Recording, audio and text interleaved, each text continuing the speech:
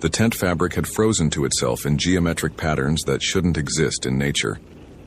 Thomas O'Brien stood 15 feet back from Madison Garcia's research site, his Garmin GPS confirming the coordinates she'd radioed in 5 days ago, but his 18 years of backcountry experience screaming that something had gone catastrophically wrong with the basic physics of this place.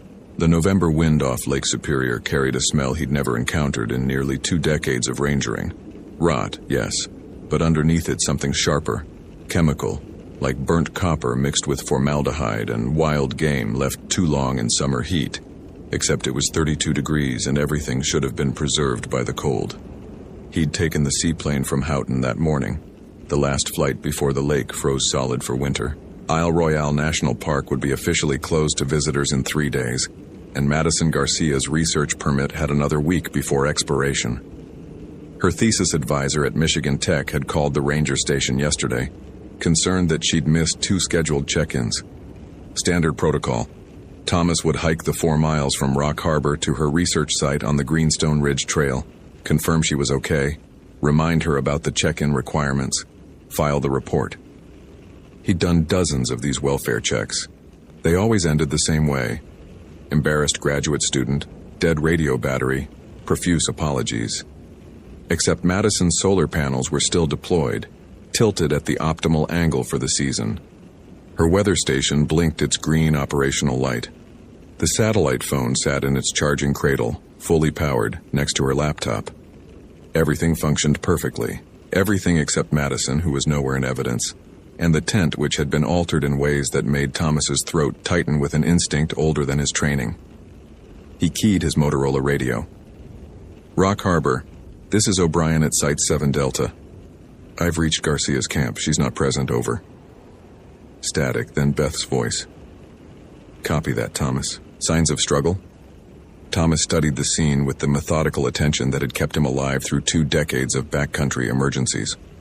Madison's boots sat outside the tent, laces tied, arranged with the precision of someone who intended to return. Her red North Face jacket hung from a branch, still zipped. The camp stove held a pot with 3 inches of ice.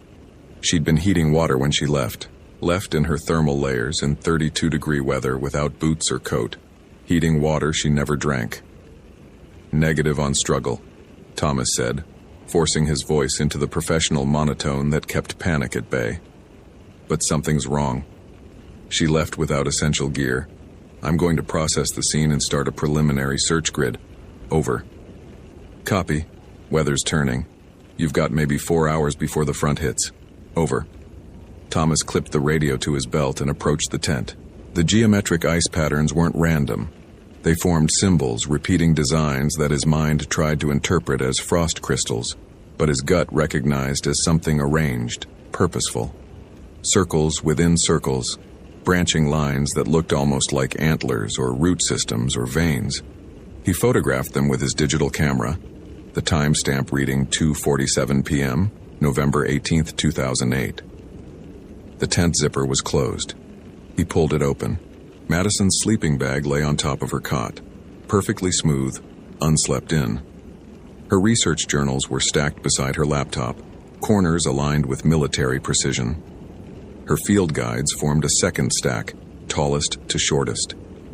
Her collection vials, she'd been studying wolf scat for her dissertation, stood in 3 rows, arranged by date, all samples accounted for. But the tent's back wall had been scraped from the inside. Long gouges in the nylon made by something sharp, dragged downward in parallel sets of 4. The marks went through the tent fabric and scored the plastic ground cloth underneath. Thomas knelt, studying the gouges. Not knife cuts, too irregular. Not bear claws, wrong pattern. And no bear would work from inside a sealed tent. The spacing matched human fingernails, if human fingernails were thick enough and sharp enough to tear through expedition-grade nylon like tissue paper. He found the blood on the ground cloth when he pulled back the sleeping bag. Not splatter, not pooling. 7 drops, perfectly circular, arranged in a crescent shape. The blood had frozen black. Thomas took samples with the evidence kit he carried for poaching investigations, sealed them in plastic bags, logged the GPS coordinates. His hands remained steady through the procedure. His training held, but something under his sternum had begun to twist. A sensation he associated with the 3 times in his career he'd found bodies in the backcountry. That preemptive grief. That knowledge that the story would not end well. The sky had darkened to charcoal when Thomas emerged from the tent. The front Beth warned about was moving faster than predicted, clouds rolling across Lake Superior like something solid, something with weight and intention. The temperature had dropped 6 degrees in the 20 minutes he'd spent inside.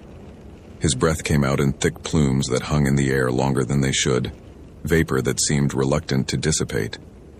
He established his search grid using the tent as the central point, working outward in concentric circles, standard search and rescue protocol. First circle, 50 feet. He found Madison's socks at the 40-foot mark, both of them, placed side by side on a flat rock. They'd been removed carefully, no signs of tearing. They were frozen solid. Second circle, 100 feet. He found her thermal shirt hanging from a low branch, arms spread as if crucified. The fabric was intact, no rips, no blood. She'd unbuttoned it and taken it off while walking, hung it deliberately, in 32-degree weather, without a coat. Thomas documented each find, but his training was beginning to fracture around the edges. He'd seen hypothermia cases before, paradoxical undressing where victims remove their clothes as they freeze to death, convinced they're overheating. But paradoxical undressing was chaotic, frenzied. Madison's clothes had been removed and arranged with calm precision. Third circle, 150 feet. The trail crossed a small creek, ice forming along the banks.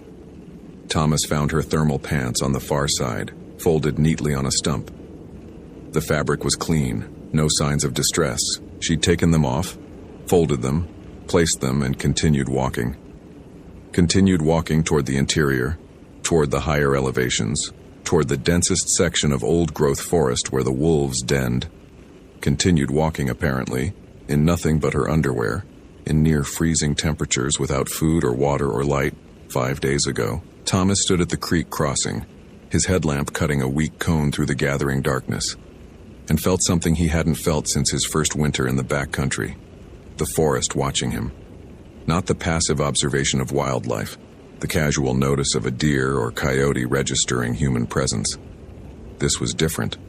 Focused, hungry, patient. The kind of attention a predator gives prey it has already decided to kill. He keyed his radio. "Beth, this is O'Brien. I need a full SR team at first light. We've got a critical missing person, evidence of paradoxical undressing, trail heading northeast toward Feltman Ridge. Over." The static lasted longer than it should have. When Beth's voice finally came through, it was tight with concern. "Thomas, the weather's scrubbing flights for the next 48 hours. Earliest we can get a team to you is Thursday morning. Can you continue the search? Over." Thursday was 3 days away. Madison Garcia had been missing for 5 days, walking into the wilderness in her underwear in November in Michigan's Upper Peninsula. The chances of finding her alive had been remote when he'd arrived. Now they were approaching 0. "Copy that," Thomas said. "I'll continue the search as long as conditions permit. Over." He didn't mention that conditions were already deteriorating past the safety margins. He didn't mention the symbols in the frost, or the methodical removal of clothing, or the attention he felt pressing against his back like cold fingers. He had a job to do. 18 years of experience told him Madison Garcia was almost certainly dead, but until he found a body, he would search. The trail Madison had taken led upslope, away from the established paths, into the sections of Isle Royale that hadn't been logged in the 19th century. Old white pines rose like cathedral pillars, their canopy blocking what little remained of the daylight. Thomas followed her tracks, barefoot impressions in the half-frozen soil, impossibly clear, as if she'd walked this path yesterday instead of 5 days ago. The tracks were evenly spaced, unhurried, no signs of stumbling or confusion. She'd walked with purpose. After half a mile, Thomas found her bra hanging from a branch at eye level. The clasp had been undone normally, no tearing. She'd removed it while walking and placed it where it would be visible to anyone following her trail. She'd left a trail for someone to follow. Thomas photographed the garment, logged the GPS coordinates, and felt the first real prickle of fear work through his professional detachment. Madison Garcia hadn't succumbed to hypothermia-induced confusion. She'd walked into this forest deliberately, removing her clothes piece by piece, leaving markers for pursuers. The question was whether she'd been fleeing something or being drawn by something. The tracks continued upslope. Thomas followed, his headlamp beam dancing across tree trunks that seemed to lean inward, creating tunnels instead of clearings. The wind had died completely, an ominous sign this close to a frontal passage. The air felt thick, resistant, like walking through something denser than atmosphere. His ears popped twice, though his altimeter showed he'd only climbed 70 feet.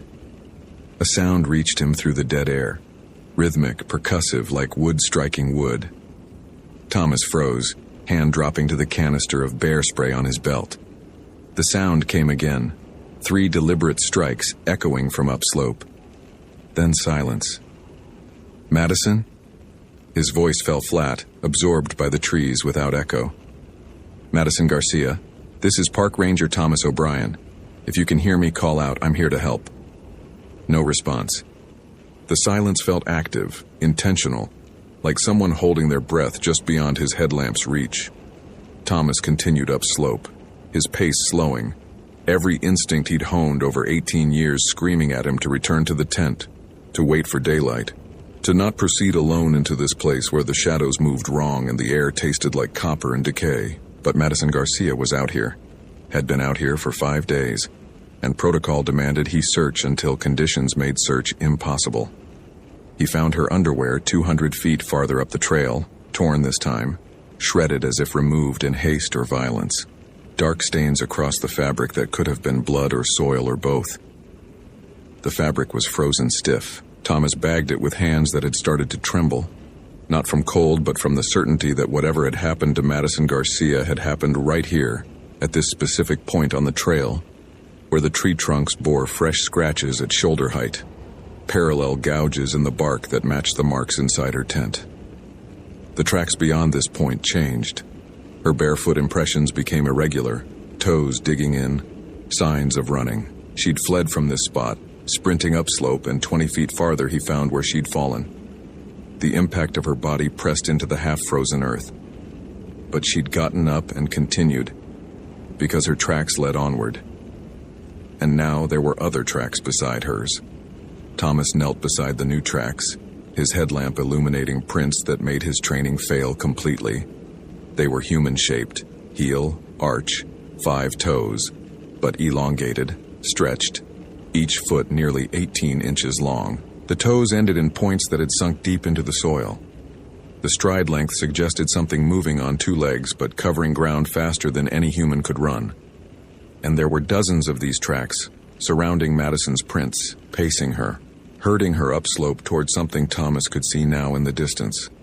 A clearing where the trees formed a perfect circle, where the snow on the ground showed dark patches that might have been soil or might have been something else. Thomas's radio crackled. "Brian, do you copy? Thomas, what's your status? Over." He grabbed the radio, his hand shaking so badly he nearly dropped it. "Beth, I've found tracks. Multiple individuals, possibly following the missing person. I'm going to need law enforcement backup. Over." "Thomas, you're breaking up. Say again." "Over." He repeated the message, but the radio spat static, words fragmenting into noise. The batteries were fresh that morning. His equipment was professional grade. The radio should have worked perfectly. Reading, immediate. Then silence. The radio was dead. Thomas tried the satellite phone. No signal. His GPS still functioned, still showed his coordinates, but the mapping overlay had stopped loading. He was alone on this island in the dark, following tracks that belonged to something that shouldn't exist. He should have retreated. Every protocol, every training manual, every briefing on backcountry safety said to break off the search when conditions deteriorated. But Madison Garcia's tracks led into that clearing, and 18 years of training couldn't completely override the fundamental instinct that had made Thomas choose this job. Someone was in trouble, and leaving them was not acceptable. He approached the clearing with his hand on the bear spray, knowing it would be useless against whatever had made those tracks, but needing the comfort of weight on his belt. The trees formed a perfect circle, 40 feet in diameter, their trunks bearing marks from some kind of tool or claw. The marks were old, weathered, carved decades or centuries ago. They showed the same repeating symbols he'd seen in the frost on Madison's tent. Circles within circles, branching lines, antler root vein patterns that hurt to look at directly. The center of the clearing held a cairn, stones stacked 6 feet high, carefully balanced, impossibly old. The stones were covered in lichen and moss, but the top of the cairn was bare, and something rested there. A skull, whiter than bone should be, with antlers growing from the forehead, antlers that branched and rebranched in patterns that matched the symbols carved into the trees. Thomas's headlamp beam struck the skull and reflected wrong, the light bending, fragmenting, as if passing through ice. The air in the clearing was colder than the surrounding forest. His breath crystallized instantly, falling as snow. The temperature readout on his GPS showed 18 degrees, 14 degrees colder than it had been 100 yards back. And arranged around the cairn, forming a spiral that led from the edge of the clearing to the base of the stones, were pieces of Madison Garcia. Not all of her, not enough to constitute a body, just pieces. A hand still wearing her field watch. A foot, toenails painted blue, sections of torso with skin so pale it looked translucent. The pieces had been arranged deliberately, artistically, each one placed with precision, and they showed no signs of animal predation. The edges were too clean, too surgical. Thomas's training shattered completely. He staggered backward, his boot catching on a root, and he went down hard, landing in snow that was wrong. Snow that was red, not white. Snow that had frozen over something that pooled and congealed. He scrambled away from the clearing, his headlamp swinging wildly, and that's when he saw them. They stood at the edge of the clearing just beyond the tree line, and there were 7 of them, or maybe 12, or maybe just one that existed in multiple places simultaneously. They were tall, impossibly tall, 8 or 9 feet, but hunched, bent, as if their spines had been broken and badly set. Their skin was gray-white, stretched over frames that showed every bone, every ridge, every hollow. Their arms were too long, hanging past their knees, ending in hands with fingers that had too many joints. Their heads were the worst, human skulls elongated, stretched with antlers growing from the temples, and eyes that reflected Thomas's headlamp beam with the flat shine of a predator's tapetum lucidum. One of them held something that might have been Madison Garcia's other hand, raising it to its mouth, teeth that were too sharp and too numerous, tearing into frozen flesh with sounds that Thomas would hear in every nightmare for the rest of his life. He ran. 18 years of backcountry experience should have meant controlled retreat, should have meant maintaining situational awareness, should have meant keeping his equipment. Instead, Thomas O'Brien ran like a terrified animal, crashing through undergrowth, his headlamp swinging wildly, his breath coming in ragged gasps that burned his throat. Behind him he heard movement, not the thundering pursuit of something chasing, but the patient, unhurried pace of something that knew he couldn't escape. His foot caught on a root and he went down, his headlamp flickering as he struck a tree trunk. Pain exploded through his shoulder, but fear overrode it, and he was up again, staggering downslope, trying to remember the route back to Madison's tent. His GPS was gone, lost in the fall. His radio was gone. He had his headlamp, his knife, and the bear spray that would be useless against what followed him through the dark. The things behind him weren't chasing him. They were hurting him, driving him deeper into the forest, away from the established trails, away from the routes that would lead back to Rock Harbor. Every time Thomas tried to angle left, toward where the shoreline should be, he heard movement in that direction, the crack of branches, the huff of breath. Every time he tried to angle right, the same sounds redirected him. They were taking him somewhere specific. Thomas stumbled into another clearing. Not the one with the cairn, but similar. Another circle of trees with symbols carved into the bark. This clearing was smaller, and it held no cairn, but the ground was disturbed, freshly turned earth despite the frozen soil, and protruding from the earth were bones. Human bones. Old bones, mostly. Weathered and gray, but some newer, with scraps of frozen flesh still attached. There were dozens of them, maybe hundreds. arranged in patterns around the clearing's perimeter. And standing in the center, waiting for him, was the largest of the things he'd seen at Madison's clearing. It stood perfectly still, head tilted, watching him with eyes that held something Thomas recognized as intelligence. Not human intelligence, something older, colder, more patient. It held what remained of Madison Garcia in its two long arms, cradling her remains the way a child might hold a doll. And when it opened its mouth, the sound that emerged was not a growl or roar, but words. Syllables in a language Thomas had never heard, but somehow understood. Witiko, it said, and the word resonated in Thomas's chest like a physical blow. Witiko. Atim Witiko. Thomas had heard that word before, 18 years ago during his training. A visiting Native American liaison officer had given a presentation on local legends, cultural context for park rangers working in areas with significant indigenous history. The officer had mentioned the Ojibwe legends of Isle Royale, the stories the Anishinaabe told about the island before European contact. He'd mentioned a word, Witiko, Wendigo, the spirit of hunger, the creature that embodied famine, greed, excess consumption, the thing that had once been human but had crossed a fundamental line, had eaten human flesh, had transformed into something else, something that could never be satisfied, that would consume forever, that grew larger and more skeletal with every meal because its hunger outpaced its feeding. The thing spoke again, and this time its voice layered, multiplied as if 7 or 12 or infinite versions of it spoke simultaneously from the same mouth. He who hunts in our forest, he who walks where the hungry ones dwell, he who will feed us through the long winter. Thomas wanted to run, but his legs wouldn't respond. He wanted to scream, but his throat had closed. He stood frozen, paradoxical stillness, his body's response to terror so complete that even flight became impossible. The Wendigo took a step forward, then another. It moved with the patient, unhurried pace of something that had existed for centuries, that had time, that knew its prey would not escape. It still held Madison Garcia's remains, and as it approached, Thomas saw that her face was intact, her eyes open, her expression not fear, but hunger, as if something in her had changed before the end, as if she had begun to transform into what they were. She came to us, the Wendigo said, its voice like ice cracking. She heard our call. She walked into the forest and offered herself to the hunger. You will do the same. You will feed us, and then you will join us, and you will be hungry forever. Thomas's hand found the bear spray on his belt.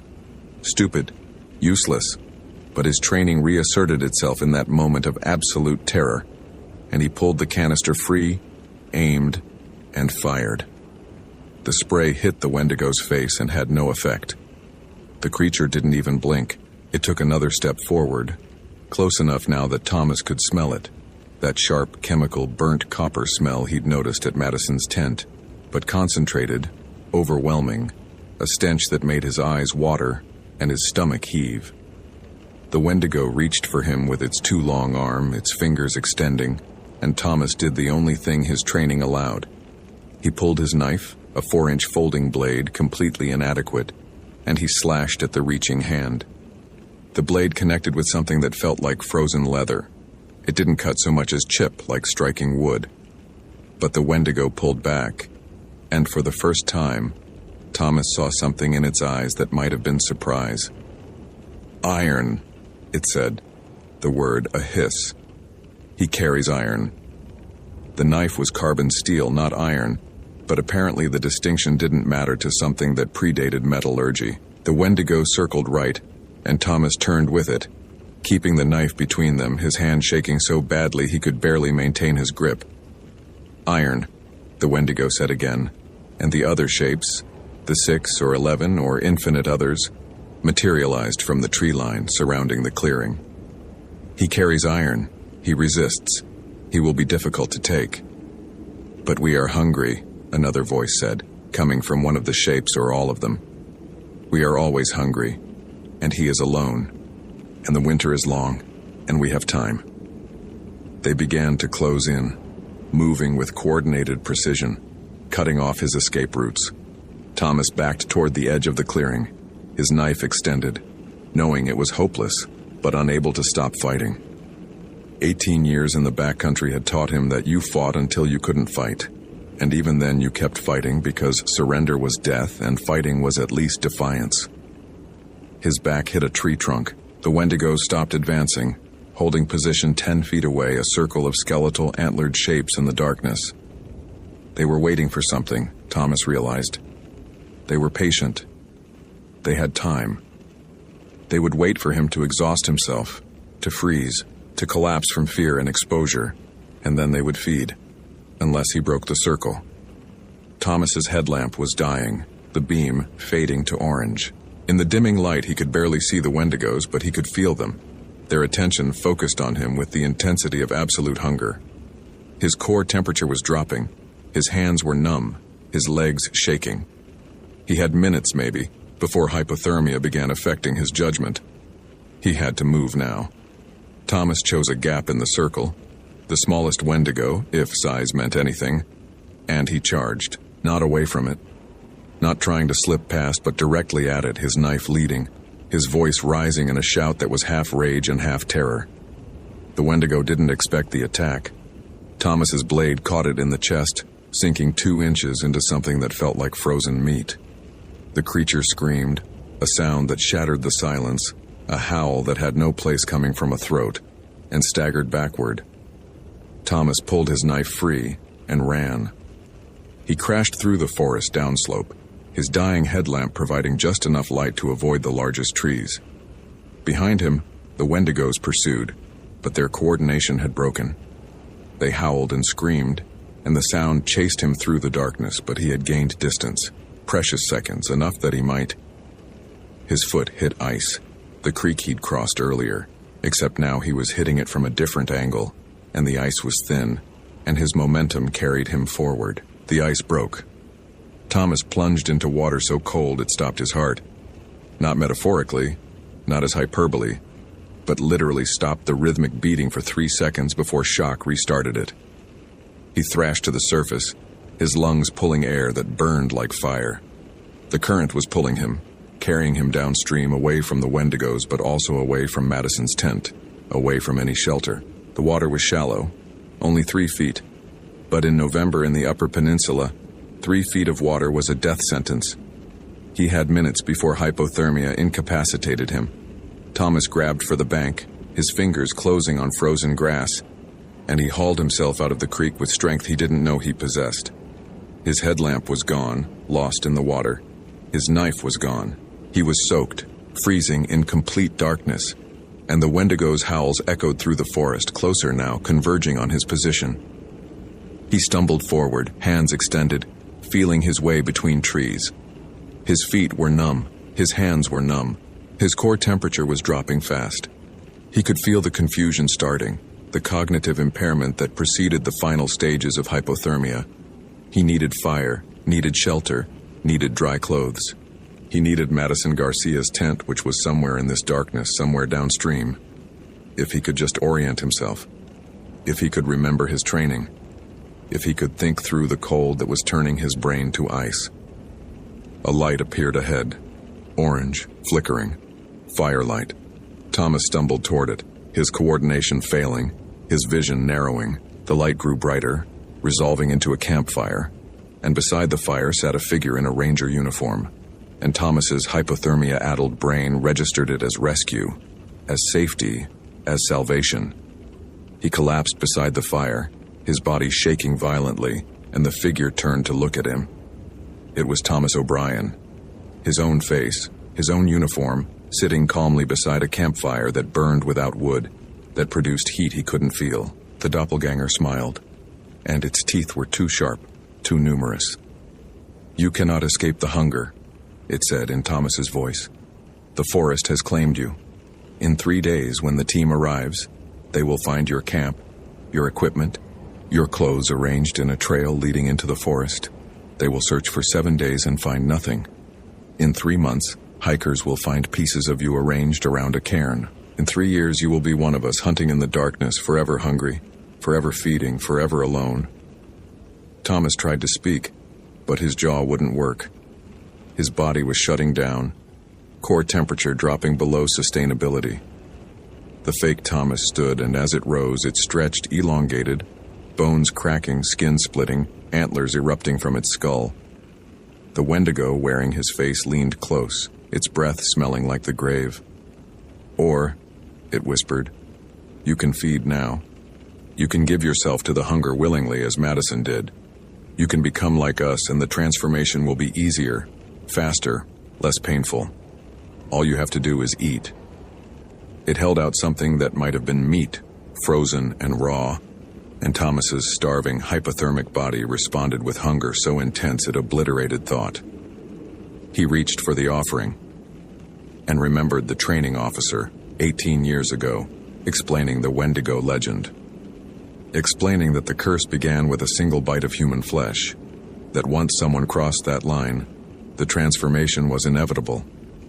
Explaining that the Anishinaabe had specific protocols for dealing with Wendigo cases: isolation, ritual cleansing, and in extreme cases, execution by fire, the only thing that could permanently destroy a Wendigo. Fire. Thomas's numb hand found his pocket, found the waterproof match case he always carried, the backup to his backup, the thing he'd carried for 18 years and never needed. His fingers wouldn't work properly. It took him 3 tries to open the case, 4 tries to extract a match. The Wendigo watched with patient hunger, not interfering, confident that Thomas's hypothermia had progressed too far for resistance. Thomas struck the match against the case. It flared orange, and he touched it to his soaked jacket. The fabric shouldn't have burned. It was synthetic, wet, frozen. But the match touched it, and fire exploded across Thomas's chest.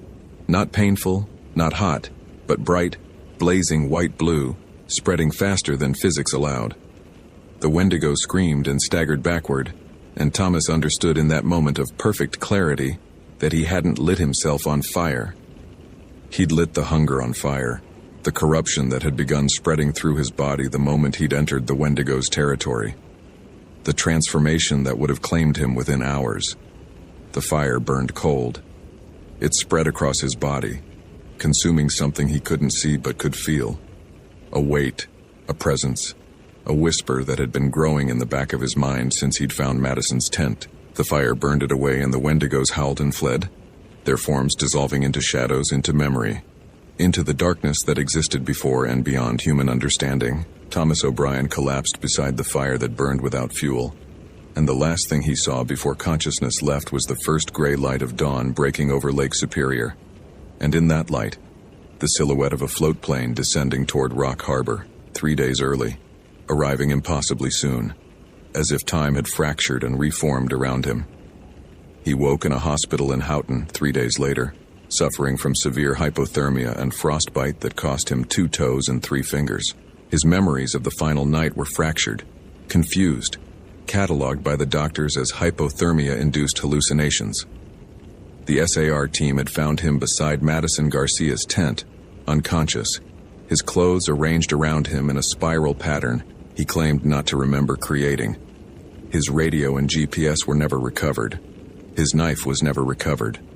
Madison Garcia's remains were found by the recovery team at the coordinates Thomas provided, before the hypothermia claimed his coherent memory. The official report listed the cause of death as animal predation, species unknown, despite the fact that Isle Royale's wolf population had never attacked humans, and the pattern of her injuries matched no known predator. Her research was inconclusive. Her tent was removed. Her site was flagged for hazard assessment. Thomas O'Brien retired from the National Park Service in 2009, 6 months after his rescue. He moved to Detroit as far from wilderness as possible and took a job teaching outdoor safety at a community college. He never spoke publicly about what he'd seen on Isle Royale, but his students noticed that he refused to discuss Isle Royale specifically, that he steered conversations away from Superior's North Shore, that he kept his classroom at 75 degrees year-round and wore long sleeves even in summer. And on November 18th every year, the anniversary of his search for Madison Garcia, Thomas O'Brien fasted completely, ate nothing, drank only water, because some part of him remembered the offering the Wendigo had made, remembered how close he'd come to accepting, remembered that the hunger lived in everyone, waiting for the moment when survival instinct overcame human prohibition. He never returned to Isle Royale, but sometimes on winter nights when the temperature dropped below freezing, Thomas woke from dreams of gray-white figures with antlers and too many teeth, and he checked his fingers and toes obsessively, counting them, making sure he still had the ones the frostbite hadn't taken, making sure he hadn't lost more in the night, making sure he was still human, making sure the hunger hadn't returned, making sure that the thing he'd seen wearing his face in the forest had been a hallucination, just a trick of hypothermia and fear, and not a prophecy of what he would eventually become. But deep in the forests of Isle Royale, in the clearings where the symbols are carved and the cairns stand ancient, the Wendigos wait. They are patient. They are hungry. They have time. And every November when the island closes for winter and the last float planes depart, they walk the Greenstone Ridge Trail, searching for researchers who camp alone, for rangers who investigate missing persons, for anyone foolish enough to enter their territory, searching for the next person who will hear their call, who will walk into the forest and offer themselves to the hunger, who will become like them, forever feeding, forever starving, forever part of the long winter that has no end. Hope you felt genuine terror. If you appreciate authentic horror rooted in real folklore, consider following for more stories. Which moment scared you most? Share your theory about what happened.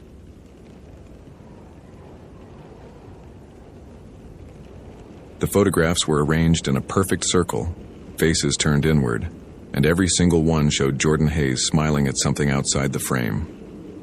William Archer crouched beside the arrangement, his knees protesting the October cold that had settled into the Boundary Waters wilderness like something living. 23 photographs, he counted. Polaroids, which struck him as odd. Who used Polaroids anymore in 2014?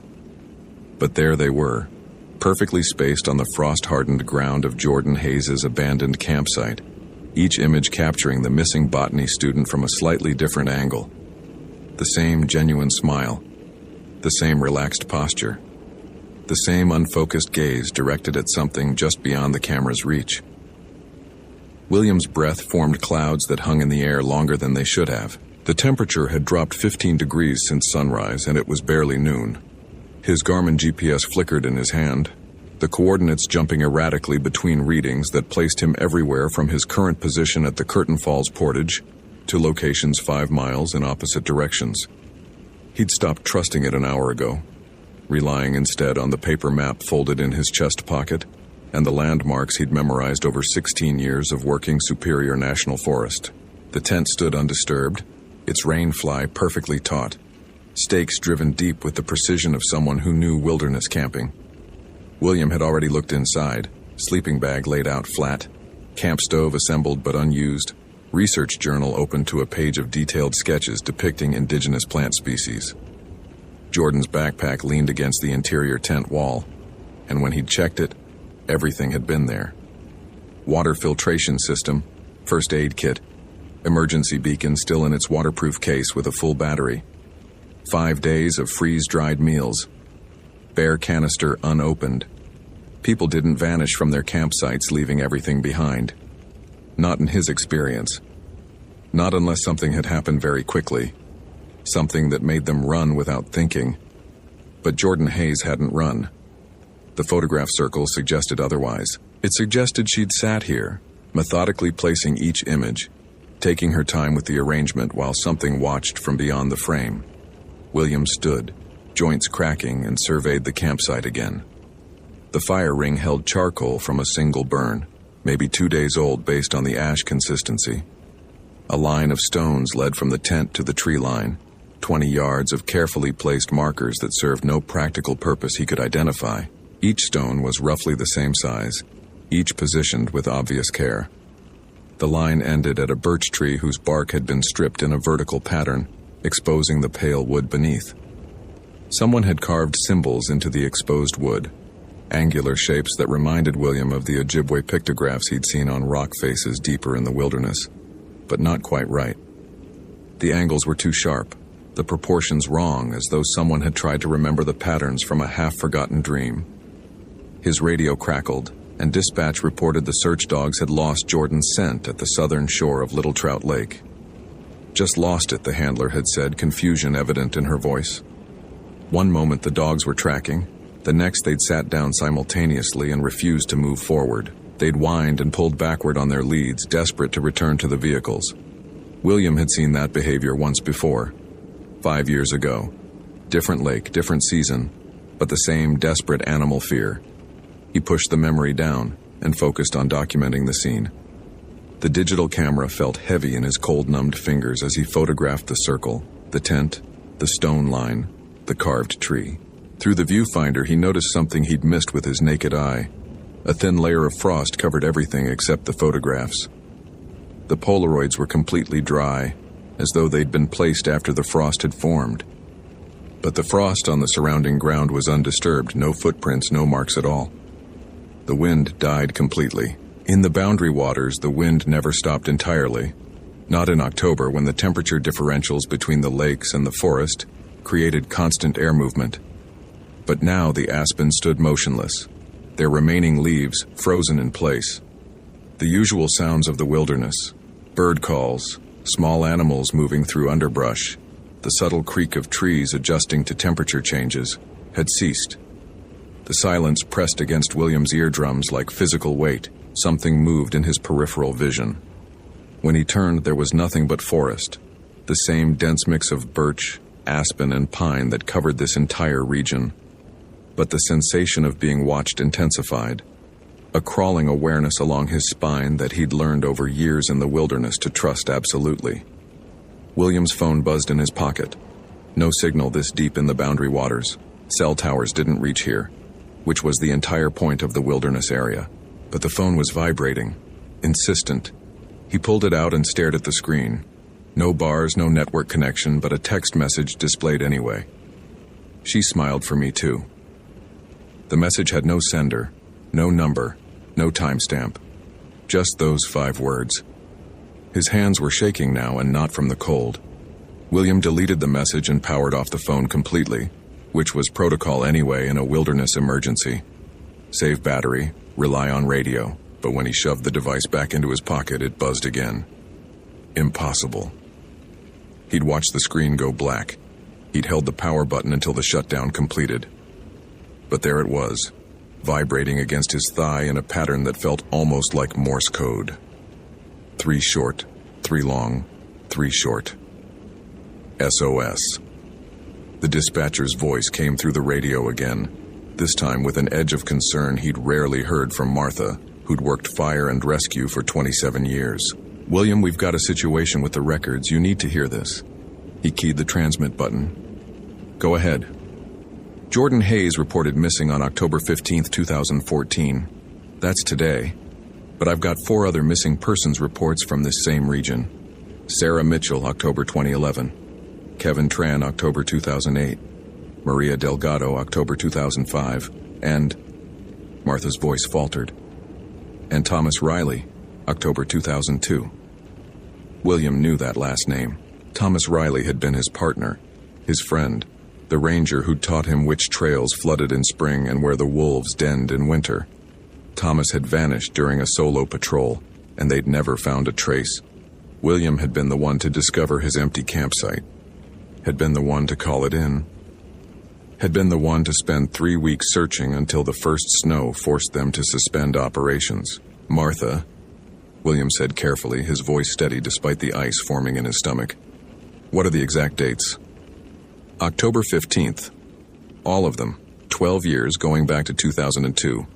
All 5 people vanished on October 15th from locations within a 3-mile radius of your current position. He looked at the photograph circle again. 23 images. If the pattern held, there would eventually be more photographs, more victims. But why 23? What did that number signify? The birch tree with the carved symbols caught his attention again. William approached it slowly, pulling his flashlight from his belt despite the daylight. The symbols seemed to shift when he looked directly at them, his eyes refusing to hold them in focus. But at an angle, with the flashlight beam illuminating the carved wood, He could make out a pattern, 23 distinct symbols arranged in a spiral that wound from the base of the tree upward to where the bark stripping stopped. His radio hissed with static, then Martha's voice came through broken and distorted. William, old records, Ojibwe elder, warning, never entered. Official report. Martha, you're breaking up. Repeat. More static, then fragments. 1987. Elder warned against area, hunting ground, something that feeds 3 moons, harvest moon. The transmission cut off entirely. William tried to respond, but the radio was dead. The LED display dark despite fresh batteries installed that morning. He slapped it against his palm, the old mechanic's fix, but nothing. The device was completely inert. His watch had stopped. The hands frozen at 11:47, which was impossible because he'd checked it when he'd first reached the campsite, and it had been working fine. Automatic watch, no battery, wound by motion. It shouldn't have stopped unless he'd been standing perfectly still for hours. How long had he been here? It had felt like 20 minutes since arriving at Jordan's camp, but the light was wrong now. The sun had moved from its midday position to late afternoon, the shadows long and angular through the birch trees. But that would mean hours had passed, and he had no memory of the time between examining the photographs and noticing the light change. A sound reached him from deeper in the forest north toward the Canadian border. Not quite a voice, but not quite wind either. A low vibration that he felt in his chest before his ears registered it. The sound held a rhythm, almost like words, but in no language he recognized. The Ojibwe communities near the Boundary Waters sometimes conducted traditional ceremonies in the forest, and William had learned to recognize the cadence of their songs. This was similar but fundamentally wrong, as though someone had taken the structure of those sacred songs and inverted them, reversed every syllable. The photographs rustled, not from wind. The air remained perfectly still, but as though someone was lifting each image slightly and letting it fall. William spun around. The circle was empty. No one there, but the photographs continued their subtle movement, faces turning, the paper catching light at angles that shouldn't be possible with flat surfaces. In each photograph now, Jordan Hayes was no longer smiling. Her expression had changed to fear, mouth open mid-scream, eyes wide with terror, but not looking at the camera anymore, looking past it, behind whoever had taken the shot, at something approaching. William's training kicked in. Document, preserve evidence, call for backup. But his radio was dead, his phone impossible to trust, and the GPS coordinates were meaningless. He was alone in the Boundary Waters with 5 missing persons, a pattern spanning 12 years, and photographs that moved when they shouldn't. He needed to move. Standing here was a mistake. Some instinct older than his ranger training insisted, but move where? Back to his vehicle was 15 miles through increasingly difficult terrain, and the sun was dropping fast. In October, darkness came early to the northern forests, and navigating the portages by flashlight was dangerous even under normal circumstances. A branch snapped to his left, close, maybe 20 feet. William's hand went to the canister of bear spray on his belt, though he knew with absolute certainty that whatever had made that sound was not a bear. Bears hibernated by mid-October in this region. And besides, the sound had been wrong, too deliberate, too precisely placed to be an animal moving naturally through the forest. "Jordan," he called out, knowing it was foolish but unable to stop himself. "Jordan Hayes, if you can hear me, I'm Ranger Archer. I'm here to help." The silence that followed his shout was complete and suffocating. Even his voice seemed to die mere feet from his mouth, absorbed by the forest rather than echoing naturally through the trees. Then, from the same direction as the branch snap, a voice. Female, young, frightened. "Help me. Please. I'm hurt. I can't move." Every instinct William had developed over 16 years in wilderness search and rescue screamed at him not to respond. The voice was too perfect, too exactly what he wanted to hear. And there was something underneath it, a second sound layered beneath the words like a recording played backward. "Jordan, I need you to keep talking. Help me find you. I'm here, right here. Please hurry. It's so cold." The voice came from a different direction now, northeast instead of west. Impossible unless Jordan was moving quickly through the forest, but the voice held the same breathless quality of someone injured and stationary. William pulled his compass from his pocket. The needle spun lazily, making full rotations without ever settling on magnetic north. Another piece of equipment failing. He thought of Thomas 5 years ago, and the strange reports that had come in during the search. Compasses malfunctioning. GPS units showing impossible coordinates. Search dogs refusing to track. And the cold. William remembered the cold during Thomas's search. Unseasonable temperatures that dropped below zero despite it being early October. Frozen lakes when they should have been liquid. Frost patterns on trees that looked almost like writing. "William," the voice called again. And this time it was Thomas's voice. His partner's voice unchanged by 5 years in whatever place claimed him. "William, I've been waiting. You need to see. You need to understand." He ran. The training that said never run in the wilderness, never leave a known position, never act on panic, all of it dissolved in the face of hearing Thomas speak. William crashed through undergrowth, vaulted over a deadfall, his breath coming in ragged gasps that crystallized immediately in the frigid air.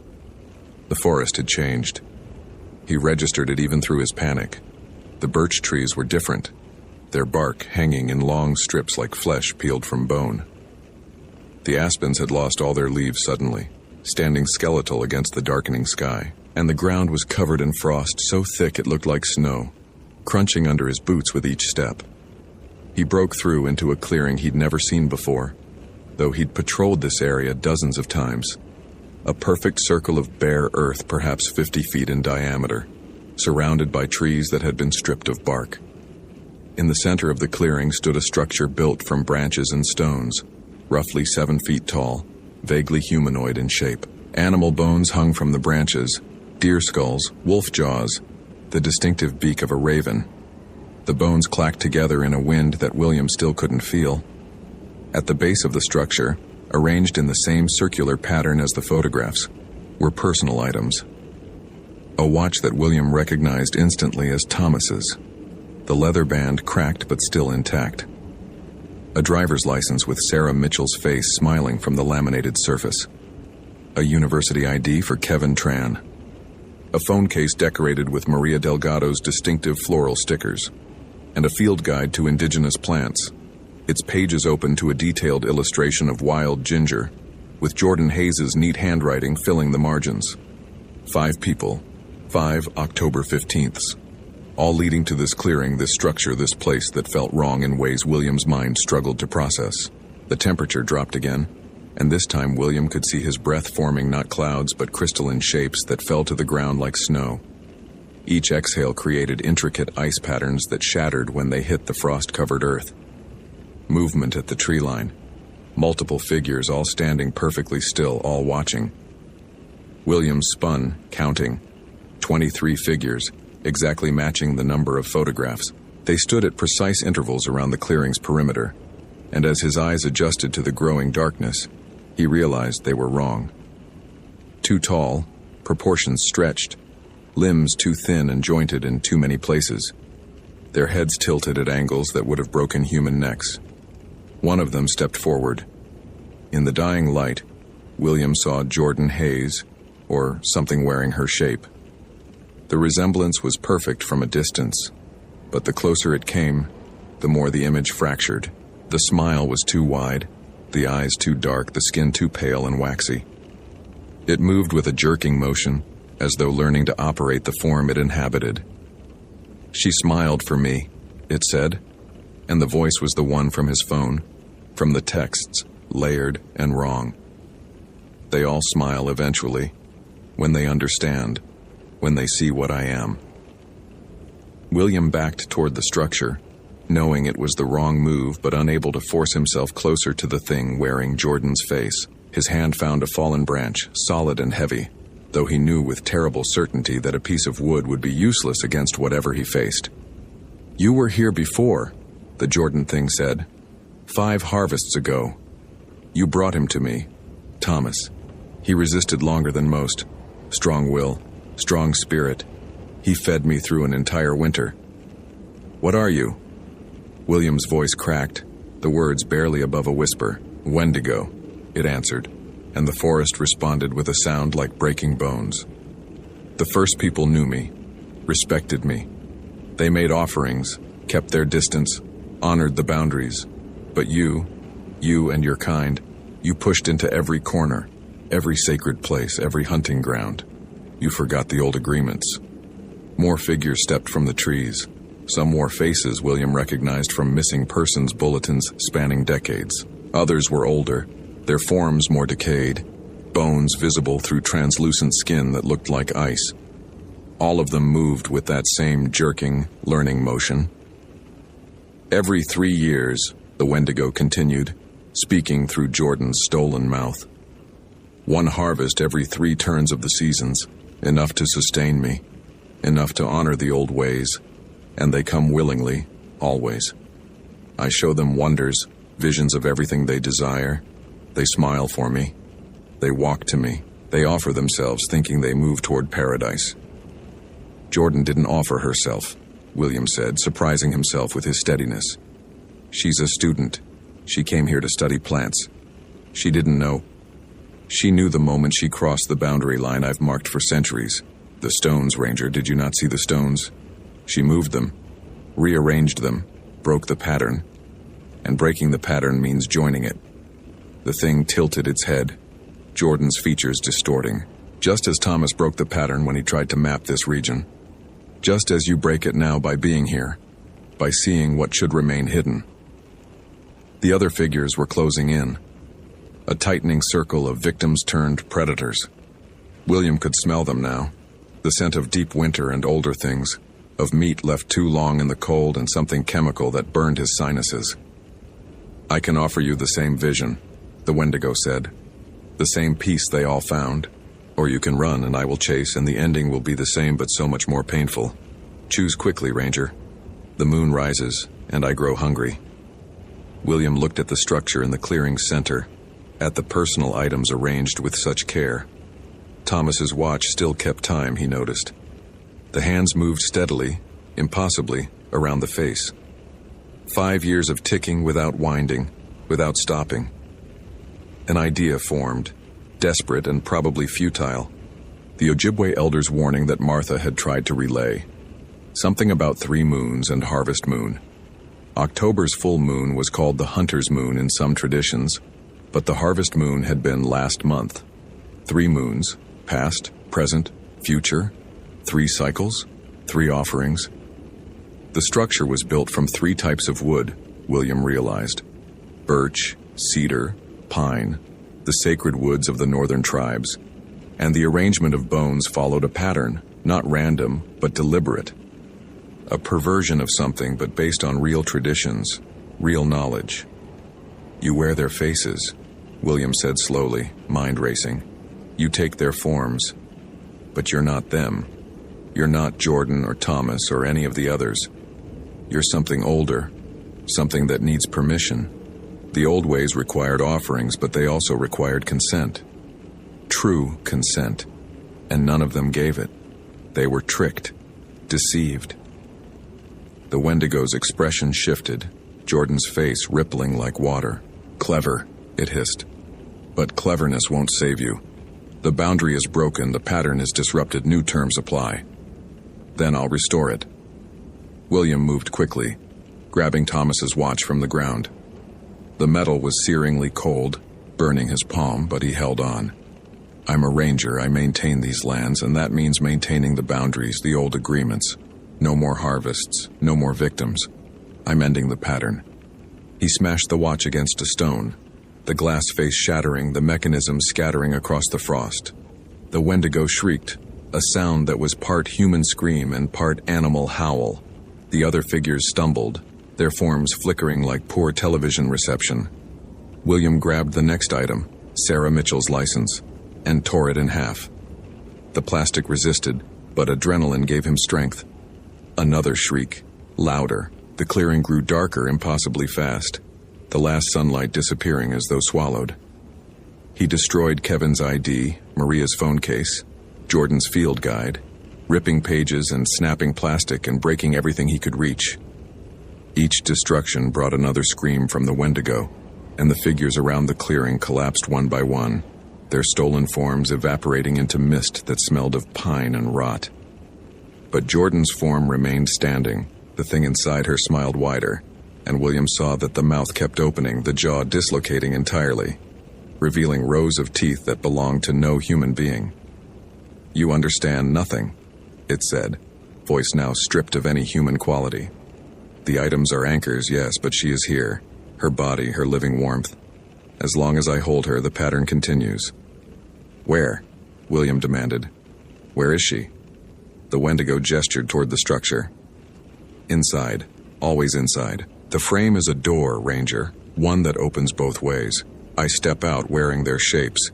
They step in joining the others. An exchange, a balance." William approached the structure, seeing it now as more than just branches and stones. The bones formed patterns around what might have been openings, and the frost on the branches created symbols identical to those carved into the birch tree at Jordan's campsite. "If I go in," he said, "if I make the exchange." "No bargains," the Wendigo interrupted. "You destroyed the anchors. You broke the established pattern. Now only one ending remains. You enter, and I take your form, and walk among your kind for 3 years until the next harvest. Or you run, and I chase and consume you and walk among your kind anyway." "Not those options." William pulled the emergency flare from his belt, the last resort item that every wilderness ranger carried. "Third option, I burn it all down." He struck the flare against its cap, and red light exploded across the clearing. The Wendigo recoiled, Jordan's stolen face blistering in the chemical glow. William touched the flare to the structure, and despite the frost, despite the cold, despite everything that suggested fire was impossible here, the branches caught immediately. The flames burned wrong, too bright and too blue, but they burned. The structure collapsed inward, and William heard screams from within it, dozens of voices crying out in surprise and relief and terror. The frost on the ground melted in seconds, the temperature surging upward. The Wendigo lunged at him, no longer bothering with Jordan's form. What William saw in that moment would resist description for the rest of his life. Something massive and skeletal and impossibly thin, with too many limbs and a head like a deer skull stretched to accommodate human eyes.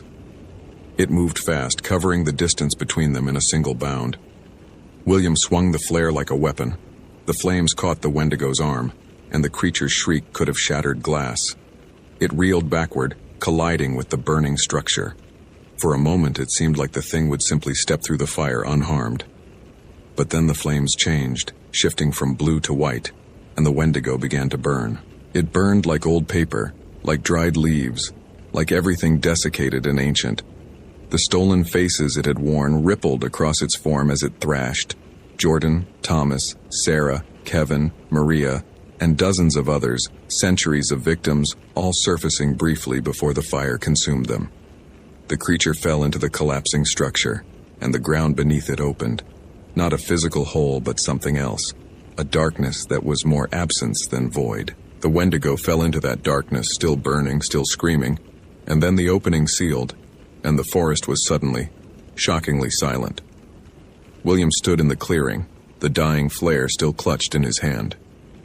The other figures, the victims who had stood at the tree line, were gone. The frost had melted entirely, and the temperature was merely cold, October-appropriate cold, rather than the bone-deep freeze that had gripped the area. Something moved in the ruins of the structure. William approached carefully, and found Jordan Hayes lying unconscious among the ashes, her skin dangerously cold but alive, breathing, real.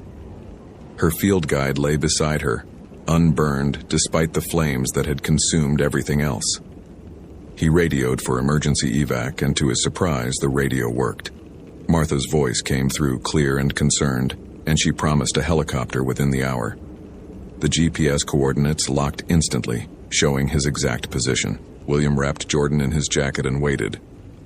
She didn't wake, but her breathing steadied and her skin gradually warmed. He didn't look at the place where the structure had been. at the scorch marks that would fade within days, leaving no evidence of what had happened. When the helicopter arrived, the paramedics found Jordan dehydrated and hypothermic but otherwise unharmed.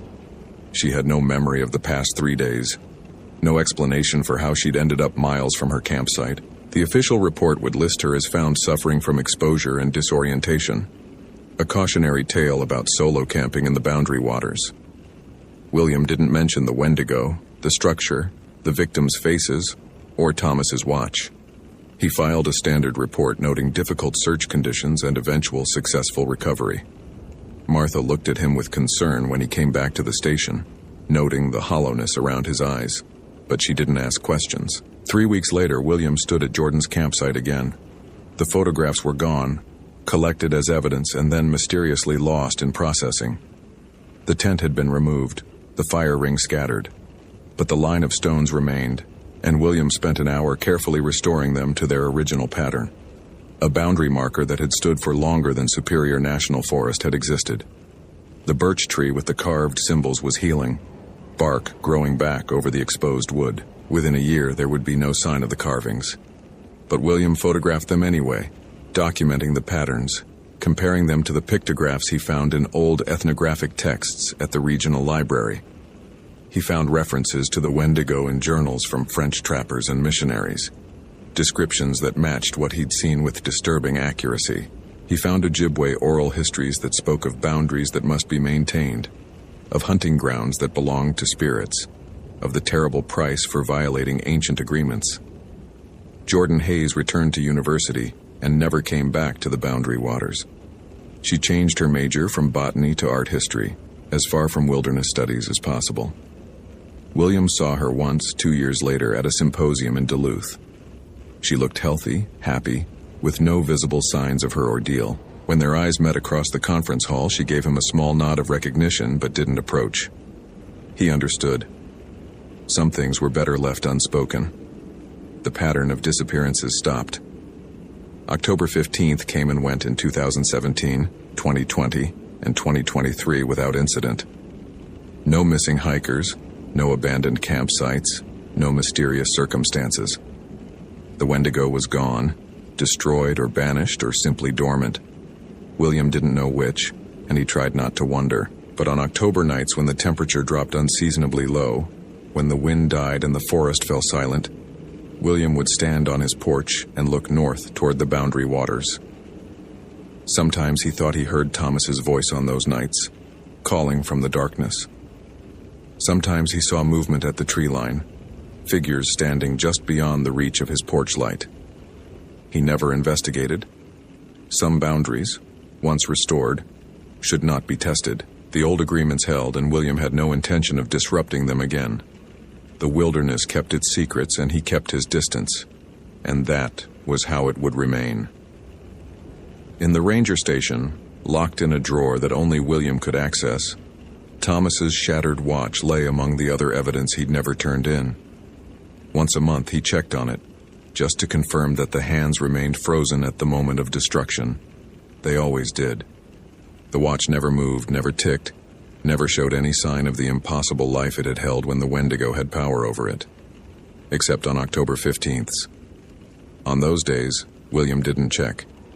On those days, he stayed as far from the evidence drawer as possible, because he knew with absolute certainty that on October 15th the watch would be ticking again, counting down to something, marking time that moved in directions he couldn't comprehend. The Wendigo was gone. He had to believe that. But the forest was older than any human understanding, and the things that lived in its deepest places followed rules that predated civilization. William had ended one pattern, but patterns had a way of recurring, of finding new forms, of adapting to changing circumstances. He kept watching. He kept maintaining the boundaries. And he kept the stories to himself because some truths were too dangerous to share, too heavy for others to carry. The Boundary Waters remained beautiful and wild and treacherous, and visitors continued to marvel at its pristine wilderness, never knowing what truly waited in its shadows. William Archer aged in ways that had nothing to do with the passage of years. His hair went gray too quickly, and his eyes held shadows that no amount of sleep could erase. He trained new rangers, taught them the practical skills they needed, but he also taught them to respect the boundaries, to honor the old ways, to never dismiss the warnings that had been passed down through generations. The wilderness doesn't belong to us, he told them. We're just visitors temporarily allowed. And some places aren't for visiting at all. Some places are better left alone. Most of them thought he was being poetic or overly cautious. A few understood.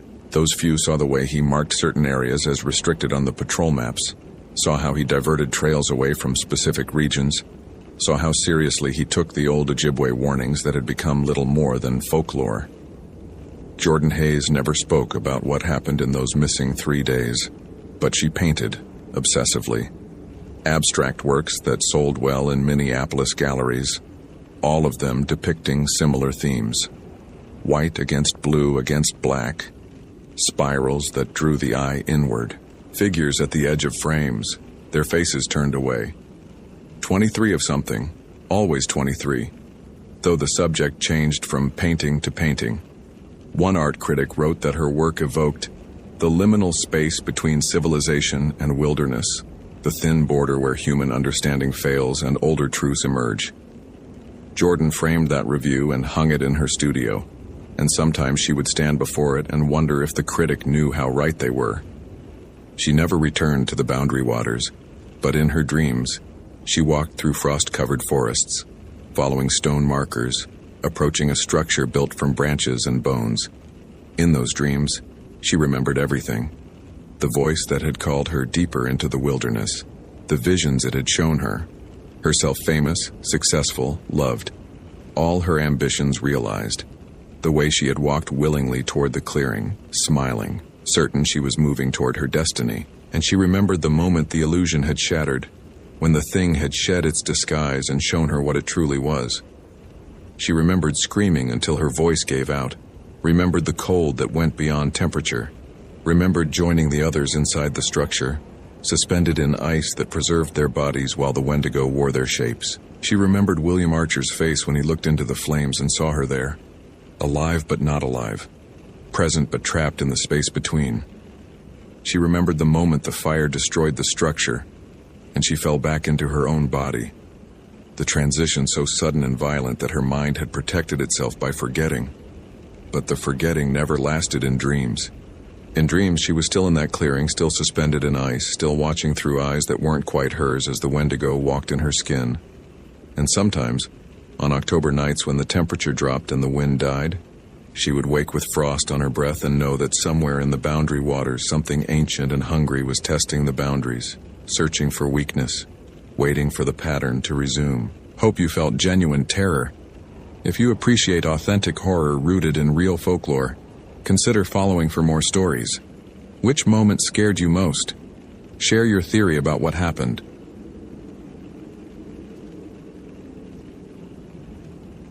The smell reached Thomas O'Brien 2 miles before he found the camp. Meat left too long in summer heat.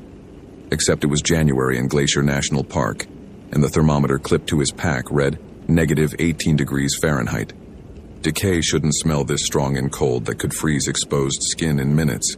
Decay shouldn't smell at all. O'Brien had spent 8 years with the Park Service explaining away the inexplicable. Hikers swore they'd seen mountain lions the size of bears, perspective and poor lighting. Campers reported hearing voices in empty wilderness, wind through rock formations and overactive imaginations. A family once insisted their tent had been circled by something that walked on 2 legs but wasn't human, probably a bear with an injured front paw. O'Brien had rational explanations for everything, and he delivered them with the smug certainty of someone who'd never encountered anything his education couldn't classify. The smell was making him reconsider.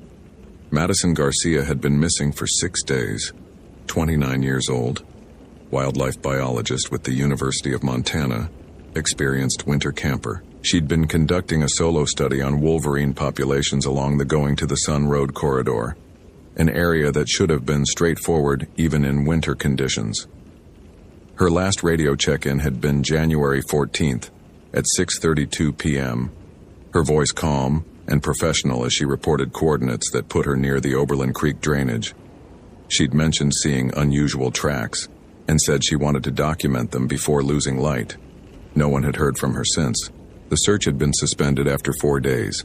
Standard protocol when blizzard conditions made helicopter operations impossible, and ground teams risked becoming casualties themselves. But the storm had broken yesterday, leaving behind 3 feet of new snow and temperatures that made O'Brien's teeth ache even through his balaclava. He'd volunteered to do a preliminary sweep before committing full SAR resources, partly because he knew the area, mostly because he wanted to prove Garcia had simply had equipment failure and was hunkered down waiting for extraction like any sensible person would. The smell suggested otherwise. He followed it through snow that came up to his knees, his MSR snowshoes sinking deep despite their surface area. The Garmin GPS on his wrist showed Garcia's last known coordinates were another half-mile ahead, but the smell was getting stronger, thick enough now that he could taste it. Copper and rot and something else. Something his brain kept trying to classify as burned hair. The forest here was different. O'Brien had hiked this drainage a dozen times, knew every landmark, every twist of the creek. But the trees seemed wrong now, their bark stripped in long vertical gashes that exposed pale wood underneath. Not animal damage. The marks were too uniform, too deliberate. And there were symbols carved into some of the trunks, crude pictographs that looked vaguely Native American. Stick figures with distended stomachs, mouths open wide, surrounding what might have been a human form. Or might have been prey. O'Brien pulled out his radio. "Base, this is O'Brien. I'm approximately 0.5 miles from Garcia's last known position, seeing some unusual markings on the trees here. Possible historical Native American site.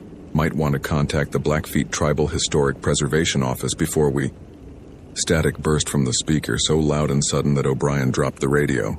It hit the snow, still transmitting that harsh white noise. But underneath it, he could hear something else. A voice, high-pitched and desperate, speaking too fast to understand. Then it cut out completely, leaving silence so absolute that O'Brien realized he couldn't hear anything. No wind, no distant bird calls, nothing. He picked up the radio and tried again. Dead. The battery indicator showed full charge, but the device refused to power on. His phone was the same, full bars of signal according to the screen, but when he tried to dial out, nothing happened. The iPhone's touchscreen felt warm despite the cold, and when he looked closer, he saw condensation forming inside the glass, moisture that shouldn't be possible in air this dry. Something was wrong with the temperature. O'Brien's thermometer still read -18, but he was sweating inside his layers. The air around him felt thick, humid, tropical.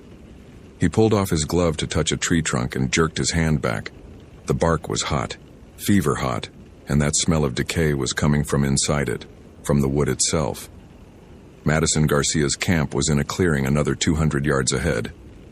O'Brien approached slowly, every rational instinct screaming that this violated multiple principles of physics and biology, and he should document it carefully, scientifically, while a deeper, older part of his brain whispered that he should run. The tent was shredded, not torn by weather or animals, but shredded, long parallel cuts through the nylon that exposed the interior. Garcia's equipment was scattered, sleeping bag ripped open and spread across the snow, camp stove crushed flat, food supplies torn apart and strewn in a pattern that looked almost deliberate. But no blood, no signs of struggle, no body. O'Brien circled the site, cataloging details. Garcia's journal lay open near the collapsed tent, pages warped from moisture but still legible. The last entry was dated January 14th, the day she'd disappeared. "The tracks I found aren't Wolverine. They're humanoid but wrong, toes elongated, heel barely touching ground, stride length suggesting something 7-8 feet tall. Following them up the drainage. Temperature dropped 30 degrees in 5 minutes. My thermometer must be broken. It's showing -40, but I'm not cold. I'm hungry. So hungry. Haven't eaten since breakfast, but feel like I'm starving. Going to follow the tracks until dark." Below that, written in shakier handwriting, "It's watching me write this. It wants me to know. The Algonquian were right. Weetikau. The hunger that walks. It's so cold, but I'm so warm and so hungry, and it's showing me things I shouldn't see, shouldn't know. The others are still here. All of them. They never left. They're in the trees. The final line was barely legible, written so hard the pen had torn through the paper. Don't let it touch you. O'Brien's hands were trembling. Not from cold. He still felt that impossible heat, sweat running down his spine despite the Arctic temperature. He pulled out his camera to photograph the journal, but the lens was fogged, condensation coating every surface. When he tried to wipe it clear, his glove came away wet and red. Blood. Fresh blood. Still liquid despite the cold. He looked up and saw them. Bodies. Dozens of bodies, suspended in the trees around the clearing. Not hanging from ropes, but embedded in the trunks themselves, as if the wood had grown around them and pulled them inside. Arms and legs protruded at angles, faces pressed against bark, mouths open in silent screams. Some were fresh enough that he could see ice crystals on their eyelashes. Others were mummified, preserved by cold and something else, something that had hollowed them out and left only skin stretched over empty rib cages. He recognized Madison Garcia in the closest tree. Her face was peaceful, almost serene, pressed against the trunk 20 feet up. Her eyes were open and they tracked his movement. O'Brien stopped breathing. Garcia's mouth moved, jaw working like she was trying to speak. No sound came out, but her lips formed words. Run. It's coming. The temperature dropped. Actually dropped this time, plummeting so fast that the sweat on O'Brien's skin turned to ice, burning like acid. His breath crystallized instantly, forming clouds so thick he could barely see. And in that sudden fog, something moved. Tall, impossibly tall. Skeletal thin with skin stretched tight over bones that jutted at wrong angles. Its legs bent backward like a deer's, but the torso was almost human, arms reaching down past where knees should be. The head was the worst. Elongated skull with antlers growing from the temples, jaw distended to reveal rows of broken teeth, and eyes that glowed with a sickly yellow phosphorescence. It moved through the trees with fluid grace that made O'Brien's stomach turn, never quite touching the ground, leaving no tracks in the deep snow. When it opened its mouth, the sound that emerged was like wind through a cave. Hollow, endless, hungry. Wittikow sees. Wittikow knows. Wittikow hungers. The voice wasn't speaking English, but O'Brien understood it anyway, the meaning crawling directly into his brain. This was the Wendigo, the winter cannibal spirit of Algonquian legend that he'd always dismissed as myth. Cautionary tales to prevent starvation cannibalism, nothing more. Except it was here, it was real, and it was looking at him with intelligence that was ancient and alien and absolutely horrifyingly aware. O'Brien ran, training and reason abandoned, replaced by pure animal terror. He crashed through the clearing past Garcia's ruined camp, into the forest beyond. Behind him, that hollow wind voice laughed, and the sound multiplied, echoing from every direction at once. The trees were moving, not swaying in wind. There was no wind, but twisting, branches reaching down like hands, roots erupting from snow to snag his snowshoes. O'Brien stumbled, caught himself, kept running. The faces in the trees watched him pass, and some of them were still alive enough to beg. Help me. Please, it hurts. Make it stop. Kill me. God, please kill me. Join us. It's better. The hunger stops when you stop fighting. O'Brien's lungs burned. The air had gone from tropical to Arctic and back again, temperature fluctuating wildly enough that he couldn't catch his breath. Ice formed on his beard, melted, formed again. His legs were slowing, muscles seizing from cold and exertion and sheer terror. The Wendigo kept pace effortlessly, sometimes visible in his peripheral vision, sometimes just a presence felt in the marrow of his bones. It wasn't chasing him. It was hurting him. He burst into another clearing and stopped, gasping. This space was different, unnatural. The snow had been cleared in a perfect circle 50 feet across, and the ground underneath was covered in bones, human bones, picked clean and arranged in patterns that hurt to look at. Skulls formed a spiral leading to the center where a larger skull sat. Not human, not animal. something in between with antlers still attached and jaw broken into pieces. The Wendigo emerged from the tree line on the opposite side of the clearing. In the pale January light, O'Brien could see it clearly now. The stretched skin covered in white fur, the distended stomach that should have made movement impossible, but somehow didn't. The hands tipped with claws that were actually broken finger bones elongated and sharpened. And the eyes, those yellow eyes, held the memory of being human, held the moment when hunger became something more than physical need, became identity, became purpose. "You don't believe," the Wendigo said, and this time it spoke English, words formed with effort by a mouth not designed for human speech. Skeptic, rationalist, everything explained, everything understood. O'Brien wanted to respond, wanted to maintain that professional distance that had served him so well, but his voice wouldn't work. The cold had penetrated too deep, freezing thought and reason. "We were like you," the Wendigo continued. "All of us. Before the hunger. Before the change." We explained it away. Hypothermia causes hallucinations. Starvation causes delusions. The mind creates what it needs to survive. It tilted its head, antlers scraping together with a sound like grinding bones. But some hungers cannot be explained. Some thirsts cannot be quenched. Some transformations cannot be reversed. It moved closer, and O'Brien could smell it now.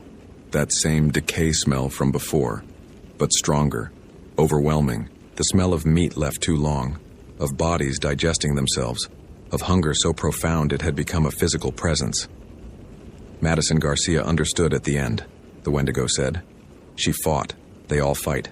But the cold breaks them. The hunger breaks them, and when they break, we welcome them. The forest welcomes them. The trees remember. The snow remembers. The winter remembers everything.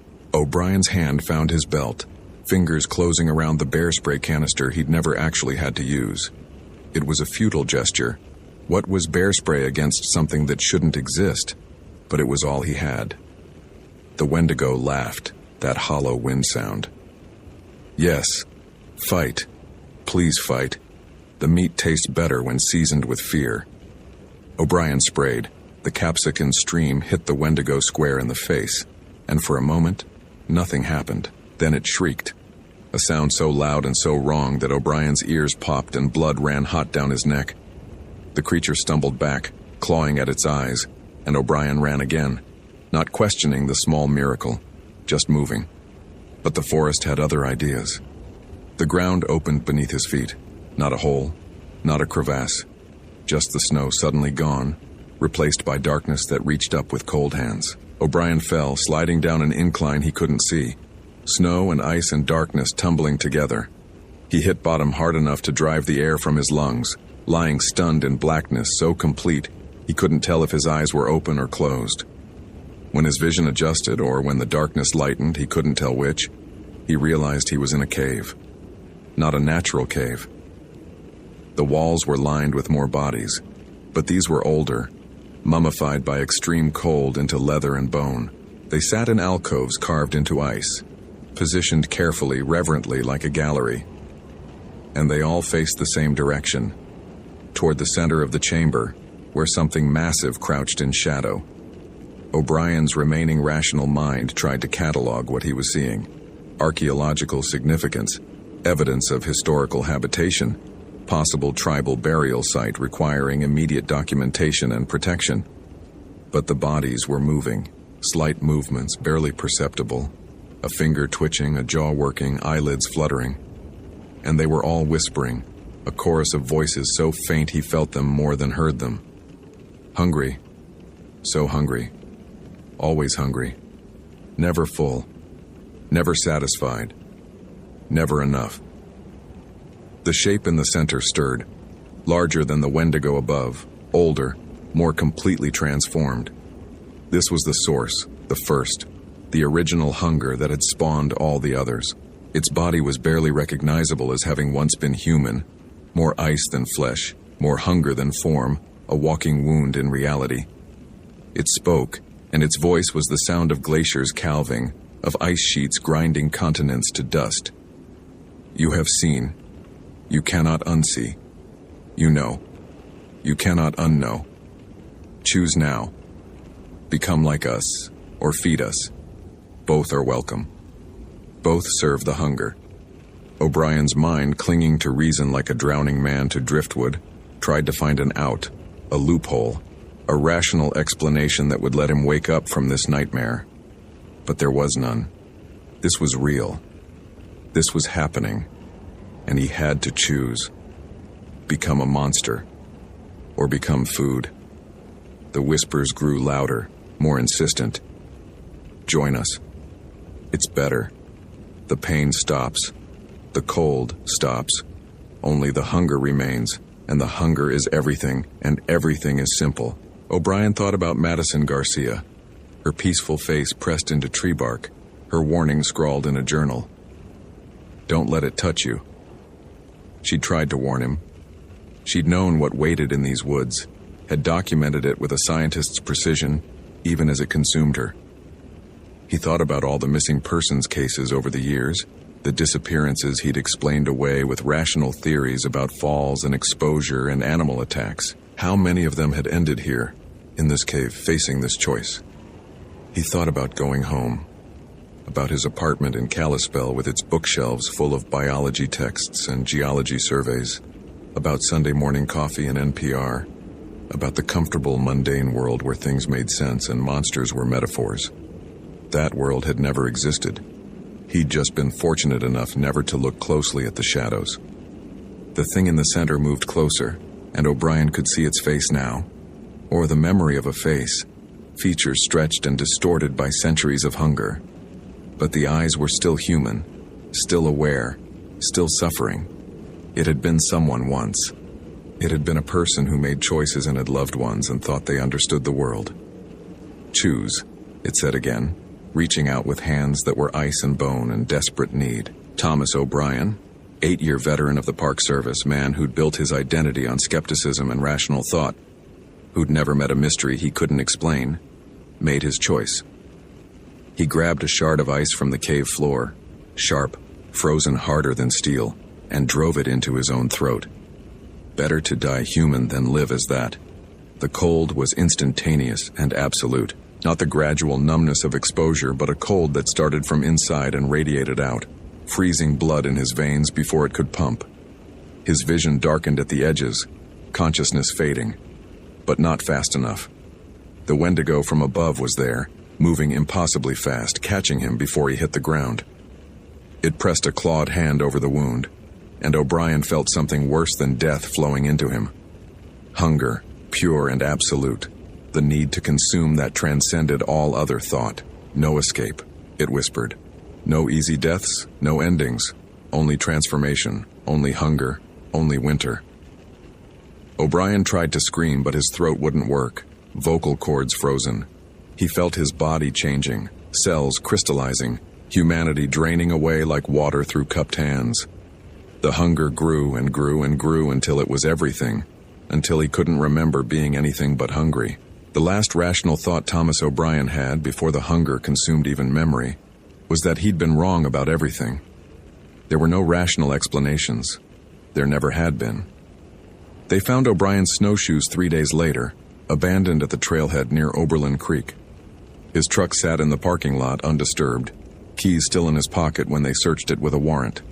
His apartment showed no signs of forced entry or struggle. His bank account remained untouched, credit cards unused. Thomas O'Brien had simply vanished, just like Madison Garcia. Just like the 17 other people who disappeared in Glacier National Park over the past 30 years. Just like the 43 before them, if you went back far enough. If you checked records that the Park Service kept but didn't publicize because tourism mattered and unsolved mysteries were bad for business. The official report listed him as missing, presumed dead from exposure. A memorial service was held. His sister collected his belongings. His position was filled by a bright-eyed recent graduate from Colorado State who arrived with the same confident skepticism, the same rational worldview, the same certainty that nature was knowable and conquerable and safe. She lasted 6 months before the winter took her too. Because some hungers are older than reason, Some truths hide in places rational minds refuse to look. And some forests remember what humans have forgotten, that we were prey long before we were predators, that winter is not a season but a test, and that the line between human and monster is thinner than the ice on a frozen lake. In the deep woods of Glacier National Park, where the Going to the Sun Road curves through ancient territory, things move between the trees that park rangers no longer investigate. The bodies in the wood multiply slowly, steadily, fed by tourists and hikers and the occasional professional who thinks they understand wilderness. The Wendigo is patient, winter is eternal, and the hunger never stops. On cold January nights when the temperature drops below -20 and the wind howls through empty valleys, you can hear them if you listen carefully. Voices calling from the forest, desperate and hungry, inviting you to step off the trail, to investigate the unusual tracks, to follow the smell of decay and snow that should preserve everything. Come closer, they whisper. Come see. Come understand. Come feed the hunger that never dies. Thomas O'Brien walks among them now, if walking is the right word for the jerking, graceless movement of something that used to be human. He remembers his name sometimes, in the moments between feedings when the hunger recedes enough to allow thought. He remembers his apartment, his books, his certainty. Mostly he remembers being wrong. And on the very worst nights when tour groups camp too far from established sites and someone inevitably wanders off to investigate strange sounds, Thomas O'Brien remembers enough of who he was to try to warn them. He forms words with a mouth not designed for speech, pushes thoughts through a brain restructured by hunger and cold and transformation. Run, he tries to say. Don't believe what you see. Everything you know is wrong. Run, run, run. But it comes out as wind through trees, as ice creaking, as the hollow call of something that sounds almost human but isn't, hasn't been, will never be again. And the tourists come closer. They always do, because humans are curious creatures, and certainty is a comfortable lie, and the forest always needs more bodies to fill the trees. The Wendigo sees, the Wendigo knows, the Wendigo hungers, and the hunger never stops. Hope you felt genuine terror. If you appreciate authentic horror rooted in real folklore, consider following for more stories. Which moment scared you most? Share your theory about what happened.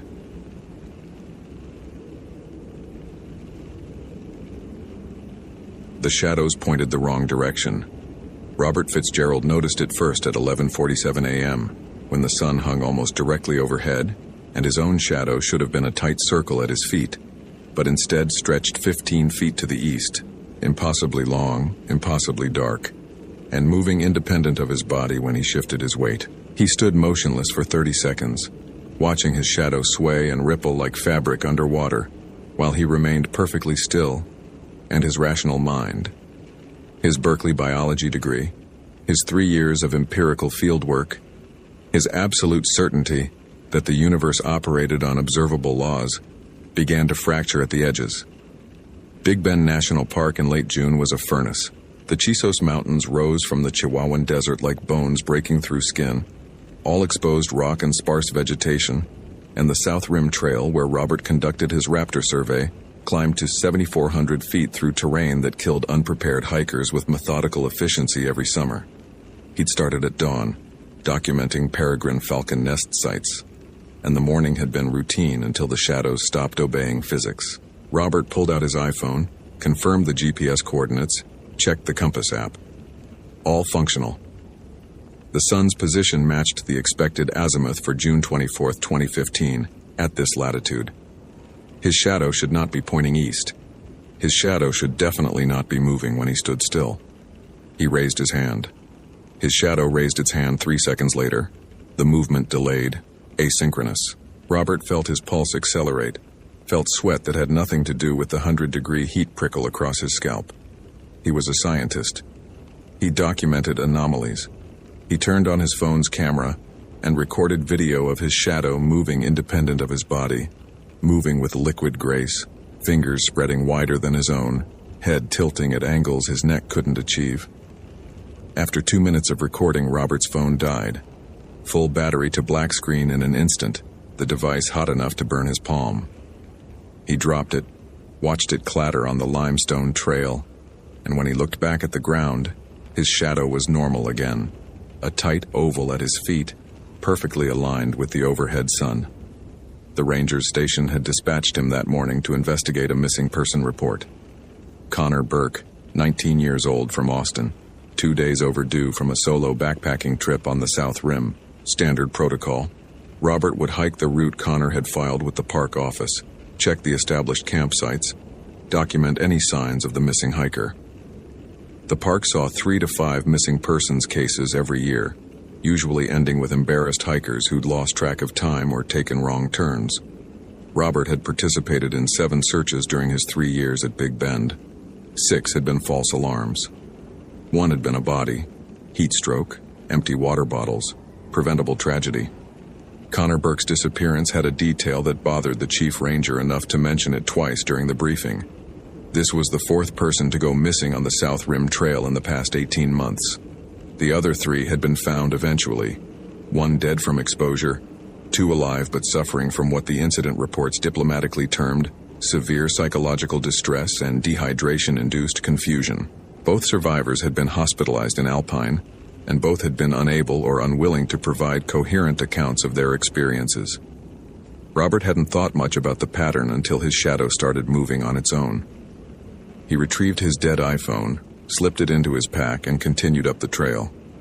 The rational explanation was heat stroke beginning to affect his perception. The desert played tricks on human neurology. Dehydration, hyperthermia, exhaustion could all produce hallucinations. Except Robert had consumed 3 liters of water since dawn, his core temperature was regulated, and his cognitive function remained sharp. He could recite the periodic table backwards, could calculate the hypotenuse of the triangle formed by his elevation gain and lateral distance traveled. His brain was working fine. And his shadow had moved independent of his body. The South Rim Trail climbed through a landscape that looked like Mars. Red rock, sparse vegetation, sky so blue it hurt to look at directly. Robert passed through a section of trail where erosion had exposed a rock face, and he noticed something he'd missed on previous surveys. Symbols carved into the stone. Not petroglyphs. These were fresh, sharp-edged, cut within the past few years. They formed a sequence. Circles with radiating lines, triangles within triangles, glyphs that resembled eyes or stars or both. Robert photographed them with his backup camera, a Nikon DSLR that still functioned. The symbols ran for 30 feet along the rock face, concentrated around a natural alcove where the stone formed a shallow cave. Inside the alcove, Robert found evidence of recent habitation, scorch marks from fires, empty water bottles, a sleeping bag that had been shredded as if by claws or knives. And on the back wall of the alcove, painted in something dark that might have been blood, more symbols, the same repeating patterns but larger, more complex, arranged around a central image that made Robert's stomach tighten. The central image showed a human figure, arms spread, head tilted back. Around the figure were shadow shapes, black silhouettes with no details, no features, just voids in the shape of people. The shadow shapes were reaching toward the human figure, and the painting's perspective suggested they were emerging from the ground, rising like smoke, converging on the person at the center. Robert's DSLR died. The battery indicator had shown 70% charge. Now the screen was black, the device unresponsive. He tried turning it on. Nothing. Both his phone and his camera, professional-grade electronics, had failed within an hour. He backed out of the alcove and nearly stepped on it. A circle of stones, precisely arranged, each stone painted with a symbol. The circle was 6 feet in diameter, and at the cardinal points north, south, east, west were larger stones with more elaborate markings. Inside the circle, the dirt was disturbed, as if something had been buried and recently exhumed. Robert knelt beside the circle, examining the stones without touching them. The symbols matched those on the rock face, and now that he was paying attention, he noticed they were everywhere. Scratched into trees, painted on boulders, carved into the trail itself. Whoever had made them had spent months, maybe years, marking this section of the South Rim with obsessive precision. A sound reached him from upslope. Rhythmic, metallic, like a bell or chime. Robert froze, Listening, the sound came again, 3 clear tones echoing off the rock faces. Then silence. Connor Burke? Robert's voice fell flat in the thin air. No echo. This is Ranger Fitzgerald. If you can hear me, call out. No response. The silence felt wrong. No birds, no insects, no wind. The desert was never completely silent. There was always something, always ambient sound. This was the silence of a recording studio, of artificial absence. Robert continued upslope, his pace quickening. The symbols grew denser, covering every available surface.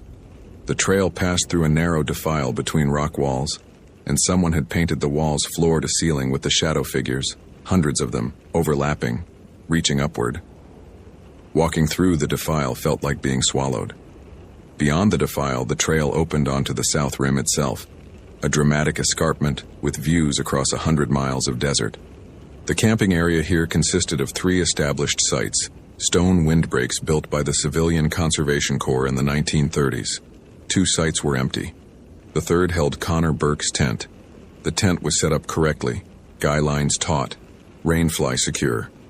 Connor's backpack leaned against the windbreak, his boots arranged neatly beside the tent entrance. His water bottles were full.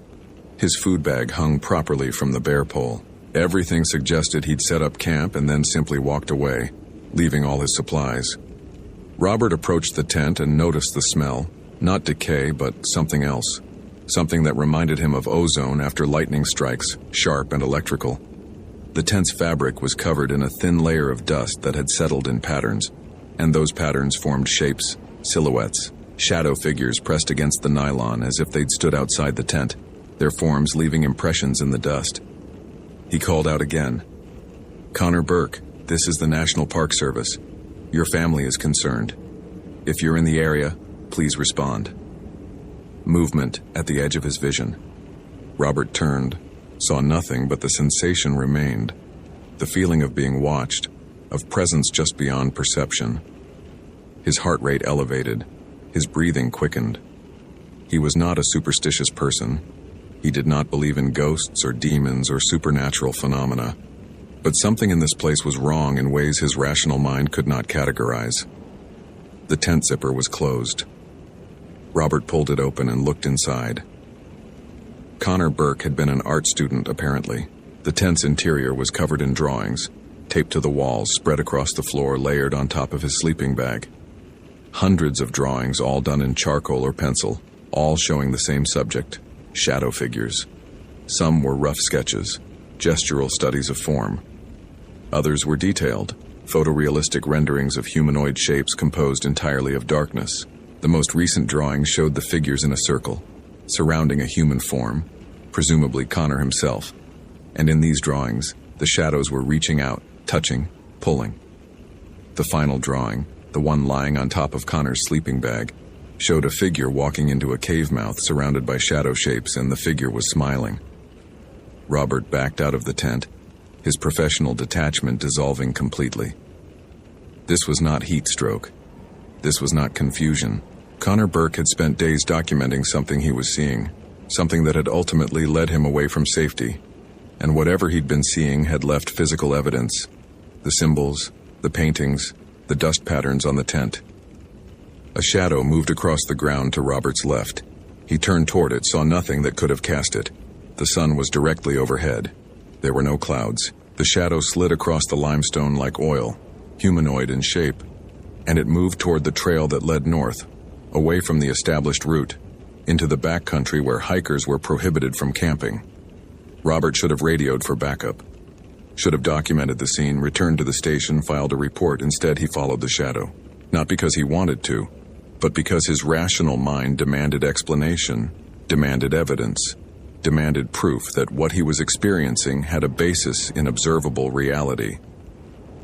The shadow led him north along a narrow trail that didn't appear on any map. The trail wound between rock formations, descended into a canyon that cut through the mountain's flank. The canyon walls were covered in symbols, thousands of them, layered across decades or centuries. Some were weathered, ancient. Others were fresh, painted recently. The canyon floor was stone scoured by flash floods, and along the walls were alcoves, natural shelters worn into the rock. One alcove was larger than the others, deep enough to qualify as a cave. The shadow moved toward it, then disappeared at the threshold. Robert stopped at the cave entrance, his pulse hammering. The rational part of his brain was screaming at him to retreat, but the curiosity that had made him a scientist overrode caution. He pulled his flashlight from his pack, clicked it on. The beam illuminated the cave's interior, 20 feet deep, 10 feet wide, ceiling high enough to stand. The walls were covered in paintings, and these were not amateur work. These were sophisticated, executed with skill and precision, depicting scenes that Robert's archaeological training recognized as ritualistic. The paintings showed gatherings, groups of robed figures arranged in circles, arms raised, surrounding central altars. The altars held offerings, animals, objects, and in some images, human forms. The robed figures were painted in red and white, but surrounding them, emerging from the ground and walls, were the shadow figures, rendered in pure black, consuming light. At the back of the cave was an altar, and this one was not painted. It was real. Stone table, 3 feet high, covered in wax from hundreds of burned candles. The altar's surface was stained dark, and arranged on it were objects, bones, animal and human, crystals, coins, photographs. The photographs showed people, and Robert recognized one, Connor Burke, smiling, a selfie taken on a hiking trail. There were other photographs, 12 of them. Robert examined each one, his hands shaking. 3 of the faces he recognized from incident reports, the missing hikers from the past 18 months. The others were strangers, but their photographs had been placed on this altar alongside bones and ritual components, and Robert understood with sickening clarity that this was not a historical site. This was active. Someone was using this cave. Someone was conducting ceremonies. Someone was taking hikers. Robert's flashlight flickered, dimmed, died. He shook it, tried replacing the batteries from his pack. The new batteries were dead too. Fully charged lithium cells that should have worked for 20 hours. He stood in complete darkness, in a cave decorated with ritual paintings, surrounded by evidence of human sacrifice or abduction, or something his rational mind refused to name. Then the darkness moved. It didn't swallow the light or fill the space. It moved, it shifted, it became shapes. Robert saw them with his eyes closed, saw them when he opened his eyes, saw them regardless of whether light existed, because they were not absence of light but something else, something that existed adjacent to normal perception. The shadow figures rose from the cave floor, formed from nothing, humanoid but wrong, too tall, too thin, limbs that bent at too many joints. They had no faces, no features, just the suggestion of heads and eyes and mouths where details should exist. Robert tried to run. His legs wouldn't respond. Paralysis locked his muscles, the same response people describe during sleep paralysis. But he was awake, fully conscious, unable to move while the shadow figures surrounded him. They touched him. Their contact felt like cold, like pressure, like fingers made of ice water pressing into his skin. Where they touched, sensation vanished. Not numbness, but absence, as if those parts of his body ceased to exist. Robert tried to scream. His voice wouldn't work. One shadow figure leaned close, its featureless face inches from Robert's, and it spoke. The voice came from inside his head, bypassed his ears completely, vibrated directly in his skull. You see us now. You cannot unsee. You are marked. Other voices joined it, overlapping, a chorus of whispers. The unbeliever sees. The skeptic knows. The rational mind breaks. The shadow takes. We have waited. We have called. 4 came before. 4 were prepared. You are 5. 5 completes the circle. 5 opens the door. Robert's paralysis broke. He staggered backward, crashed into the cave wall, his hands finding purchase on stone. The shadow figures didn't pursue. They remained in the cave's center, swaying, their forms rippling like fabric in wind that didn't exist. He ran, out of the cave, down the canyon, his feet slipping on stone, his breath coming in ragged gasps. Behind him he heard nothing. No footsteps, no pursuit, but the feeling of being followed, of being watched, pressed against his back like physical weight. Robert emerged from the canyon onto the South Rim Trail and nearly collided with another person. He stumbled, caught himself, looked up, and saw Connor Burke. Connor stood on the trail, wearing the same clothes from his missing person photo: green shirt, khaki pants, hiking boots. He looked healthy, uninjured, calm. He smiled at Robert, and his eyes were wrong, pupils too large, reflecting light like an animal's. "Ranger Fitzgerald," Connor said, his voice perfectly normal. "I've been waiting for you." Robert's training reasserted itself. "Connor Burke? Your family is looking for you. Are you injured? Do you need assistance?" "I'm not injured," Connor said. "I'm enlightened. They showed me. The shadows showed me what exists beyond the light. Do you want to see?" "Connor, you've been missing for 2 days. You need medical attention. Come with me back to the station." Connor's smile widened. "I haven't been missing. I've been here, with them, learning. They've been waiting for someone like you, someone who doesn't believe, so that when you see, when you know, your testimony will be undeniable. You're a scientist. You document evidence. They want you to document them." Robert pulled his radio from his belt. Dead. He tried his backup radio. Also dead. Every electronic device he carried had been systematically disabled. "They don't like technology," Connor said. "Technology is light, electricity, energy. They are absence. They consume. You can't call for help. No one can hear you. We're alone here, and they're waiting." "Who's waiting?" "Connor, who are you talking about?" Connor gestured toward the canyon. "The Order of the Empty Dark. They've been working here for 30 years, conducting the rituals, making the offerings, thinning the barrier between our world and theirs. The shadow people are real, Ranger Fitzgerald. They exist in the spaces between light and dark, between matter and void. The Order worships them, feeds them, and in exchange the shadows grant power, the ability to move unseen, to exist in multiple places, to transcend physical form." Robert backed away, his hand moving to his bear spray. "Connor, you're experiencing a mental health crisis. Let me help you." "I don't need help," Connor said, and his voice changed, deepened, multiplied, as if several people spoke simultaneously from his mouth. "I need completion. 4 others came before me. The Order took them, prepared them, offered them. But the ritual requires 5. 5 points for the pentagram. 5 sacrifices to open the door fully. You're the 5th, Ranger Fitzgerald. You were always meant to be the 5th. Connor stepped forward and his shadow moved first, extending ahead of his body, reaching for Robert like a living thing. Robert sprayed the bear spray directly at Connor's face. The capsaicin stream passed through Connor without effect, and Connor kept walking, his shadow wrapping around Robert's legs, climbing up his body. Cold and wrong and impossible, Robert turned and ran upslope, toward the South Rim parking area where his truck waited, where civilization existed, where rational reality still operated. His legs felt heavy, sluggish, as if he was running through water.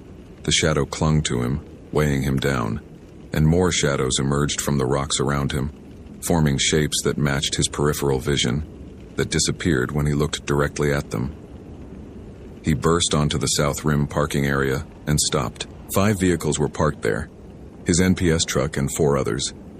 Standing beside the vehicles were people in dark robes, faces hidden by hoods, and Robert recognized this scene from the cave paintings.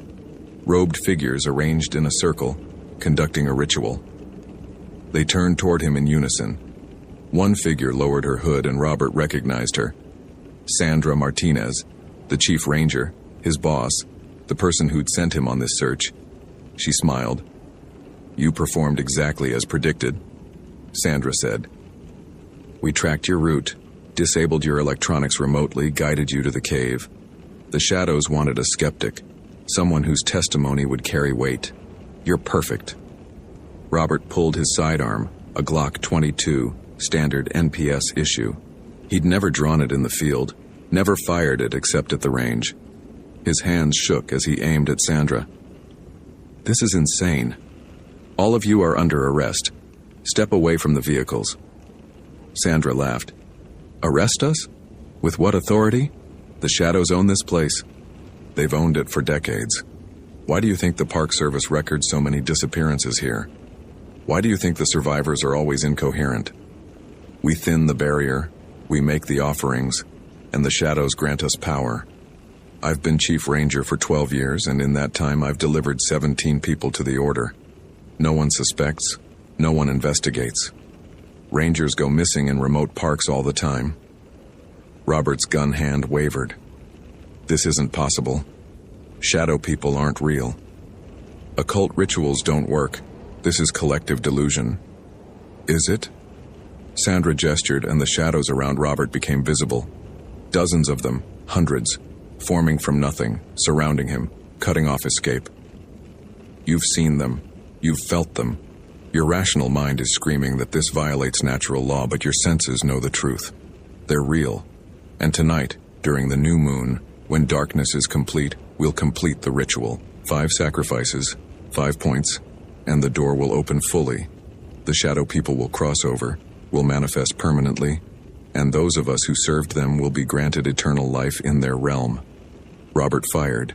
The shot echoed across the desert, and the bullet passed through Sandra's chest without effect, without blood, without impact. She wasn't solid. None of them were solid. They were projections, or illusions, or something his training had no framework to understand. "You can't kill shadows," Sandra said. "You can't fight what has no substance. Put down the gun, Ranger Fitzgerald. Accept your role. You were chosen for a reason." Robert ran. Not toward the vehicles, not toward the trail, into the desert itself, off-trail, into the wilderness where no paths existed. His rational mind had collapsed completely. He was operating on pure survival instinct now, fleeing predators he couldn't fight, seeking shelter that didn't exist. The sun was setting, the horizon burning orange and red, and as darkness fell, the shadows multiplied. They rose from the ground like smoke, formed from the growing darkness, and they all moved toward Robert with unified purpose. He scrambled up a slope, his hands tearing on volcanic rock, his boots slipping on scree. At the top of the slope was a peak, exposed, nowhere to hide. Robert reached the summit and stopped. Below him, in all directions, the shadows were converging, hundreds of them, thousands flowing upslope like a dark tide. Robert's phone, dead since morning, suddenly vibrated. He pulled it from his pack, saw the screen glowing impossibly, showing a single notification, a text message from an unknown number. The message read, "The copper circle in the cave. Stand inside it. They cannot cross copper. Hurry." Robert looked down at the advancing shadows, looked at his phone's glowing screen. This could be the Order, luring him back to the cave. This could be another trap. But the shadows were 30 seconds from reaching him, and he had no other options. He ran, down the slope, back toward the canyon, his flashlight miraculously working now, illuminating the path. The shadows pursued, faster now, their form solid enough to block the starlight. Robert reached the canyon entrance, plunged into darkness, his flashlight beam bouncing off painted walls. The cave entrance appeared ahead. Robert dove inside, his light finding the altar and, yes, scratched into the stone floor, partially hidden by centuries of dust, a copper circle, green with patina, embedded in the rock. He scrambled into the circle and turned. The shadows stopped at the threshold. They pressed against an invisible barrier, their forms rippling, reaching, but unable to cross. Behind them, the robed figures appeared.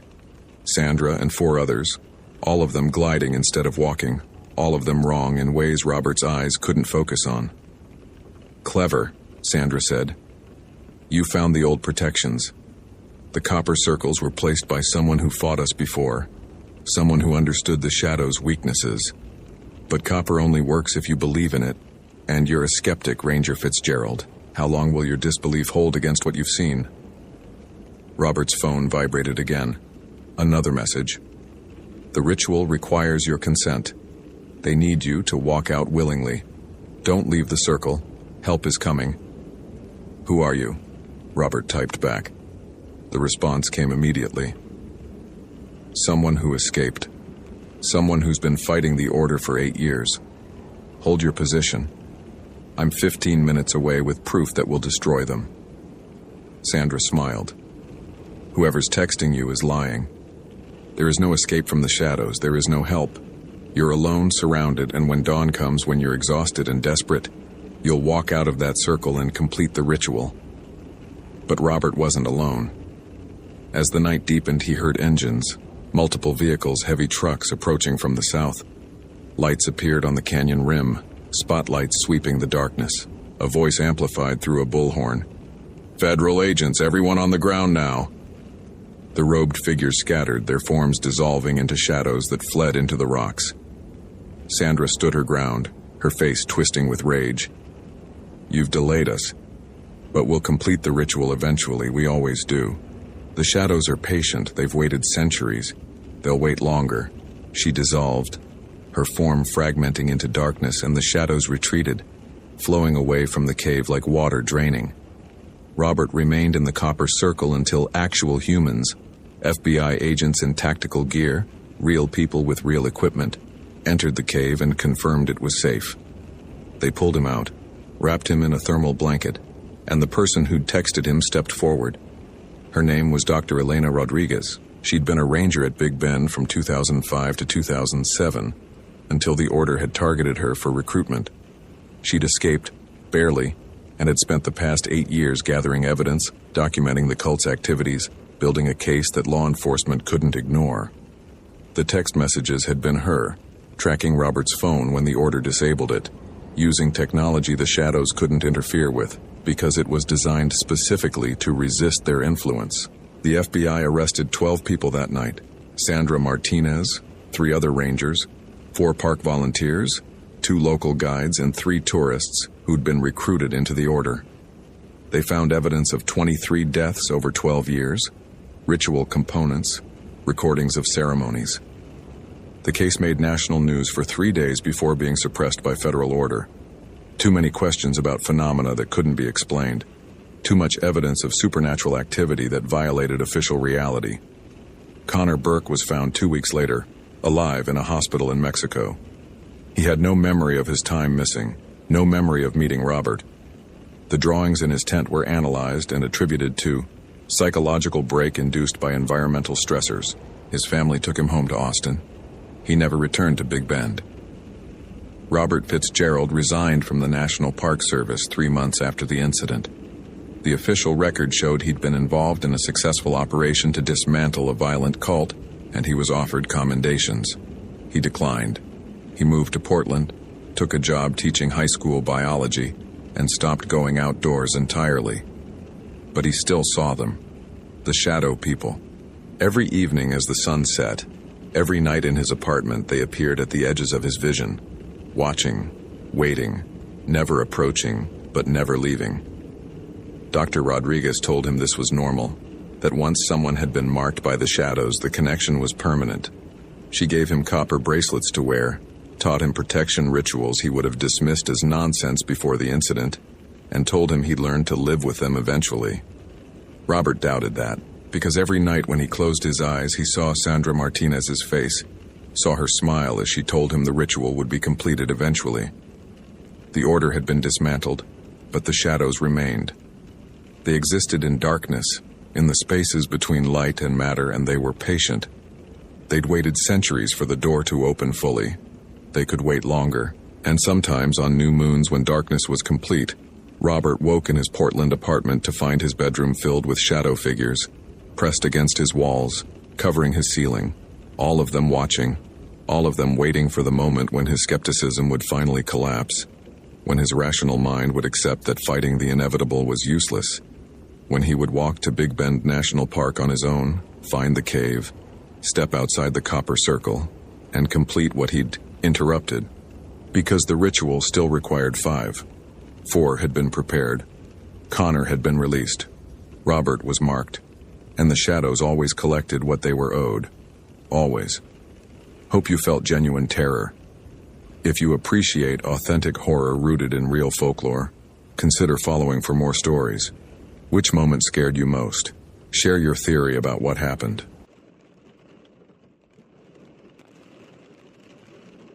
My name is Hannah Ellis. I was the only one who made it back from Caddo Lake.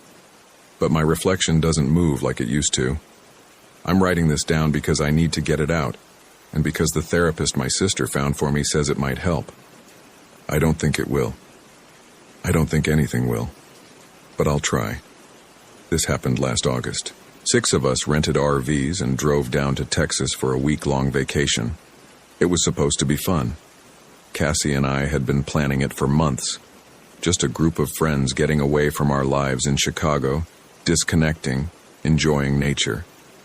The usual bullshit people say when they want to pretend they're not running from something. The group was me and Cassie, my best friend since college. Then there was Cassie's boyfriend Marcus, who worked in finance and never stopped talking about investments. My boyfriend at the time, Derek, who sold software and had started getting weird about marriage. And finally, Marcus's college friends, Jenna, who did something with social media marketing, and her husband Paul, who taught high school history. We weren't particularly close, the 6 of us. Cassie and I were tight, obviously. Marcus and Derek got along fine. Jenna and Paul were the outsiders, really. But they'd driven down from Dallas, and it would have been rude not to include them. That's what Cassie said anyway. We arrived at the RV park late afternoon on a Sunday. The place was called Cypress Shores, tucked away on the eastern edge of Caddo Lake, right on the Texas-Louisiana border. The park itself was small, maybe 20 sites total, and half of them were empty. It was the off-season, the woman at the office explained. Too hot for most people. But we'd gotten a good deal on the rentals. The RVs were nothing special. 2 of them, 30-footers, parked side by side on concrete pads surrounded by cypress trees and Spanish moss. The moss hung everywhere, gray and stringy, making everything look older than it was. The air smelled like wet earth and decay, which I guess is normal for a swamp. But it bothered me from the start. Cassie loved it. She kept taking photos with her phone, posting them to Instagram with captions about authentic Southern Gothic vibes and off-the-grid adventures. Marcus unloaded coolers while Derek and Paul figured out the RV hookups. Jenna and I stood there swatting at mosquitoes, waiting for someone to tell us what to do. "You okay?" Jenna asked me. "Fine, just hot." "Yeah, this place is atmospheric." That was one word for it. I looked out at the lake through the trees. The water was dark, almost black, and perfectly still. No boats, no people, just water and cypress knees poking up like fingers. We spent the first night drinking and playing cards in Marcus and Cassie's RV, which was bigger. Everyone was in good spirits. Derek kept touching my knee under the table, which annoyed me. He'd been doing that lately, little possessive gestures like he was marking territory. We'd been together 2 years, and I was starting to realize I didn't actually like him very much. Around midnight, Cassie suggested we go night swimming. Marcus laughed and said she was crazy. Jenna agreed. There were alligators in the lake, she'd read online. But Cassie was insistent. She'd been drinking more than usual. "Come on, Hannah, live a little." "It's disgusting water," I said. "So, when's the next time we'll be in a swamp in Texas?" "Hopefully never." Everyone laughed. We stayed up until 2, and then Derek and I went back to our RV. He wanted to have sex, but I pretended I was too drunk and tired. He fell asleep quickly. I lay there listening to the sounds outside. Insects, something moving in the water, wind through the moss. I didn't sleep well that first night. I kept having dreams about drowning. The next day was Monday. We decided to rent a boat and explore the lake. The park had a small dock with a few aluminum fishing boats for rent. The guy who ran the place, an older man named Roy, set us up with 2 boats and gave us a map of the lake. "Stay out of the back channels unless you know what you're doing, he said. "Easy to get turned around in there." "Is it really that confusing?" Paul asked. "People get lost every year. Lake's bigger than it looks, and the channels all wind around. Spanish moss blocks the sun, makes it hard to see. Cell phones don't work out there." "Sounds ominous," Jenna said, smiling. Roy didn't smile back. "Just be careful, and don't go near the old cypress stand on the north end. That's private property." We took the boats out around 10 in the morning. Marcus drove one with Cassie and me. Derek drove the other with Paul and Jenna. The lake was beautiful in daylight, I'll admit. The cypress trees rose out of the water like ancient pillars, draped in moss. The water reflected the sky perfectly, too perfectly, almost like glass. We cruised around for a couple hours, taking photos, drinking beer from the coolers we'd brought. At one point, we passed another boat with an older couple fishing. They waved, we waved back. Normal vacation stuff. Around noon, Cassie wanted to find the old cypress stand Roy had warned us about. Why? Marcus asked. Because he told us not to. That's not a reason. It's the best reason. I could tell Marcus was annoyed, but he was trying not to show it. That was their dynamic. Cassie pushed, Marcus gave in. They'd probably get married and divorced within 5 years. We followed the map north, Derek's boat trailing behind us. The channels got narrower and more winding. The Spanish moss grew thicker, blocking out more sunlight. It got noticeably cooler. The water turned darker, almost black. After about 20 minutes of navigating through increasingly tight passages, we found it. The old cypress stand. It was in a wide clearing where the channel opened up. Dozens of enormous cypress trees, centuries old probably, rising out of the water in a rough circle. Their trunks were massive, too big to put your arms around. The bark was gray and weathered, covered in patches of moss and fungi. In the center of the circle, there was what looked like a small island, maybe 20 feet across, covered in dead vegetation. "Wow," Cassie said. "This is incredible." It wasn't the word I would have used. The place felt wrong, too quiet. I realized I hadn't heard any birds or insects since we'd entered the channel. Derek pulled his boat up beside ours. "What is this place?" "Roy's Forbidden Zone," Cassie said. "Why would this be private property?" Jenna asked. "There's nothing here." Paul was looking at his phone. No signal, not even a little. "He said that would happen," I reminded him. We floated there for a few minutes taking photos. Marcus wanted to leave, but Cassie insisted on pulling up to the island. She said she wanted to explore it. I told her that was a bad idea, but she was already climbing out of the boat into the shallow water near the shore. Marcus sighed and followed her. Derek did too. Because Derek had a crush on Cassie, he thought no one noticed. Paul looked at Jenna, and they both shrugged and got out of their boat. I stayed behind. Something about the place was making my skin crawl. From the boat, I watched them wade through the knee-deep water to the island. The ground was soft, almost muddy. Cassie kept laughing, making jokes about quicksand. Marcus took photos. Derek circled the perimeter.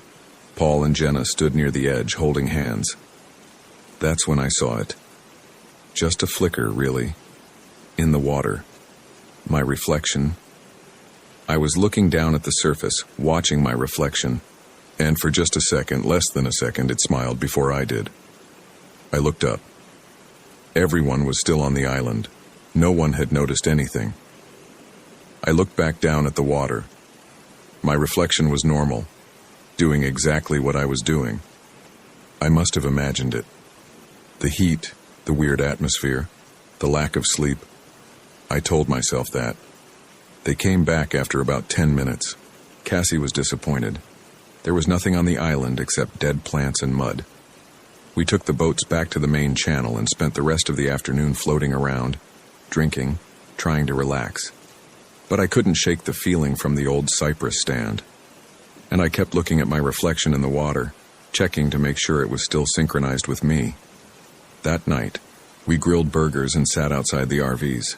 The mosquitoes were worse after dark, but we had bug spray and citronella candles. Jenna told a story about a camping trip where she'd gotten lost in the woods for 6 hours. Paul talked about his students. Marcus and Derek argued about sports. Cassie was quiet, which wasn't like her. Around 9, I asked if she was okay. "Yeah, just tired." "You sure? I keep thinking about that island," she said. "Did it seem weird to you?" "The whole place seemed weird." "No, I mean, when I was standing there, I felt like someone was watching me. Like, really watching me." "There was no one there." "I know. That's what makes it weird." We went to bed early. Derek tried to initiate sex again, and I let him this time, mostly just to shut him up. Afterwards, I went to the bathroom to clean up. That's when I saw it again. The mirror in the RV bathroom was small, mounted above the sink. I was washing my hands and glanced up at my reflection. For just a moment, again, less than a second, my reflection's eyes were looking at something off to the side, but I was looking straight ahead at the mirror. I froze, stared at myself. My reflection stared back, perfectly synchronized. I must have imagined it. Heat, stress, lack of sleep. I said that to myself, but I didn't believe it. When I came back to bed, Derek was already asleep. I lay there for a long time, listening to him breathe, listening to the sounds of the swamp outside. At some point I fell asleep, but I dreamed again about drowning. In the dream, I was underwater, looking up at the surface, and someone else was looking down at me from above. Someone with my face. I woke up around 3 a.m. Derek was still asleep beside me, snoring softly. I needed water, so I got up and went to the kitchenette. As I poured water from the jug into a cup, I heard something outside. Footsteps. Slow, deliberate footsteps on the gravel between the RVs. I looked out the window. The moon was full and bright, casting long shadows through the cypress trees. I could see the other RV clearly, and I could see someone standing between the two vehicles. A woman, standing perfectly still, facing away from me. My heart started pounding.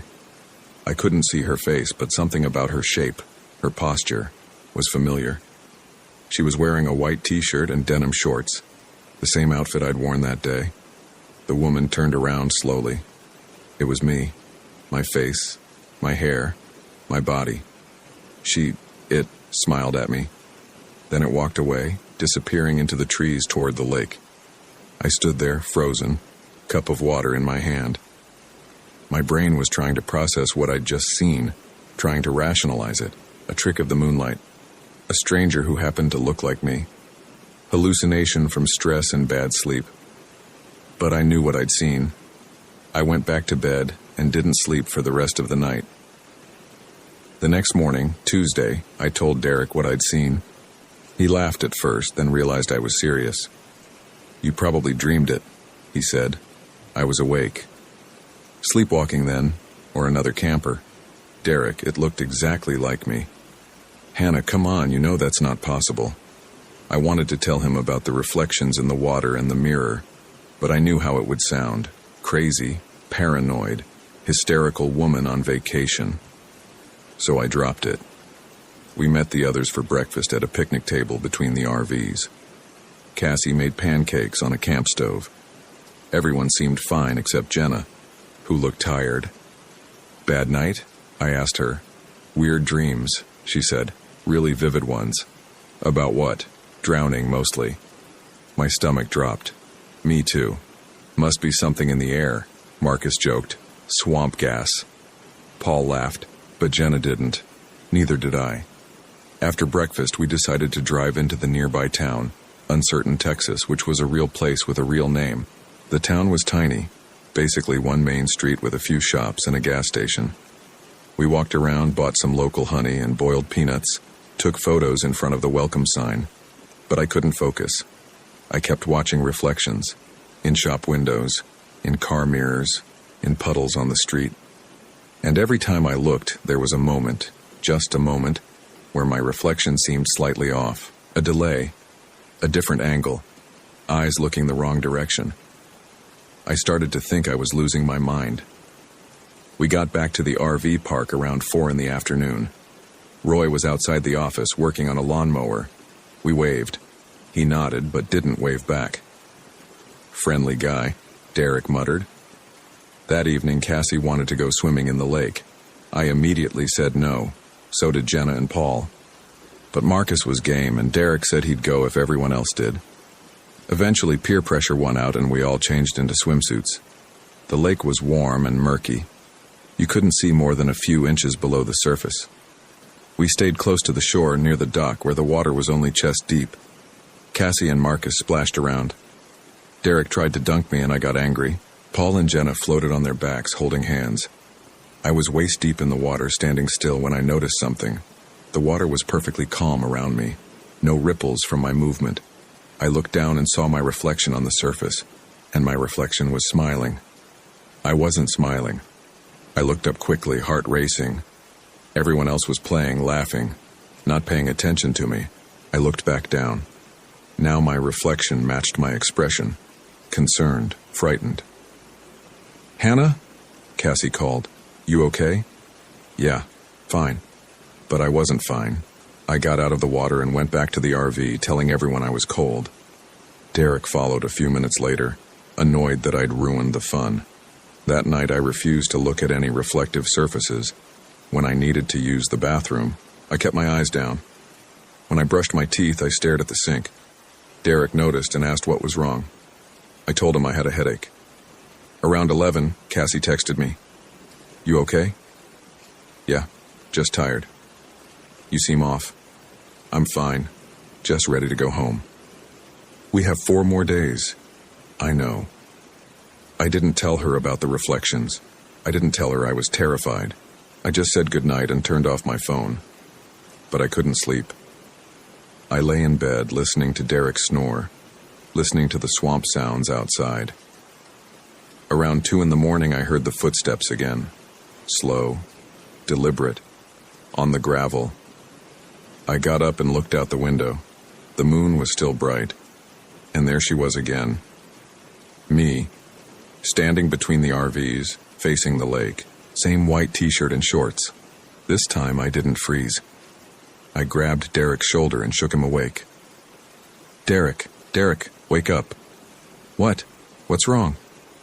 "Look out the window. Tell me what you see." He sat up, groggy, and looked out. "I don't see anything." "There, by the picnic table."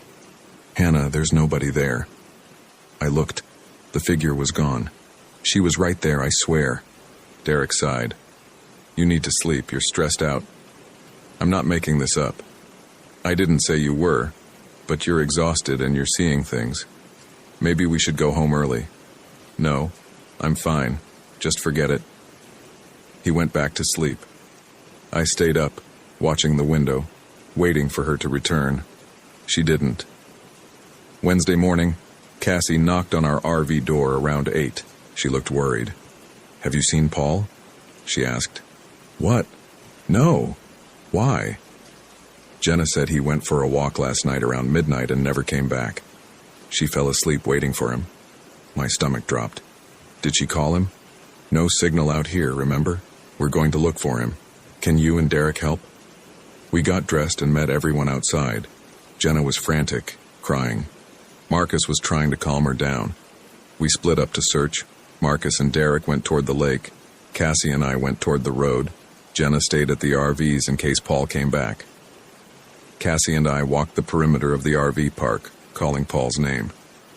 The sun was already hot. Mosquitoes swarmed us. We didn't find anything. After about 30 minutes, we heard Derek shouting from the lake. We ran back and found him standing at the edge of the water with Marcus. They were looking at something in the shallows. Paul's shirt, floating in the water near the dock. Jenna screamed when she saw it. We pulled her back. Marcus waded in and retrieved the shirt, checked the pockets. Paul's phone was inside, waterlogged and dead. "We need to call the police," I said. "There's no signal," Derek reminded me. "Then drive into town. Use the payphone at the gas station." Marcus and Derek left immediately. The rest of us stayed at the RVs with Jenna, who wouldn't stop crying. Cassie tried to comfort her. I sat on the picnic table, staring at the lake. I couldn't shake the feeling that something in the water had taken Paul. The police arrived around noon. 2 officers from the county sheriff's department. They took statements from all of us, searched the area around the lake, called in a dive team. Jenna kept asking if they thought Paul had drowned, and the officers said they didn't know yet. We spent the rest of Wednesday waiting. The dive team showed up around 2 and spent hours searching the water near the dock. They didn't find anything. No body, no signs of struggle, just the shirt. One of the officers, a woman named Deputy Reeves, talked to me privately. "Did Paul seem depressed, upset about anything?" "I don't know him that well," I said. but he seemed fine yesterday. His wife said he'd been having bad dreams. We all have. Something about this place. She raised an eyebrow. What do you mean? I didn't want to sound crazy, so I just said, the atmosphere, the swamp, it's unsettling. She nodded, but I could tell she thought I was overreacting. They left around 6 in the evening, promising to continue the search the next day. Jenna wanted to stay, hoping Paul would turn up. The rest of us agreed to stay with her, though I desperately wanted to leave. That night, none of us slept. We sat outside together, keeping watch, jumping at every sound. Jenna kept crying. Cassie held her hand. Marcus paced. Derek drank beer after beer. I stared at the lake, waiting for something to happen. Around 3 in the morning, we heard it. A voice calling from the water. Jenna. We all heard it. Jenna's head snapped up. That's Paul, she whispered. Jenna. The voice called again. It sounded exactly like Paul. She stood up. Paul? Where are you? Jenna, help me. She started walking toward the lake. Marcus grabbed her arm. That's not him, Marcus said. Let go of me. He needs help. Jenna, listen to me. That's not Paul. But she was already pulling away from him, running toward the water. We all ran after her.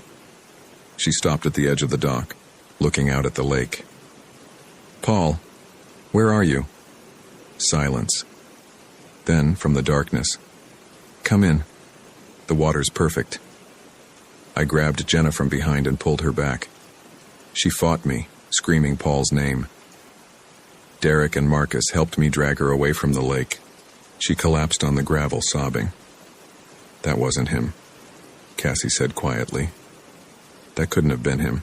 We brought Jenna back to her RV. Cassie stayed with her. The rest of us sat outside, no one speaking until the sun came up. Thursday morning, Paul walked out of the trees. He was soaking wet, covered in mud, but otherwise appeared unhurt. Jenna ran to him, screaming his name, throwing her arms around him.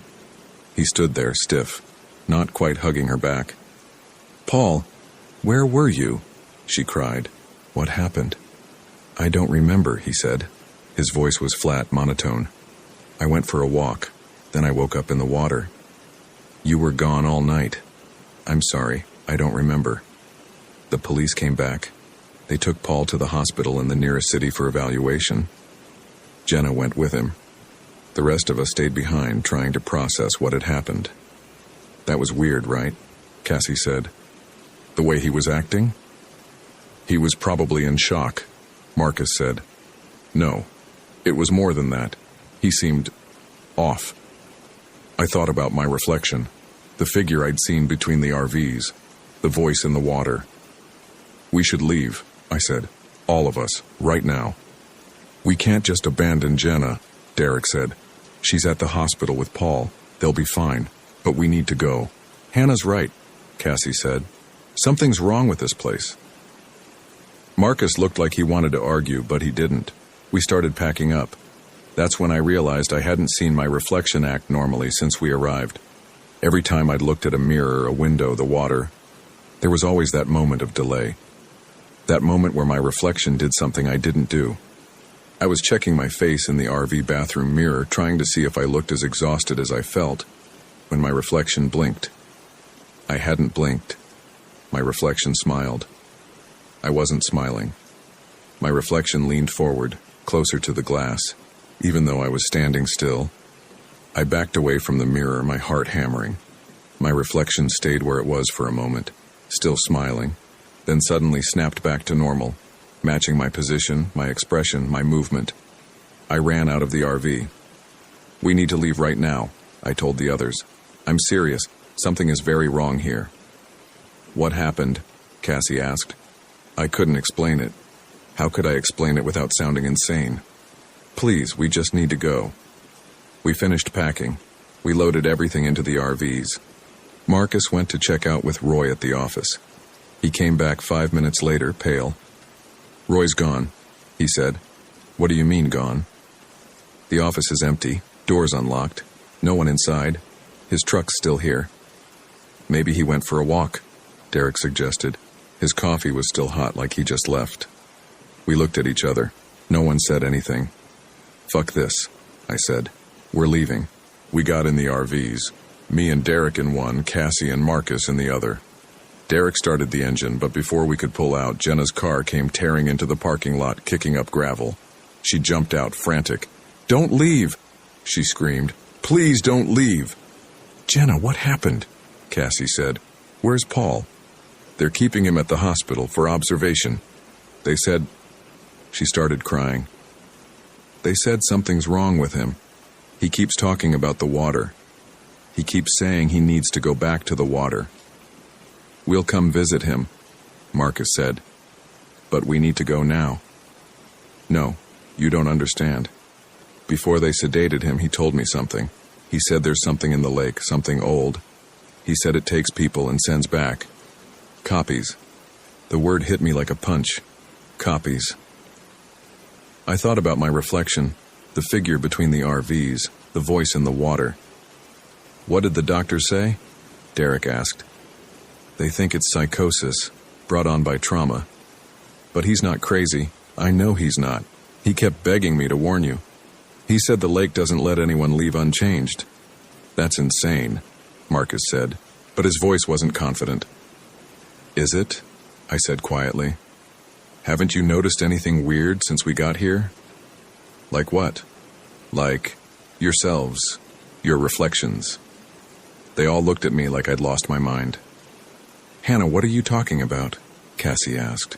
"Check right now. Look at your reflection in the car window. Really look at it." They did.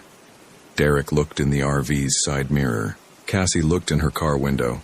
Marcus pulled out his phone and opened the camera app. I watched their faces change. Watched the realization hit them. "It's not moving right," Cassie whispered. "Oh my God, it's not moving right." Derek backed away from the mirror. "What the fuck? What the actual fuck?" Marcus stared at his phone screen. His reflection on the black screen was smiling at him, even though his real face was frozen in horror. "We need to leave," I said again. "Right now, before it's too late." We all piled into one RV, the bigger one. Derek drove. I sat in the passenger seat. The others were in the back. Jenna came with us, leaving her car behind. Derek pulled out of the RV park, heading toward the main road. But after about 5 minutes, we were back at the entrance to Cypress Shores. "What the hell?" Derek muttered. He turned around and tried again. Same result. 5 minutes of driving, we were back where we started. "The GPS isn't working," Marcus said from the back. "It keeps resetting." We tried 4 more times. Every route led us back to the RV park. "It's the lake," Jenna said. "It won't let us leave." "That's impossible," Derek said, but he sounded like he was trying to convince himself. We parked the RV and got out. The sun was starting to set. The shadows under the cypress trees were growing longer. "Maybe we can walk out," I suggested. "It's 20 miles to the nearest town," Marcus said. "Through swamp. So what's your plan, stay here?" No one had a good answer. We went back to the picnic area and sat down trying to think. The lake was perfectly still. No wind, no sounds, just us and the water and the trees. That's when Cassie screamed. She was pointing at the lake. We all looked. 5 figures were standing in the water, about 50 feet from shore. Just standing there, perfectly still. They looked exactly like us. Me, Derek, Cassie, Marcus, Jenna, our doubles, staring at us. "Oh my God," Jenna whispered. The figures started walking toward the shore, slowly, deliberately. "Get back in the RV," I said. "Now." We ran. Derek fumbled with the keys, got the door open. We all piled inside and locked it. Derek started the engine again, trying to drive away, but we kept ending up back at the same spot. Outside, the figures reached the shore. They stood there, dripping wet, watching us. My double raised her hand and waved. I waved back before I could stop myself. "Don't interact with them," Marcus said. "Don't acknowledge them." But it was too late. My double smiled, that same smile I'd seen in the mirror, and started walking toward the RV. The others followed. 5 copies of us, approaching the vehicle. They surrounded it. They looked in the windows. They didn't blink. They didn't breathe. They just stared. Then Derek's double spoke. His voice was perfectly clear even through the glass. "Let us in." "Fuck no," Derek said. "Let us in," my double said. "We just want to talk." "Go away," Cassie screamed. "Leave us alone." They started knocking on the RV. Gently at first, then harder. The whole vehicle shook. "We could break the windows," Marcus's double said calmly. "But we're trying to be polite." "What do you want?" I yelled. My double looked directly at me. "We want to finish the trade." "What trade?" "You took the boats to the old cypress stand. You walked on the island. That's when we started. The trade, piece by piece. We take a little of you, you take a little of us, until there's nothing left of the original." I felt sick. "Paul," I whispered. My double nodded. "Paul completed the trade. Now he's one of us. And you're all halfway there." "How do we stop it?" Jenna asked. "You don't. It's already done. Look at yourselves, really look." She pointed at the RV's mirror. I turned. In the reflection I could see myself clearly, and I was smiling. But I wasn't smiling. I watched my reflection lift its hand and place it against the inside of the mirror, like it was pressing against glass from the other side. The me outside the RV did the same thing, hand against the window. I realized then what had happened. What was happening? The version of me outside wasn't trying to get in. The version of me inside was trying to get out. "Which one is real?" I whispered. "Does it matter?" my double asked. "You're both you. We're both us. The lake doesn't replace. It multiplies. It reflects. And reflections have the same claim to existence as the original." The pounding on the RV got louder, more insistent. "Let us in," all 5 doubles said in unison. "Or we'll wait. We have time. You'll have to come out eventually." They were right. We had limited food, limited water. We couldn't stay in here forever. "What happens if we let you in?" Marcus asked. "Nothing bad," his double said. "We'll coexist. We'll share your lives, your memories, your relationships. No one will know the difference, not even you eventually." "That's insane," Cassie said. Her double smiled.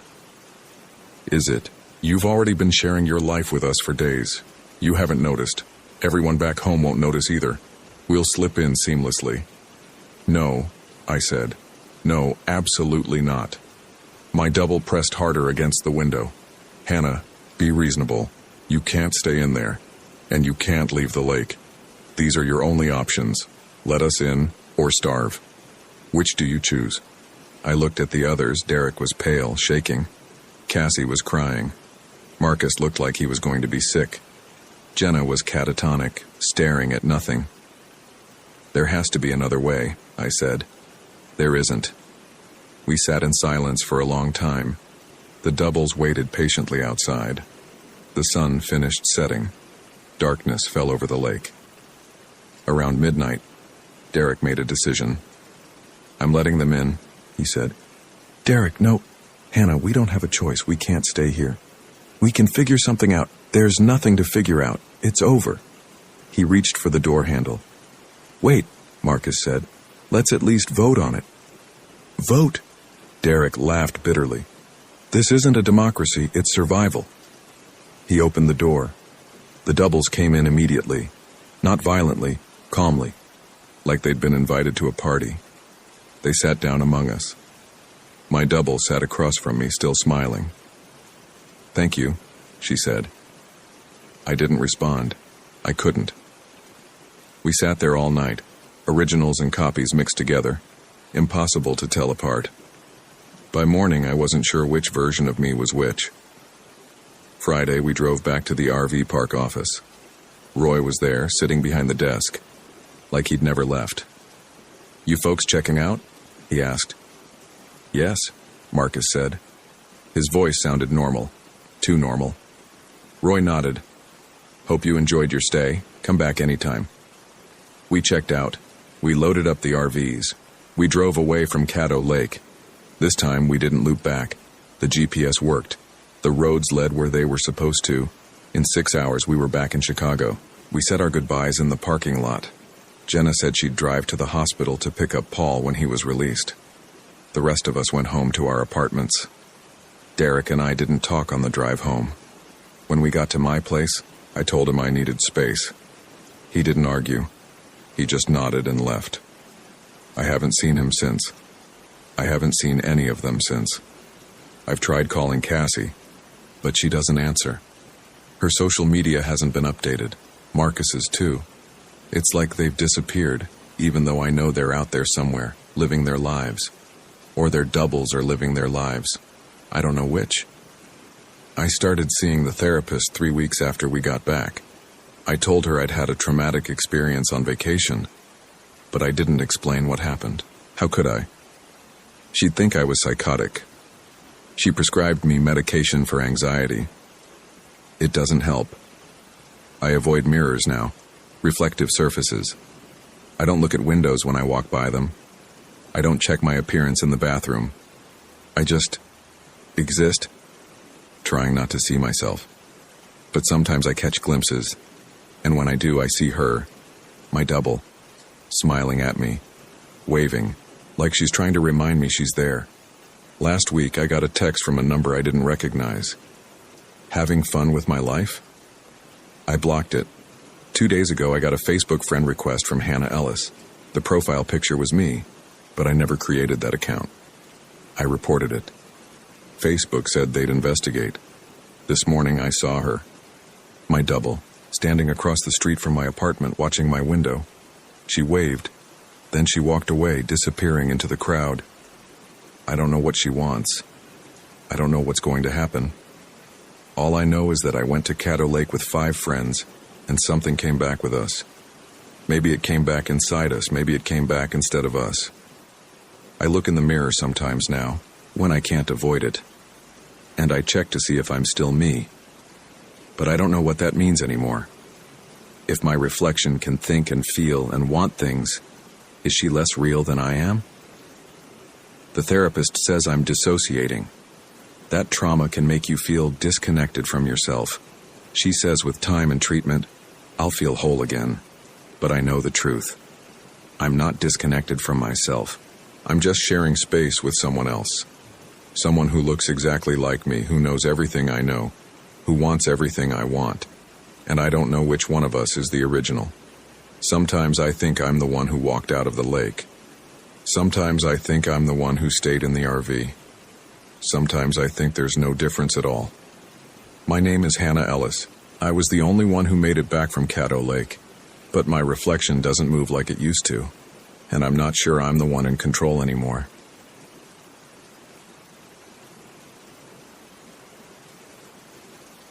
My name is Ethan Clark. Every time we slept, we woke up later than we should have, and it was always closer. I need to write this down while I still remember it clearly, while I still trust my own memory. The doctors say I have severe PTSD, possible dissociative episodes. They don't believe most of what I told the police. Maya's family certainly doesn't believe me, but I know what happened in Kisatchie Forest, even if I can't explain it. We left Houston on a Thursday morning in early October. Maya and I had been together for 3 years, and things had been tense for the past 6 months. Work stress mostly. I'm a software developer, always on call, always staring at screens. She's an ICU nurse at Methodist, working 12-hour shifts that left her exhausted. We barely saw each other. When we did, we were too tired to do more than eat takeout and scroll through our phones in silence. The RV trip was her idea. We need to get away, she said one night in August. Like, actually away. No Wi-Fi, no work emails, just us. I'd been skeptical. I'm not much of an outdoorsy person. My idea of camping is a hotel without room service. But she'd looked at me with those brown eyes, the ones that had convinced me to move in with her 2 years ago, and I'd agreed. We rented a 30-foot RV from a place off I-10. The guy who ran the rental lot was probably 70 with skin like leather and suspicious eyes. He walked us through everything, the hookups, the water system, the generator. "Where you headed?" he asked as I signed the paperwork. "Kisatchie Forest," Maya said. "Valentine Lake RV Park." The old man's expression didn't change, but something flickered in his eyes. That's good country out there. Real quiet. That's what we're hoping for, I said. He handed me the keys. Don't stay out past dark if you go hiking. Easy to get turned around in those woods. Standard outdoorsy advice. I barely registered it at the time. The drive took about 4 hours. Maya navigated while I white-knuckled the steering wheel, terrified of sideswiping someone in this massive vehicle. By the time we crossed into Louisiana, my shoulders were locked with tension. Relax, Maya said, reaching over to squeeze my hand. You're doing fine. This thing handles like a drunk elephant. She laughed. It was the first time I'd heard her really laugh in weeks. That sound made the entire uncomfortable drive worth it. Kisatchie Forest sprawled across central Louisiana, a mix of pine and hardwood that the GPS tried and failed to adequately map. We passed through the town of Natchitoches around 2 in the afternoon, grabbed lunch at a Sonic, then headed deeper into the forest. Valentine Lake RV Park sat about 8 miles off the main highway, down a winding dirt road that made the RV bounce and creak. The park itself was small, maybe 20 sites total, arranged in a rough semicircle around a clearing. Only 3 other RVs were there, and they looked like they'd been parked for the season. The office was a small cabin near the entrance. A woman in her 50s came out as we pulled up. She had the same weathered look as the rental guy, like the sun and wind had been working on her face for decades. You must be the Clarks, she said. I'm Jan. Got you in Site 12 all the way in the back. Nice and private. She walked us through the check-in process, gave us a map of the area, pointed out the bathhouse and the trails that wound into the forest. Lake's about a 1/4 mile that way, she said, pointing east. Good fishing, if you're into that. Any other guests we should know about? Maya asked. Ralph and Donna have been here since September in Site 3. Quiet folks keep to themselves. The Sandersons are in Site 7. They're from Dallas, just here for the weekend. And there's a guy in Site 18 came in yesterday. Didn't catch his name. She paused. Cell service is pretty spotty out here, just so you know. That's okay, I said. We're trying to disconnect anyway. Jan smiled, but it didn't quite reach her eyes. Well, you'll get plenty of that. Let me know if you need anything. Site 12 was tucked into the trees at the far end of the park, separated from the other sites by a good 50 yards and a thick stand of pines. It was perfect. Private, quiet, with a picnic table and a fire ring. We spent the next hour setting up, hooking up the water and electricity, getting the RV leveled. By the time we finished, it was almost 5. The sun angled through the trees, casting long shadows across the clearing. Maya started unpacking food for dinner while I set up our camping chairs by the fire ring. This is nice, she said, coming out with 2 beers. I think this was a good idea. Let's wait until I haven't screwed something up before we celebrate, I said, but I was smiling. We cooked burgers on the portable grill, sat by the fire as the sky darkened, talked about nothing important. It felt like old times, before the stress and exhaustion had settled into our relationship like sediment. Around 9, we went inside. Maya wanted to shower, and I pulled out my laptop out of habit before remembering we had no internet. I played a few rounds of solitaire instead, half listening to the sound of the water running. She came out in her pajamas, hair wet, smelling like soap and shampoo. Your turn. I showered quickly. The RV's hot water tank wasn't huge and I didn't want to use it all up. When I came out, Maya was already in bed, scrolling through photos on her phone. No service, she said, not looking up. Can't even send a text. That's kind of the point. I know, it's just weird. She set her phone on the nightstand. Come to bed. I climbed in beside her. The RV's bed was smaller than our queen at home, but it was comfortable enough. Through the window over the bed, I could see stars between the tree branches. I love you, Maya said quietly. Love you too. I set my phone alarm for 7 a.m., plugged it into the charger, and turned off the light. Maya was asleep within minutes, her breathing slow and steady. I lay awake a bit longer, listening to the unfamiliar sounds of the forest, wind in the trees, the distant hoot of an owl, the creaking of the RV settling. Eventually, I drifted off. I woke to sunlight streaming through the window and Maya shaking my shoulder. Ethan, wake up. I blinked, disoriented. What time is it? That's what I'm asking you. Look at your phone. I grabbed my phone from the nightstand. The screen showed 1:47 p.m. I stared at it. That couldn't be right. I'd set the alarm for 7. I looked at the alarm. It showed as going off at 7:00 a.m., but there was no record of me dismissing it or snoozing it. It was just off. Did you turn off my alarm? I asked. No. Mine says the same thing. Almost 2 in the afternoon. She held up her phone. Same time. Ethan, we slept for 14 hours. That's impossible. Then explain why it's past lunch and we both just woke up. I sat up, rubbing my face. My body didn't feel like I'd slept 14 hours. I felt groggy, sure, but not well rested. If anything, I felt more tired than when I'd gone to bed. Maybe the time zone is wrong on the phones, I said. We're not even in a different time zone, we're still in Central. I got up and checked the clock on the RV's dashboard. 1:49 p.m., same as our phones. Maya stood in the middle of the RV, arms crossed. This doesn't make sense. We were tired. We drove 4 hours, set up camp, stayed up late by the fire. Maybe we were more exhausted than we thought. You really think we both just slept through the entire morning? Through 2 separate alarms? I didn't have a good answer for that, but the alternative, that something else had happened, didn't make sense either. Look, I said, we're here to relax. Maybe our bodies just needed the rest. Let's not overthink it. She didn't look convinced, but she nodded. Okay, fine. But I'm hungry. Let's get some food. We made a late lunch, sandwiches and chips, and ate outside at the picnic table. The afternoon was warm, the sun filtering through the trees in dappled patterns. Other than the lost hours, everything seemed normal, peaceful even. After we ate, we decided to walk down to the lake. The trail John had pointed out started near our site, a narrow path through the pines marked with faded blue blazes on the trees. The forest was thick here, the canopy closing overhead. Our footsteps were muffled by a carpet of pine needles. Maya walked ahead of me, her camera in hand, stopping occasionally to photograph mushrooms or interesting tree bark. I think I heard something, she said after we'd been walking for maybe 10 minutes. I stopped. What kind of something?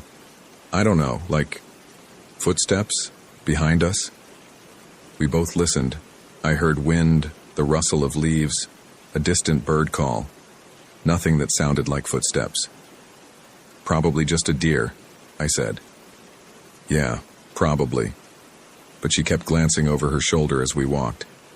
The lake was bigger than I'd expected, maybe 20 acres, surrounded by thick vegetation. The water was dark, reflecting the trees and sky like a mirror. A wooden dock extended maybe 30 feet into the water, weathered and gray. We walked out onto the dock. It swayed slightly under our weight, boards creaking. It's pretty, Maya said, taking a photo. Yeah. She lowered her camera. You okay? You seem distracted. Just thinking about the time thing. Ethan, let it go. We're supposed to be relaxing. I know, you're right. I forced a smile. Want to go back and start a fire? We walked back to the campsite as the sun started to sink lower. The shadows were longer now, the light taking on that golden quality it gets in the late afternoon.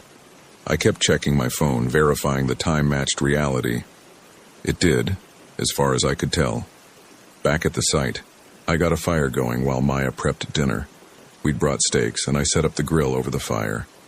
The smell of cooking meat filled the air as darkness crept through the trees. This is good, Maya said, sitting in her camping chair with a glass of wine. This is what we needed. I agreed, but I couldn't shake a vague unease that had settled over me. Something about losing those hours bothered me more than I wanted to admit. We ate dinner, cleaned up, sat by the fire as it burned down to coals. Maya leaned against me, her head on my shoulder. Above us, the stars were stunning. more than I'd ever seen in Houston. The Milky Way stretched across the sky like a smear of light. "I don't want to go back," Maya said quietly. "To Houston. To everything. Work, bills, stress. I just want to stay here. We have 5 more days. I know, but it won't be enough." Around 10:30 we went inside. Maya took her medication. She'd been on Lexapro for the past year for anxiety, and brushed her teeth. I checked that everything outside was secure, that the fire was completely out. "You coming to bed?" she called from the bedroom. "Yeah, give me a minute." I stood at the door of the RV looking out at the darkness between the trees. The forest was alive with sounds, insects, wind, the distant call of what might have been an owl. But underneath those sounds, or maybe woven between them, was a quality of silence that felt heavy, expectant. I shook off the feeling and went inside, locking the door behind me. Maya was already under the covers. I climbed in beside her, set my phone alarm for 7 a.m. and turned off the light. "Good night," she murmured. "Night." I lay there in the dark, listening to her breathing even out as she fell asleep. My own sleep was slower to come. I kept thinking about those lost hours, trying to remember any dreams I might have had, any sense of time passing, but there was nothing. Just going to sleep and then waking up with 6 hours missing in between. Eventually, exhaustion pulled me under. When I opened my eyes, it was dark. Not morning dark, but full night dark. I fumbled for my phone. 3:23 a.m. I frowned at the screen. Why was I awake? I didn't need to use the bathroom, wasn't thirsty. My heart was racing, though. That feeling you get when you wake from a nightmare you can't quite remember. Beside me, Maya was still asleep, her back to me. I watched her shoulder rise and fall with her breathing. Everything seemed fine. I set my phone back on the nightstand and tried to get comfortable again. That's when I heard it, a sound from outside, faint but distinct. Footsteps on gravel. I held my breath, listening. There it was again. Crunch, crunch, crunch. Someone walking around the RV. My first thought was that it was probably just another camper, maybe walking to the bathhouse. But the nearest occupied site was 50 yards away, and these footsteps were right outside our RV. The steps stopped. Silence for maybe 30 seconds. Then they started again, moving from the passenger side toward the front of the RV. I eased out of bed, careful not to wake Maya. The RV had curtains over all the windows, but I pulled one aside just enough to peek out. The clearing was dark, lit only by starlight. I couldn't see anyone. But even as I watched, I heard the footsteps again, now near the driver's side. I moved to that window, looked out. Nothing, just trees and shadows. The footsteps stopped. Then, after a long moment, they started again, moving away from the RV, toward the trees. I stood there for several minutes waiting to see if they'd come back. They didn't. Eventually, my heart rate slowed, and I convinced myself it had been an animal. A deer or raccoon, maybe. The sounds had probably been distorted by the RV's walls. I went back to bed, checked my phone. 3:41 a.m. I closed my eyes and tried to sleep. "Ethan! Ethan!" Maya's voice pulled me back to consciousness. I opened my eyes to find her standing over me, still in her pajamas, her face tight with confusion. "What time do you think it is?" she asked. I grabbed my phone. The screen showed 2:15 p.m. "No," I said. "No, that can't be right." "It is." I checked every clock. "Ethan, we lost another 6 hours." I sat up. My head felt stuffed with cotton, my body heavy. I woke up at 3:30. I heard something outside and... "What do you mean you woke up?" "Last night, this morning, whatever. I woke up around 3:30, heard footsteps outside. I looked but didn't see anything." Maya stared at me. "I didn't hear you get up. You were asleep. I was only up for maybe 20 minutes. Ethan, if you woke up at 3:30 and it's now after 2 in the afternoon, that means we both slept for another 10 hours after that." The math was simple, but my brain refused to accept it. I'd been awake at 3:41 a.m. I'd checked my phone. I'd gotten back into bed. Had I really fallen asleep for another 10 hours without waking up, without my alarm going off? I checked my phone. The alarm was set for 7:00 a.m., but just like yesterday, there was no record of it going off or being dismissed. It was just not active. "This is really weird," Maya said.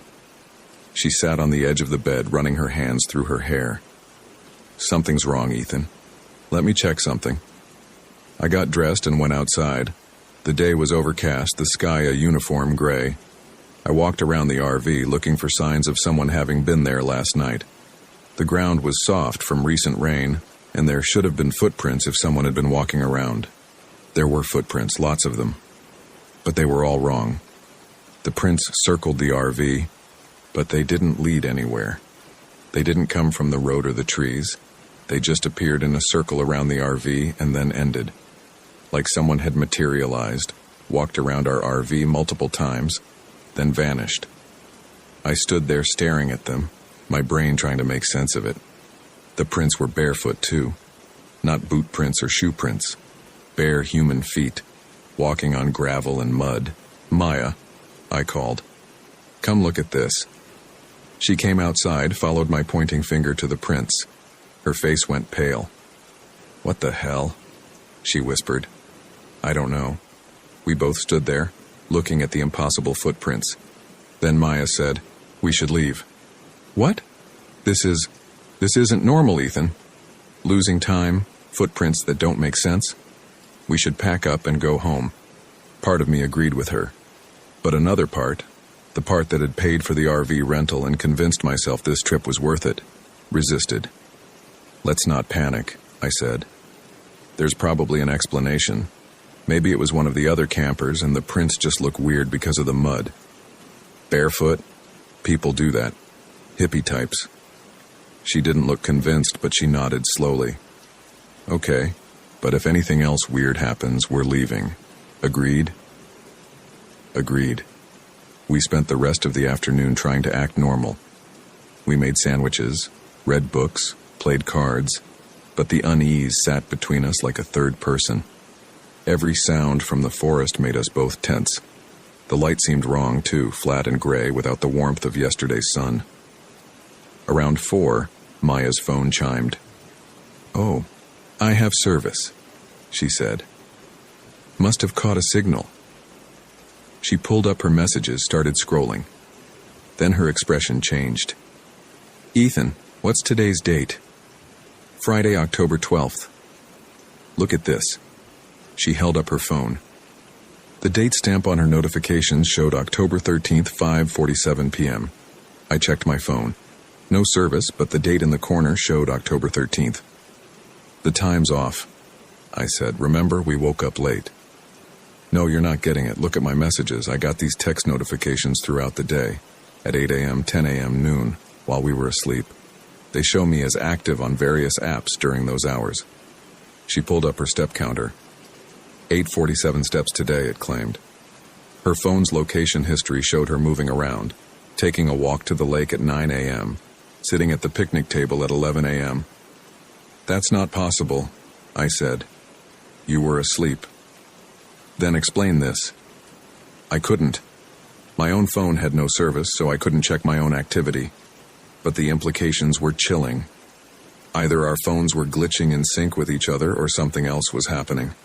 Something I didn't want to think about. "Maybe we're sick," Maya said. "Carbon monoxide poisoning or something, making us sleep and lose time." "The RV has detectors. They'd have gone off." "Then what? What's happening to us?" I didn't have an answer. We sat in the gathering darkness, neither of us wanting to voice what we were both thinking, that we needed to leave now before we lost more time. But by then the sun was setting, and the idea of navigating that dark, winding forest road in the RV felt more dangerous than staying put. "We'll leave first thing tomorrow," I said. "I'll set multiple alarms. We'll leave at dawn, no matter what." Maya nodded, but I could see the fear in her eyes. We didn't cook dinner. Neither of us had an appetite. We locked the RV, checked the locks twice, and sat inside as darkness fell completely. Around 8, Maya took her medication. She sat on the couch, staring at nothing. "I keep thinking about those footprints," she said. "Try not to. They didn't go anywhere, Ethan. They just were there." "I know. What if—" She stopped. "What? What if it's us? What if we're sleepwalking or something and that's why we can't remember?" It was as good an explanation as any. I wanted to believe it, but the footprints had been too small for my feet, and Maya's feet were different from the prints too. "Maybe," I said anyway. We went to bed at 9, both of us exhausted but wired with anxiety. I set 5 different alarms on my phone, all between 5 and 6 a.m. Maya did the same. "We're getting out of here tomorrow," she said as I turned off the light. "Absolutely." I held her hand in the darkness. Her palm was sweaty, her grip tight.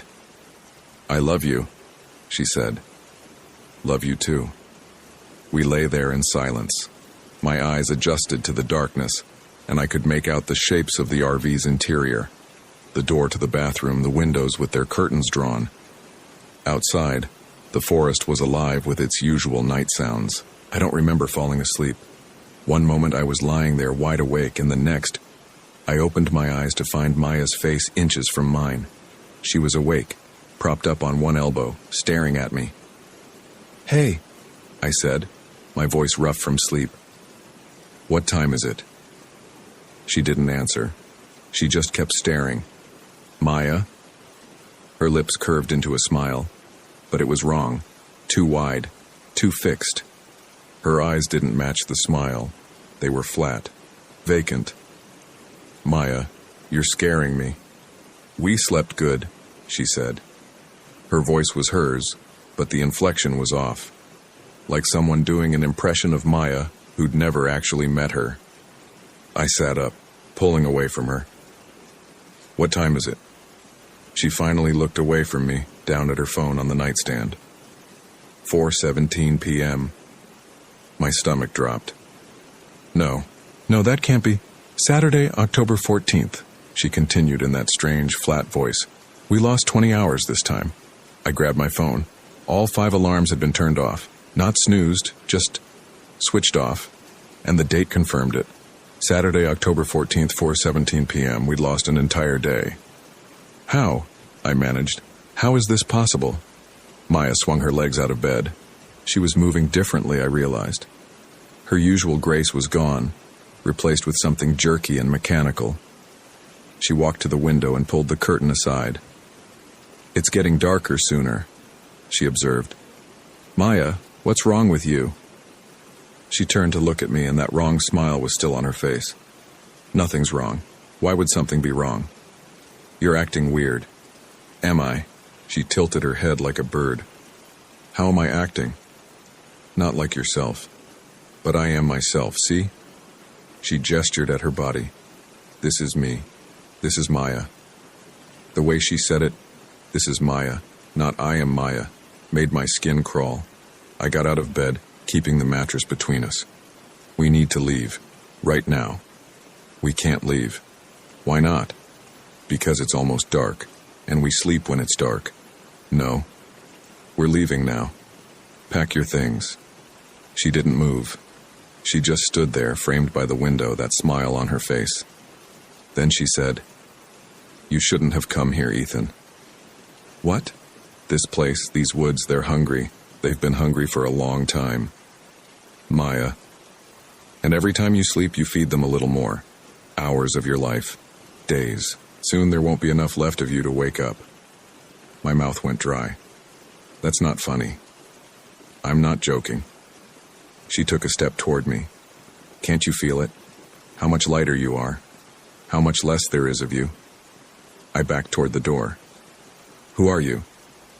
"I told you. I'm Maya." Another step. "You're Maya. Don't you recognize me?" Everything about her appearance was right. Her face, her hair, her body. But whatever was behind her eyes wasn't my girlfriend.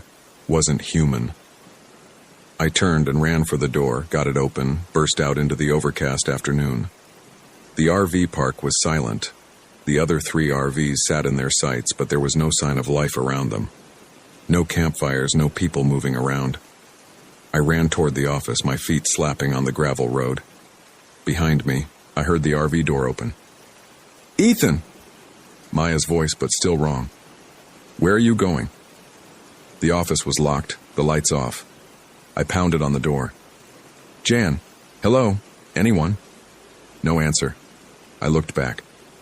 Maya was walking toward me, taking her time. That smile never wavered. I ran past the office toward the park entrance. My car keys were back in the RV, along with my wallet and everything else. But if I could just get to the main road, flag someone down. The entrance gate was closed. Not just closed, padlocked with a heavy chain. I grabbed the gate, shook it. Solid. No way through. And the fence on either side extended into the thick forest, topped with barbed wire. "We're closed, Maya said from behind me. "Didn't you see the sign?" I spun around. She was maybe 20 feet away, still approaching with that measured pace. "What did you do with her?" I demanded. "Where's Maya?" "I am Maya." "No, you're not." She stopped walking. The smile faded. "You're right. I'm not. Not entirely. Maya is still in here, but she's sleeping so deeply.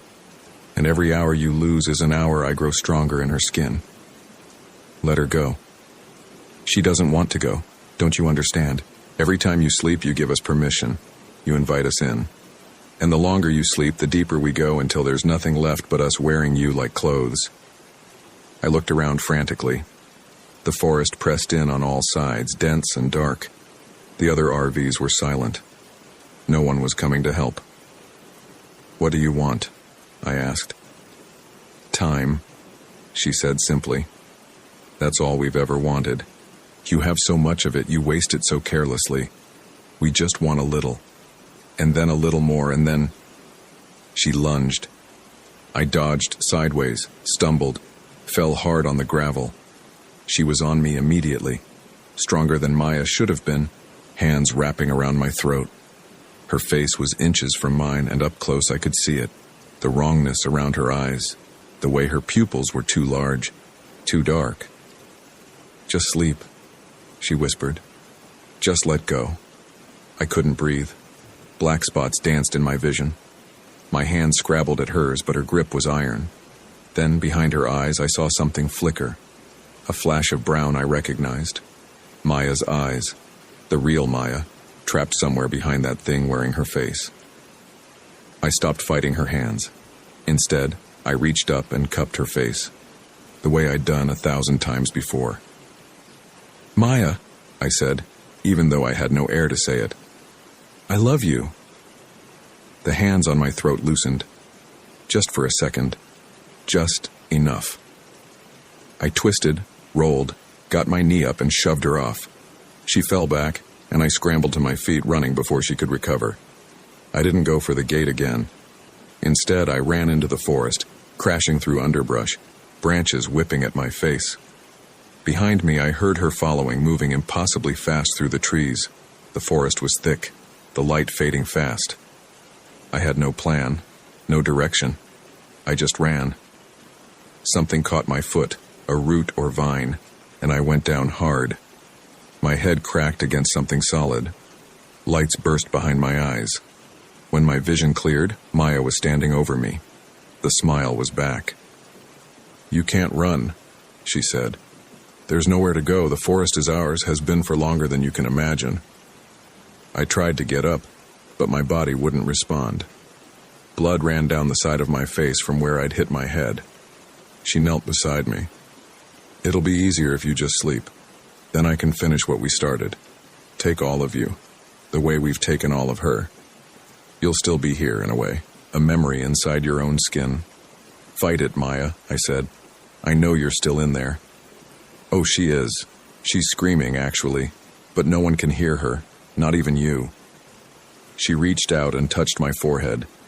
The moment her fingers made contact, I felt it, a pulling sensation like something trying to drag me down into darkness, into sleep. I fought it, but I was so tired. We'd lost so many hours, so much time. How much of me was even left? "That's it," she whispered. "Just let go." My eyes started to close. Then I heard it, a voice from deeper in the forest. "Ethan? Ethan, where are you?" Maya's, the thing wearing Maya's face, head snapped up. The voice was Maya's voice, the real one, not the flat imitation. "That's not possible," it said. The voice came again. "Ethan, I can't find you." The grip on my forehead loosened. I opened my eyes to see confusion on her face, then fear. "No," it said. "No, you're inside. You're sleeping. You can't... Ethan!" Closer now. I could hear footsteps, branches breaking. The thing wearing Maya's body stood up, backing away from me. "This isn't right. You're supposed to be sleeping. We took you."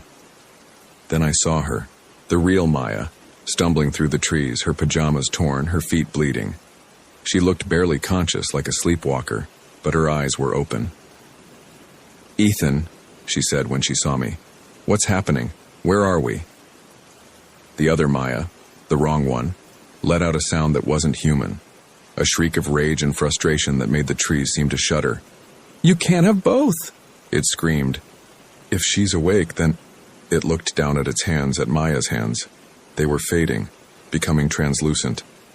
I could see the trees through them. "No," it said again. "No, we were so close to taking it all." Maya, the real Maya, collapsed beside me. I reached for her with arms that could barely move. Our fingers touched. The fake Maya was dissolving now, its form breaking apart like smoke. Through its fading body I could see the forest, and beyond that something else. Something vast and hungry and patient, made of darkness and time itself. "We'll wait," it said, its voice echoing from everywhere and nowhere. "You'll sleep again. You have to sleep, and when you do, we'll be there. We'll always be there." Then it was gone. I don't know how long we lay there on the forest floor. Minutes, maybe. Hours. Time felt broken, unreliable. Eventually, I managed to sit up. Maya was unconscious but breathing. I picked her up. She felt impossibly light, and carried her through the trees. I didn't know which direction I was going, but it didn't matter. I just kept walking. I don't remember finding the road. The police report says a truck driver spotted us stumbling along Highway 1 to 19 around midnight. He called for an ambulance. Maya woke up in the hospital 3 days later. She didn't remember anything after taking her medication that first night. The doctor said it was trauma, that her mind had blocked it out. My story didn't match anyone else's. Jan, the park manager, said we'd only been there one night, that we'd checked out Saturday morning and seemed fine. The other campers said they'd never seen us. The RV rental company confirmed we'd returned the vehicle on Saturday afternoon, only a day and a half after we'd picked it up. But the calendar on my phone, my computer, Maya's activity logs, they all showed we'd lost 3 days. 3 days that everyone else said never happened. The police investigated. They found no evidence of carbon monoxide, no drugs in our systems, no sign of anyone else at the campsite. They concluded we'd experienced some kind of shared delusion, possibly brought on by exhaustion. Maya's family blamed me, said I'd taken her somewhere dangerous, let something happen to her. We broke up 2 months later. She moved back to Dallas. Last I heard, she was seeing a therapist who specializes in trauma. I stayed in Houston, got a new job, one that doesn't require as much screen time. I see my own therapist twice a week. I take medication to help me sleep, but I fight it. I try to stay awake as long as I can, because I still lose time. Not as much as we did in the forest. Just an hour here, 2 hours there. But it's getting worse. Last week I lost 4 hours. I went to bed at midnight and woke up at 7 a.m., even though my clock showed I'd only been asleep for 3 hours. Sometimes when I'm falling asleep, I feel it. That pulling sensation. Something trying to drag me down deeper than I should go. Something hungry, patient, eternal. And sometimes, in the split second before I lose consciousness, I see her. Maya, but not Maya. Standing at the foot of my bed, smiling that wrong smile. Waiting. I've thought about going back to Kisachi Forest, trying to find Valentine Lake RV Park again, see if I can get answers. But I'm afraid that if I go back, I'll sleep and never wake up, that whatever's taking my time will take all of it. So I'm writing this instead, documenting what happened while I still remember, while I'm still me. If you're reading this, if you're planning to go camping somewhere remote, pay attention to your time. Set alarms. Wake up when you're supposed to. Because there are things in the deep woods, in the places where civilization ends, that feed on time. Your time. They take it hour by hour, day by day, until there's nothing left of you but a skin suit for something else to wear. Every time you sleep, you give them a chance. And they are patient. They can wait forever. But you can't. I keep checking my watch, obsessively, making sure the hours are passing at the right rate, that I'm not losing time. It's 2:47 p.m. right now as I write this.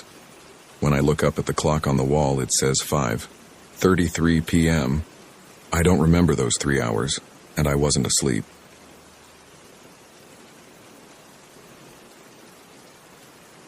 My name is Brian Foster. I need to write this down while I still remember it clearly, before the details start to blur the way memories do. This happened 3 weeks ago in Ocala National Forest, and I'm still trying to make sense of it. Marcus had been pestering me about this trip for months.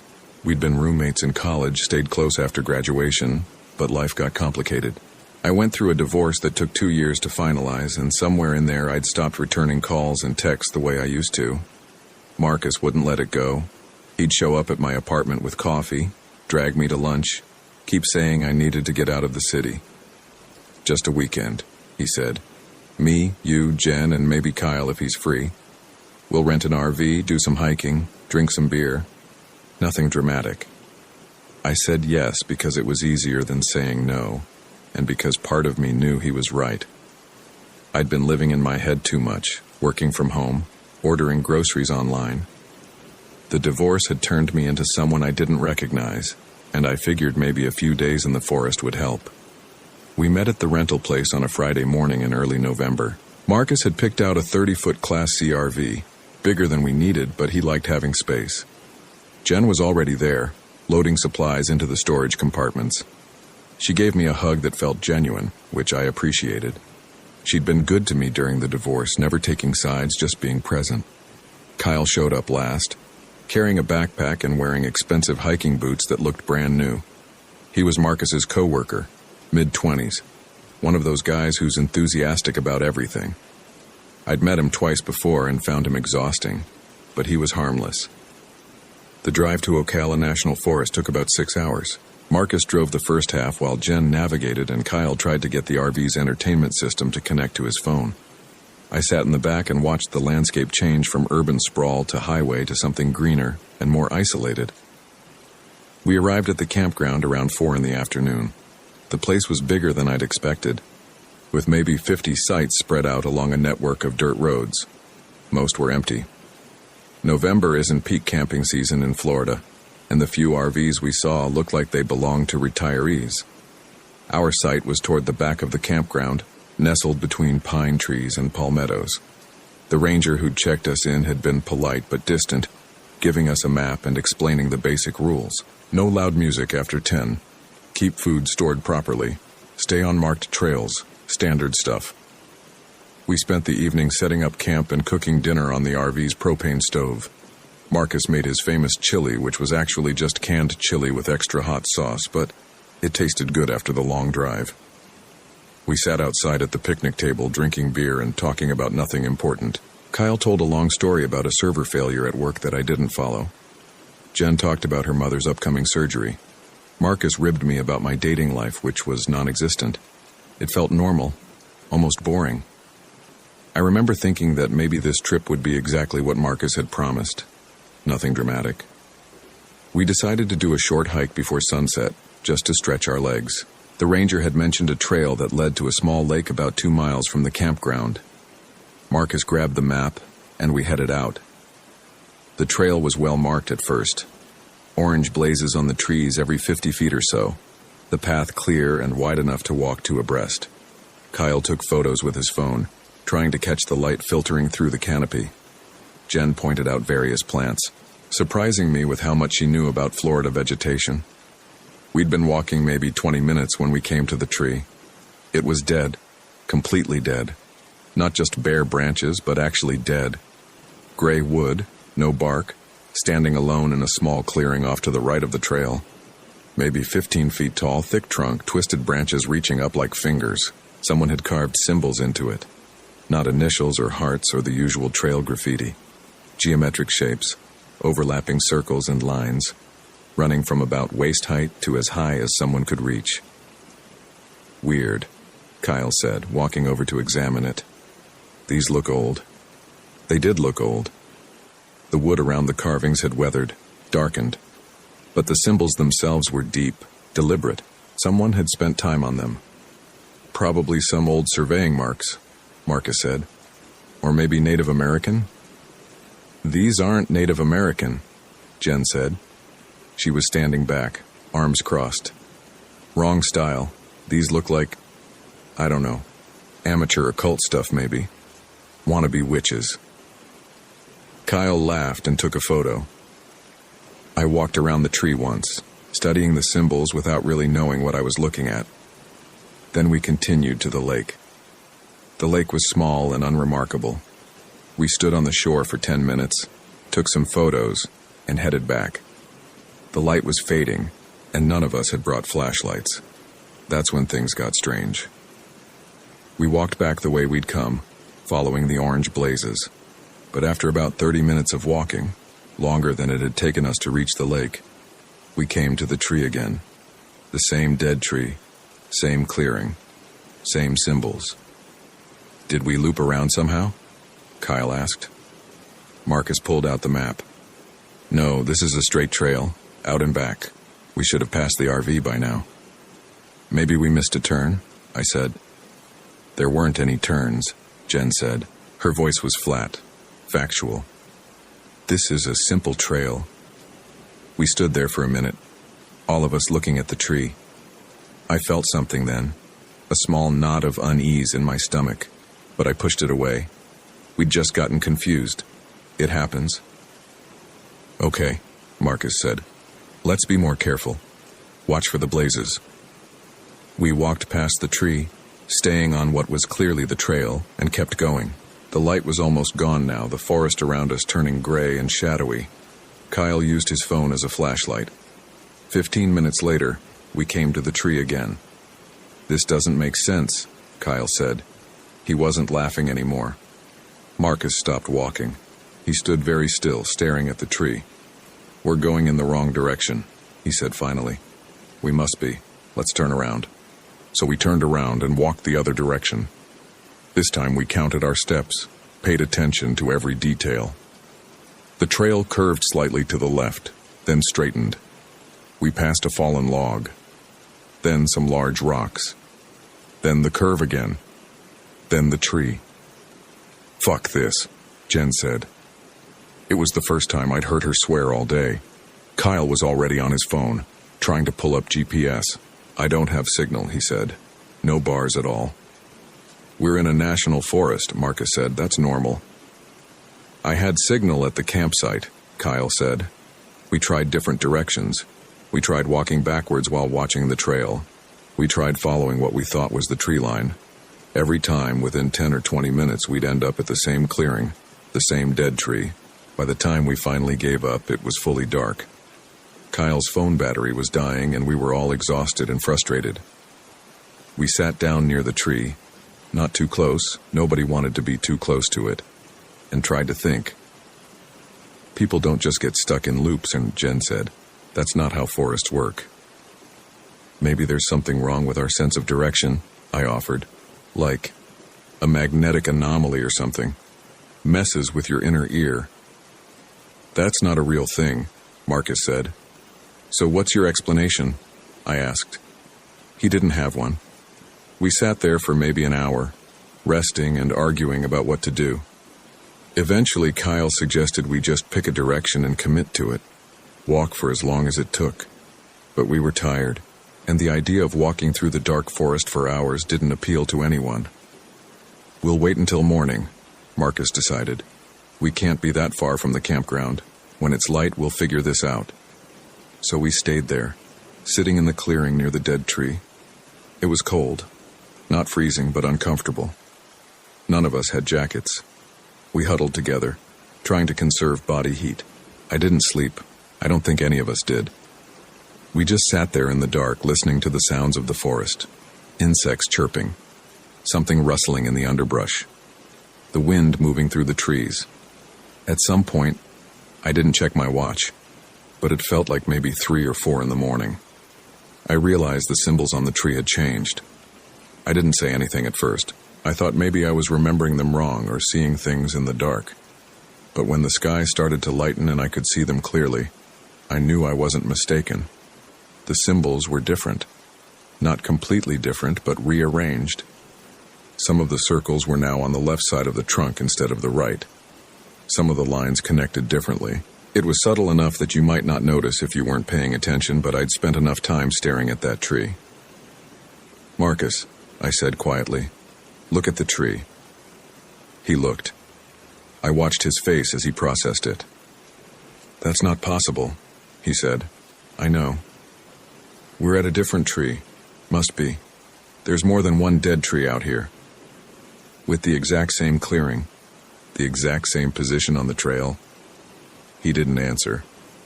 Jen woke up then, stiff and uncomfortable. Kyle had fallen asleep leaning against her, and she pushed him off gently. He mumbled something and opened his eyes. "It's morning," Jen said. "Let's get out of here." We walked.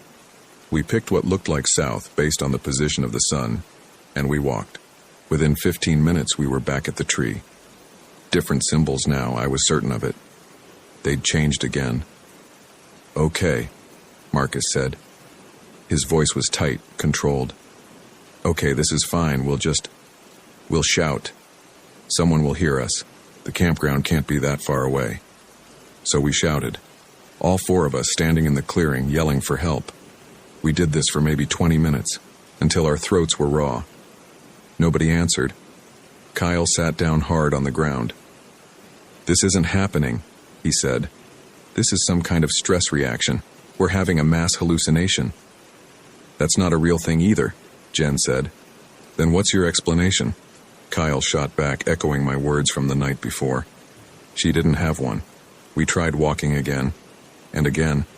Same result. By midday we were back in the clearing, exhausted and dehydrated and starting to panic. The tree's symbols had changed twice more. I'd stopped pointing it out because it didn't matter. Nothing mattered except getting back to the RV. "We need water," Jen said. "We're not thinking clearly." She was right. My head hurt and my mouth felt like sandpaper. We'd brought nothing with us on what was supposed to be a simple sunset hike.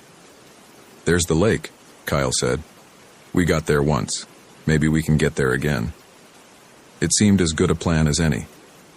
We walked, and this time, maybe because we wanted to reach the lake instead of the campground, we actually made progress. 20 minutes later, we were standing at the shore, drinking water we'd cupped in our hands and knew we probably shouldn't drink but didn't care. "We'll follow the shore," Marcus said. "Lakes don't loop. If we keep the water on our left and just walk, we'll eventually get somewhere different." It made sense. We walked along the shore, stepping over roots and rocks, staying close to the water. The lake was bigger than I'd remembered from the day before. We walked for what felt like hours, and the shore never changed. Same trees, same shallow water, same muddy banks. And then we came to the trailhead, the same spot where we'd stood yesterday taking photos. The orange blazes on the trees, the small sign marking the path back to the campground. "No," Kyle said. "No, we walked away from this, we walked the opposite direction." But there it was. We stood there, all of us staring at the trailhead, trying to understand how we'd ended up back where we started. "Fine," Marcus said. "Fine. We'll take the trail. We'll go back to the campground. This is what we wanted anyway." So we took the trail. We walked carefully, staying together.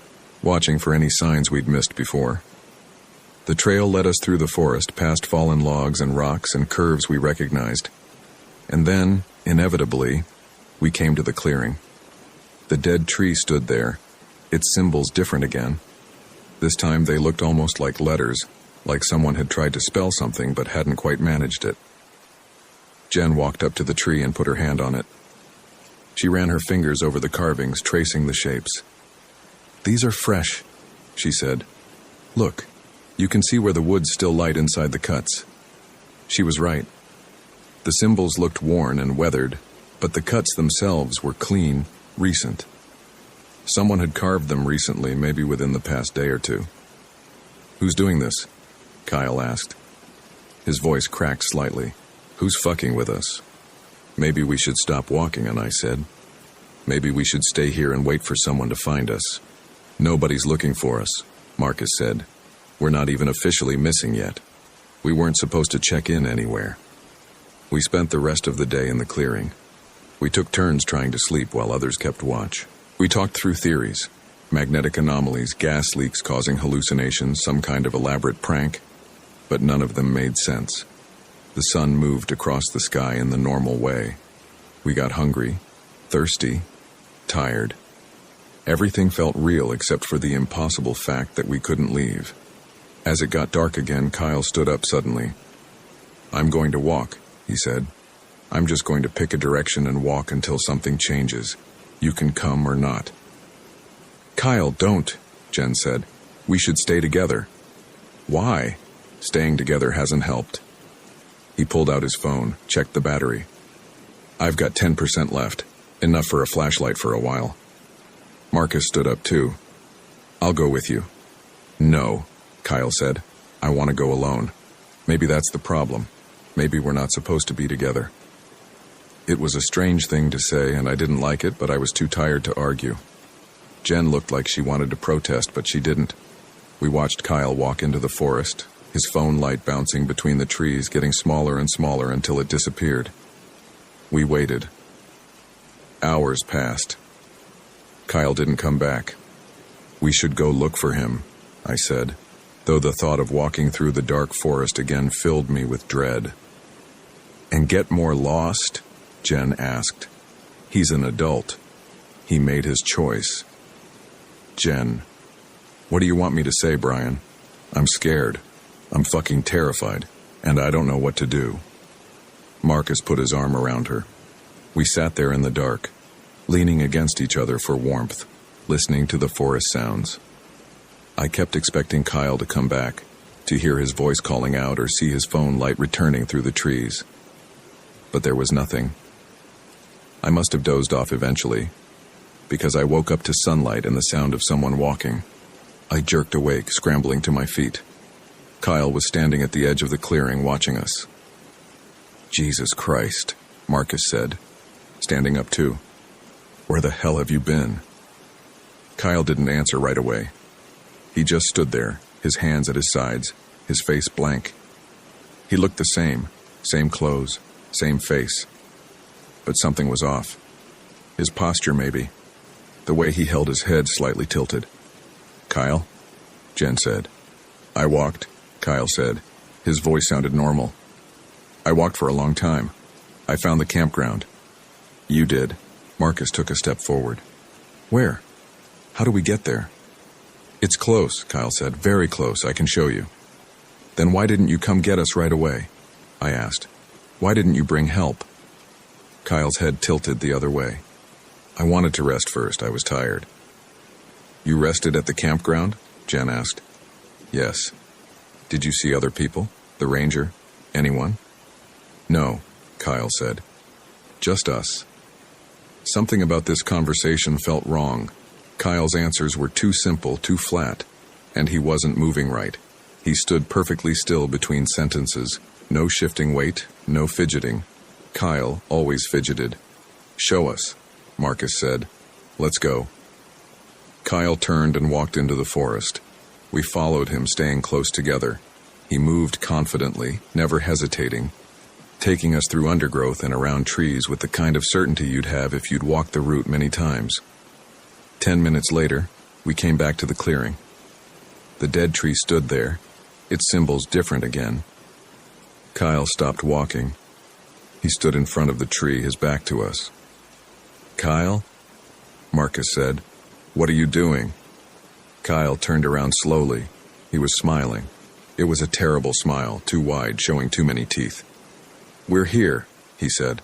"This is where we're supposed to be." "No," Jen said, backing up. "No, something's wrong with you." "Nothing's wrong," Kyle said. "I just understand now. The tree wants us here. It's been trying to show us." "The tree doesn't want anything," Marcus said. "It's a tree." "Kyle, you're not making sense. Did you hit your head or something?" Kyle took a step toward us. His movements were jerky now, unnatural. "You'll understand soon, too. Once you stop fighting it. Once you let it in." I grabbed Marcus's arm. "We need to go," I said quietly. "Now." "I'm not leaving him," Marcus said. "That's not Kyle anymore," Jen said. She was already backing away, moving toward the trail. "Look at him. Really look at him." I looked. Kyle's eyes were wrong.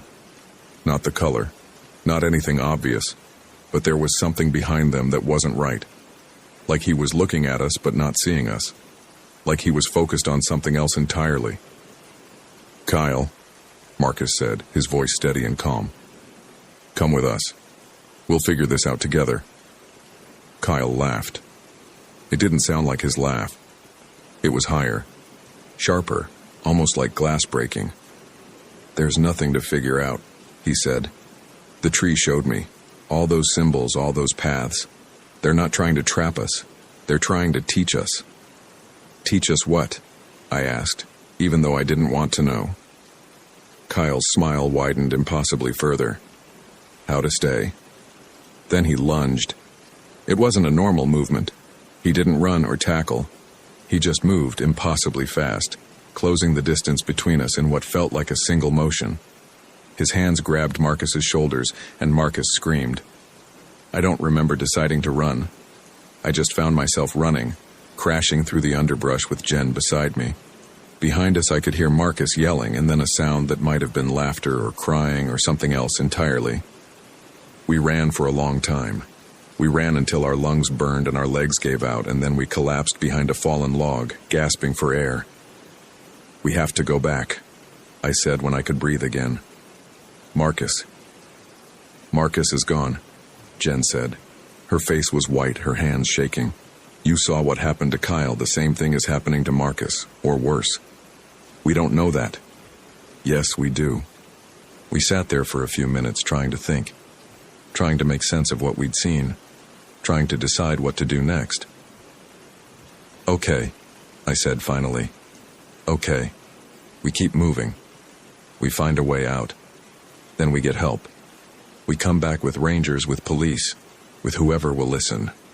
Jen nodded. We stood up and started walking again, more carefully this time. We tried to move in a straight line, tried to pay attention to landmarks. We saw the same trees, the same clearings, the same fallen logs, but we didn't see the dead tree. For hours we didn't see it. We walked until the sun started to set, and I began to think maybe we'd actually broken free. Maybe whatever had trapped us was specific to that clearing, and now that we'd left it behind, we could find our way out. Then Jen grabbed my arm. "Listen," she said. I stopped. At first I didn't hear anything unusual, just the normal forest sounds, birds, insects, wind. But then I heard it. Someone singing. It was Kyle's voice. I recognized it immediately. He was singing something I didn't recognize, words that didn't sound like English, a melody that rose and fell in ways that made my head hurt. "We need to move," Jen said. We moved, trying to be quiet, trying to put distance between us and that voice, but it followed us. Sometimes it sounded closer, sometimes farther away, but it never stopped. Kyle, or whatever Kyle had become, was tracking us. Night fell, and we kept moving. We held hands so we wouldn't get separated in the dark. We stumbled over roots and rocks, scratched our arms on branches, but we didn't stop. The singing continued, sometimes so close I could have sworn he was right behind us. sometimes so distant it seemed to come from everywhere at once. And then, just when I thought we couldn't walk anymore, we saw lights ahead. Real lights. Electric lights. The campground, Jen said. Oh God, we made it. We ran toward the lights, crashing through the last bit of forest, and we did reach a campground. But it wasn't our campground. The RVs were old, rusted. The paths were overgrown. Everything looked abandoned, like no one had been here in years. This isn't right, I said. It doesn't matter, Jen said. There's a road. Look. She pointed and I saw it. A dirt road leading away from the campground. Roads lead somewhere. We follow it. So we followed it. We walked down the dirt road in the dark, hoping each turn would bring us to a highway to civilization to help. The road curved and twisted, and after what felt like miles but might have been less, it led us to a clearing. The dead tree stood in the center of it. Different symbols now covering every inch of the trunk. And standing next to the tree, waiting for us, was Kyle. Behind him was Marcus, or what was left of Marcus. He stood the same way Kyle did, perfectly still, head tilted at that unnatural angle. His clothes were torn, and there was blood on his hands. Welcome back, Kyle said. We've been waiting. Jen broke. She just broke. She fell to her knees, sobbing, her hands over her face. I wanted to run again, but there was nowhere to go. We'd tried running. We'd tried everything. What do you want? I asked. My voice came out steadier than I felt. The tree wants you to understand, Kyle said. The symbols are a map of paths that loop back on themselves, a map of how to stay in the spaces between spaces. That doesn't mean anything, and I said. It means everything, and Marcus said. His voice was exactly like Kyle's now, that same flat tone. The tree has been here longer than the forest. It remembers when this place was somewhere else. It remembers all the people who've tried to leave and couldn't, all the people who learned to stay. We don't want to stay, I said. You don't have a choice, Kyle said. None of us do. Once the tree finds you, once it shows you the paths, you're part of it. You're part of the pattern. Kyle and Marcus moved closer, not walking, just moving, that same impossible speed from before. I grabbed Jen, tried to pull her up, but she wouldn't move. She just knelt there, sobbing, broken. I'm sorry, I said to her. I'm so sorry. And then Kyle and Marcus were on us. I don't remember much after that. I remember pain. I remember my own voice screaming. I remember Jen's screams cutting off suddenly. Too suddenly. I remember hands that were too strong, fingers that dug too deep. I remember being dragged, the ground scraping against my back. I remember being propped up against the tree, the symbols pressing into my spine. And then I remember understanding. The symbols weren't random. They were instructions. They were a code, a language, a map of how to move through the forest in ways that defied normal space. They showed you how to loop back, how to find the spaces where reality bent, how to trap yourself and others in the patterns. The tree had been carved by people like me, people who'd gotten lost, people who'd found the clearing and couldn't leave. Each person added more symbols, more paths, more loops. The tree was growing, not physically but conceptually, expanding its reach through the forest, creating more and more impossible paths. And now, I was part of it. Now I understood. I came back to myself slowly. I was sitting against the tree, my hands resting on my knees. Jen was next to me, sitting in exactly the same position. Kyle and Marcus stood in front of us, watching, waiting. Do you understand now? Kyle asked. Yeah, I heard myself say. I understand. And I did. I understood how to read the symbols. I understood how to walk the paths that led nowhere and everywhere. I understood that the forest had always been like this, that we'd simply been the latest to discover it. What do we do now? Marcus asked. We wait, I said. We wait for others to come. We show them the tree. We teach them to stay. So that's what we do. We wait in the clearing, the four of us, watching the symbols change and grow. Sometimes we hear voices in the distance, hikers calling out for help. Sometimes we see lights moving through the trees. And when they get close enough, we go to them. We tell them we can help. We offer to show them the way. And we bring them back to the tree. I'm writing this during one of the moments when I can still think clearly, when the tree's influence loosens just slightly. These moments are getting rarer. Most of the time I feel nothing but a cold contentment, a sense of purpose that doesn't feel like my own. But right now, in this moment, I remember who I was. I remember Marcus pestering me about the trip. I remember Jen hugging me at the rental place. I remember thinking this would be nothing dramatic. If you're reading this, I don't know how you found it. Maybe I managed to send it somehow, in one of these brief windows of clarity. Maybe you found my phone in the forest, though I don't remember having it with me. It doesn't matter. What matters is this. If you're planning to visit Ocala National Forest, if you're going to hike the trails near the campground, stay on the marked paths. Don't follow anyone who offers to show you a shortcut. Don't go near any dead trees with symbols carved into them. And if you find yourself walking in circles, if you keep coming back to the same clearing no matter which direction you go, don't try to understand the symbols. Don't let them teach you. Don't stay. Run. Keep running. Run until your legs give out, until your heart pounds so hard you think it'll burst, until you can't possibly run anymore. And then run some more. Because the alternative is understanding. And once you understand, once the tree shows you the paths, you'll never leave. I can feel the clarity fading now. The symbols are calling to me again, pulling my thoughts back into their patterns.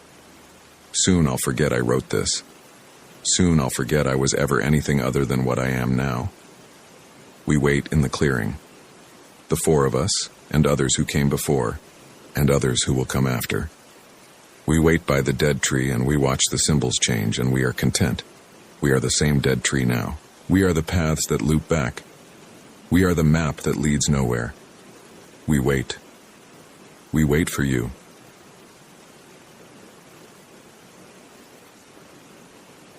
My name is Chris Turner. What happened to me at Palo Duro Canyon in Texas happened in September of 2023. And I'm writing this down because I need to get it out. I need someone to know. Not because I think anyone will believe me, but because if I don't tell someone, I think I'll lose what's left of my mind. I'm 36 years old. I work in data analysis for an insurance company in Dallas. My marriage ended in March of that year. No dramatic reason. We just stopped working. Sarah moved out, took the dog, and I kept the apartment and the couch we'd bought together at IKEA. By September, I was tired of looking at that couch every night. Tired of the same walls, tired of the routine of work and microwave dinners and Netflix until I fell asleep. So I rented an RV, a 24-foot Class C from a place off I-35. The guy who ran the rental place was probably in his 60s, had a belly that hung over his belt, and spent 20 minutes showing me how everything worked. The shower, the propane, the electrical hookups, the black water tank. I nodded through all of it, took his photocopied instruction sheet, and drove off on a Friday afternoon with no real plan except to get away. I chose Palo Duro Canyon because I'd never been. It's the second largest canyon system in the United States, which I only knew because I'd Googled camping near Dallas and it came up. About 6 hours from where I lived. Far enough to feel like I'd gone somewhere. The website showed pictures of red rock formations and juniper trees and wide open sky. It looked empty. That was what I wanted. I got there around sunset. The canyon is near Amarillo, set in the middle of flat Texas prairie that suddenly drops away into this massive gash in the earth. You don't see it until you're almost on top of it. I paid the entrance fee at the ranger station, a woman in her 50s who barely looked at me, and drove down into the canyon on a winding road that descended about 800 feet. The RV park was at the bottom, about a dozen sites, most of them empty. It was a Friday in September, not peak season. The weather was warm but not hot. I backed into site number 7, which was at the far end, away from the few other RVs and the bathhouse. I hooked up the electricity and water following the photocopied instructions, and then I sat in one of the folding chairs outside and opened a beer. It was quiet. The kind of quiet that city people don't really understand. No traffic, no sirens, no neighbors' televisions through thin walls. Just wind moving through the canyon and the occasional call of a bird I couldn't identify. The canyon walls rose up on both sides, maybe 300 feet high at that point, red and orange in the fading light. I sat there for an hour, drinking beer and not thinking about Sarah or the apartment or anything else. That first night was fine. I made a sandwich for dinner, watched part of a movie on my laptop until the battery got low and went to bed around 10. The RV bed was smaller than I was used to, and the mattress was thin, but I was tired from the drive. I fell asleep quickly. I woke up sometime in the middle of the night. I don't know exactly when. I didn't check my phone. It was dark in the RV, completely dark, the kind of dark you only get when there are no streetlights or houses nearby. I lay there for a minute trying to figure out what had woken me up. Then I heard it. A voice. Distant, echoing off the canyon walls. It sounded like someone calling out. I couldn't make out the words, but it had that quality of urgency, like someone was lost or hurt. I got up, went to the window, and looked out. I couldn't see anything. Just darkness and the faint outline of the canyon walls against the stars. I stood there for a few minutes, listening. The voice came again, faint and far away. It sounded like it was coming from deeper in the canyon, somewhere to the west. I thought about going outside to check, but then I thought about how dark it was and how I didn't know the area. People get lost in canyons all the time. If someone was out there calling for help, they'd probably already called the rangers. I got back in bed. I didn't sleep well the rest of the night. Every time I started to drift off, I'd hear that voice again, or think I did. By the time morning came, I'd convinced myself it had been an animal. Coyotes can sound almost human sometimes. I'd read that somewhere. Saturday morning was clear and warm. I made coffee on the RV's 2-burner stove and ate a granola bar for breakfast. There were a few other campers around by then, an older couple in a massive motorhome 2 sites over, a family with kids in a smaller trailer near the entrance. I nodded at the older couple when I walked past on my way to the bathhouse. They nodded back. I decided to go hiking. The canyon has about 30 miles of trails, and I picked one that the map at the trailhead said was moderate difficulty. About 5 miles round trip, going deeper into the canyon and looping back. I packed a backpack with water bottles, sunscreen, my phone, and some trail mix. I left around 9 in the morning. The trail started out easy, mostly flat, following a dry creek bed. The canyon walls were steep on both sides, layered in bands of red and brown and white. Juniper trees and mesquite scattered around. It was pretty in a harsh way, the kind of landscape that doesn't care if you're there or not. I passed a few other hikers going the opposite direction in the first mile. We did that thing where you say morning or nice day and keep walking. After about 45 minutes, I hadn't seen anyone else. The trail started climbing, switchbacks up the side of the canyon wall. It was steeper than I'd expected. I stopped a few times to drink water and catch my breath. I reached the top of the ridge around 11. The view was worth it. You could see for miles across the canyon floor, all the way to the other side. I took a photo on my phone, sent it to my brother in Austin with the caption, "Better than the office." He texted back a thumbs-up emoji. That's when I heard it the first time. My own voice, calling for help. I need to be clear about this. It wasn't someone who sounded like me. It wasn't an echo of something I'd said. It was my voice, my exact voice, with my inflection and my vocal patterns, coming from somewhere deeper in the canyon, calling out, "Help! Somebody help me!" I froze, stood there on that ridge with my phone in my hand and listened. It came again, fainter now, from somewhere below me and to the west, where the canyon branched off into a side gorge. "Hello?" I called out. My voice echoed off the rock walls. Echo, echo, echo. But that other voice didn't respond. I waited. Nothing. I looked at the trail map on my phone. The path I was on looped back to the trailhead from here, but there was another trail, unmarked on my map, that seemed to branch off toward where I'd heard the voice. Just a faint line of disturbed earth between the rocks. I want to be clear about my thinking at that moment. I'm not an idiot. I know that following strange voices into canyons is how people end up on search and rescue reports, but it was my voice. That's what got me. If it had been anyone else's voice, any other sound, I would have turned around and hiked back. But hearing yourself calling for help does something to you. It creates this obligation, this weird responsibility to yourself. I started down the unmarked trail. It was rougher than the main path. More rock scrambling, less clear where the trail even was. I had to use my hands in places to climb down between boulders. The canyon walls got steeper, closed in on both sides. The temperature dropped as I got deeper. The sun couldn't reach this far down. I called out again. Hello? Where are you? Nothing. Just my echo bouncing back. I checked my phone. Still had signal, 2 bars. The time was 11:47 a.m. I took a screenshot of my map, showing my location, just in case. You hear about people getting lost in places like this. I didn't want to be that person. The side canyon twisted and turned. I followed it for maybe 20 minutes, calling out every few minutes. No response. I was about to turn back when I saw something ahead. A flash of color against the red rock. Blue fabric. I climbed over another pile of boulders and found it. A backpack. Blue and gray, expensive looking, the kind serious hikers use. It was sitting upright against a rock like someone had carefully placed it there. Not dropped or thrown. Placed. I looked around. No one. The canyon was empty except for me and the backpack. I walked closer. The pack was covered in dust like it had been there a while. Weeks, maybe. I called out again. Hello? Anyone here? My echo came back. Then, from somewhere ahead, deeper in the canyon, help. My voice again. Definitely my voice. I picked up the backpack. It was heavy. I unzipped the main compartment and looked inside. There was a water bottle, half full, a first aid kit, a rain jacket, a guidebook to Palo Duro Canyon, and a wallet. I opened the wallet.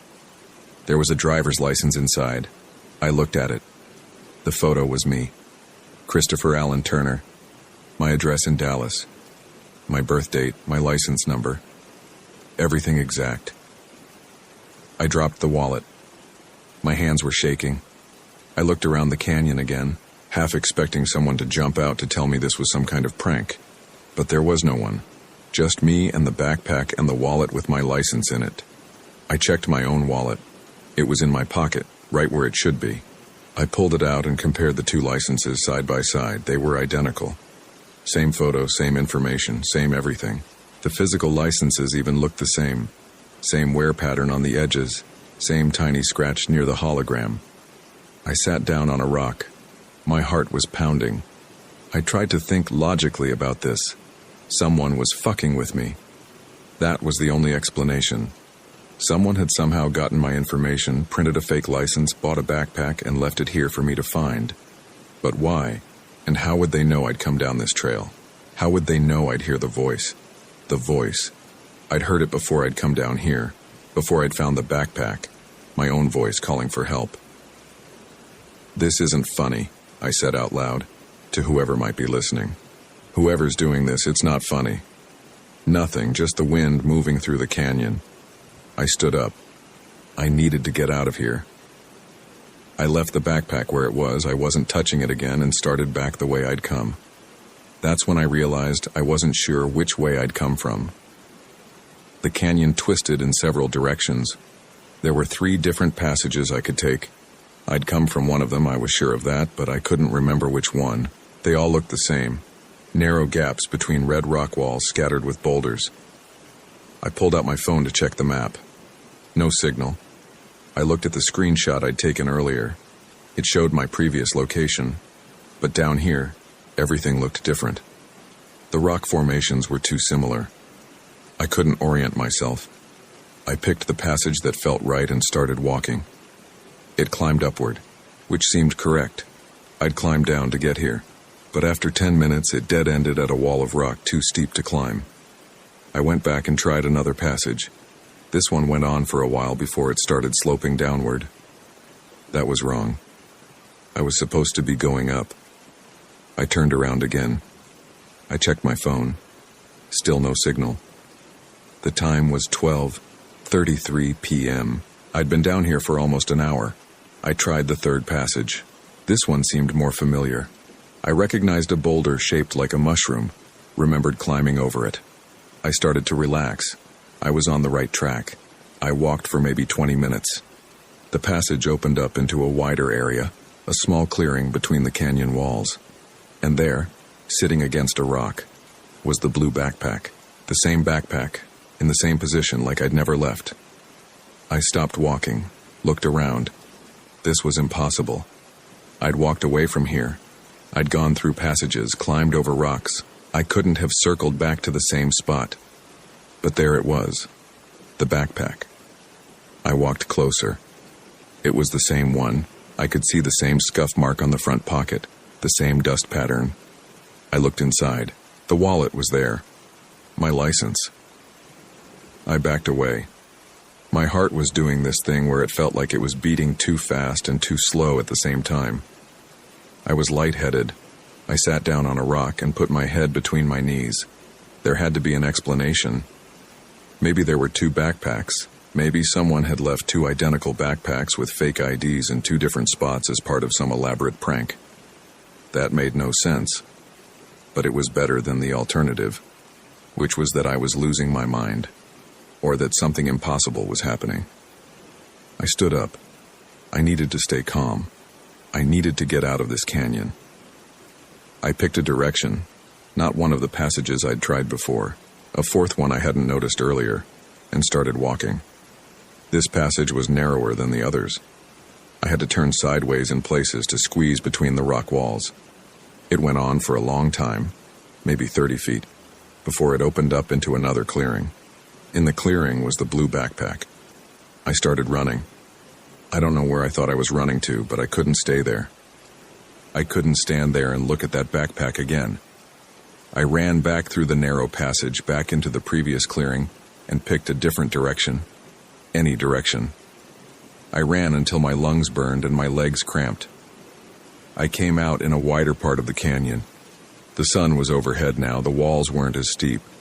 I could see the sky. I stopped running and bent over, trying to catch my breath. When I stood up, I saw someone. A hiker. A man. He was maybe 50 yards away, sitting on a rock, facing away from me. He was wearing jeans and a gray t-shirt and a baseball cap. He wasn't moving. "Hey," I called out. My voice cracked. "Hey, excuse me." The man didn't turn around, didn't react at all. I walked toward him. "I'm sorry to bother you, but I'm a little lost. Do you know the way back to the main trail?" Still nothing. I got closer. I could see that he was sitting very still, unnaturally still. People don't sit that still. They shift their weight, adjust their position, move their head. This man was like a statue. I walked around to see his face. It was me. Same face, same build, same everything. Wearing clothes I didn't own. I'd never seen that gray t-shirt before, didn't own a baseball cap like that, but it was my face. The man sitting on the rock had my exact face. His eyes were open. He was staring straight ahead, not blinking, not breathing. I waved my hand in front of his face, nothing, no reaction. He just sat there staring. I backed away. I turned and ran again. I didn't care what direction anymore, I just ran. I don't know how long I ran. Time felt weird, like it was stretching and compressing at the same time. The sun seemed to move too fast across the sky. Shadows changed. I'd look at my phone, and it would say 1:15 p.m. Then I'd look again, and it would say 11:52 a.m. Then 2:47 p.m. Nothing made sense. I heard the voice again. My voice. Closer now. "Help me. Please. Someone help me." I stopped running. I stood in the middle of the canyon and screamed. "I'm right here. I'm trying to help. Where are you?" The echo came back. Then silence. Then, from directly ahead, "I can't find my way out." I walked toward the voice. I came around a bend and saw another clearing. In the clearing was a figure. Standing this time. Facing away from me. Same height as me. Same build. Wearing the clothes I was wearing. jeans, a blue button-down shirt, hiking boots. "Hey," I said quietly. My voice barely worked. The figure didn't move. I walked closer. Are you me?" The figure turned around. It was my face, but something was wrong with it. The features were right. My nose, my eyes, my mouth, but they were arranged slightly wrong. Like someone had looked at a photo of me and tried to recreate my face from memory, and got it 95% right, but not quite all the way. The eyes were a little too far apart. The mouth was a little too wide. It smiled at me. The smile was too big. Too many teeth. "Help me," it said in my voice. "I can't find my way out." I ran. Again, I didn't look back. I don't remember much of the next part. I remember climbing. I remember my hands bleeding from grabbing rocks. I remember the sun beating down. I remember being thirsty, but my water bottles were empty. I remember checking my phone over and over, but the time kept changing and I had no signal, and the map showed me in places I couldn't possibly be. I remember finding the trail, the main trail, the one I'd started on. I remember recognizing the switchbacks, the view across the canyon. I remember thinking I was safe. I got back to the trailhead around, I don't know what time. My phone said 4:47 p.m. That seemed right. The sun was lower. Evening was coming. There were other people in the parking lot. The older couple I'd seen that morning. A family loading kids into an SUV. Normal people doing normal things. I wanted to run up to them and tell them what had happened. But what would I say? That I'd seen myself sitting on a rock? That I'd found my own backpack with my own ID in it? They'd think I'd had heat stroke. Maybe I had. Maybe that's what it was. I got back to my RV. Site number 7. Everything looked the same as I'd left it. I went inside and drank about a liter of water straight from the jug. I sat on the bed and tried to calm down. My hands were still shaking. I checked my phone. It had signal now. I pulled up a browser and Googled, "Hearing your own voice, Palo Duro Canyon." Nothing relevant came up. I tried doppelganger Palo Duro. Still nothing. Strange experiences, Palo Duro Canyon. That brought up a few results. A forum post from 2019 about someone who'd gotten lost on a trail and heard voices. A blog post about local legends. Nothing about seeing yourself or finding your own belongings. I sat there until it got dark. I didn't want to go outside. I made a peanut butter sandwich for dinner but could barely eat it. I kept thinking about that figure, the one with the wrong face, the too wide smile. Around 8 o'clock, someone knocked on my RV door. I froze, didn't move, didn't breathe. Another knock. "Hello? Anyone home?" A woman's voice, not mine. I relaxed a little. I opened the door. It was a ranger. 40s, short hair, uniform. She had a flashlight even though it wasn't quite dark yet. "Evening," she said. "Sorry to bother you. We're checking with all the campers. Did you happen to see anyone on the trails today who seemed lost or in distress?" "No," I said. "Then, why?" "We got a report from another hiker. They said they heard someone calling for help from one of the side canyons this afternoon. We sent a team out to check but didn't find anyone. Just wanted to make sure all our registered campers were accounted for." "What time was this?" I asked. She checked a notepad. "Call came in around 2:30. The hiker said they heard it while on the ridge trail. That was around the time I'd been down in the side canyon, hearing my own voice." "Did the hiker say what the voice sounded like?" I asked. The ranger looked at me strangely. "Just that it sounded like someone in distress." "Why?" "No reason," I said. "I didn't see anyone. I was hiking this morning but came back around 4 or 5. She nodded. "All right. Well, if you hear anything tonight, give us a call. Emergency number is posted at the bathhouse." She started to walk away, then turned back. "Oh, and one more thing. If you're planning to hike tomorrow, maybe stick to the main trails. Some of the side canyons can be tricky. We had a hiker go missing back in 2018. Never found him. His backpack turned up a few months later, but that was it." "What kind of backpack?" I asked. My throat was dry again. "Blue and gray, I think. Why?" "No reason," I said. Thanks for the warning. She left. I closed the door and locked it. Then I checked it twice to make sure it was locked. I didn't sleep that night. I tried. I lay in bed with my phone next to me, the screen facing up so the light would fill the RV. But every time I closed my eyes, I saw that figure with the wrong face. Heard my own voice calling for help. Around midnight, I heard something outside. Footsteps. Someone walking around my RV. Slow, deliberate steps. They circled the RV once, then stopped at the door. A knock. "Help me," said my voice from outside. "I can't find my way out." I didn't answer. I lay there in bed, not moving, barely breathing. The knock came again. "Please," said my voice. "It's dark. I'm scared." I stayed silent. After a few minutes, the footsteps walked away. I checked the window. Nothing out there.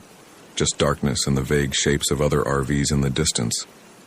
The voice came again, farther away now. From the direction of the canyon. "Help me. Someone help me."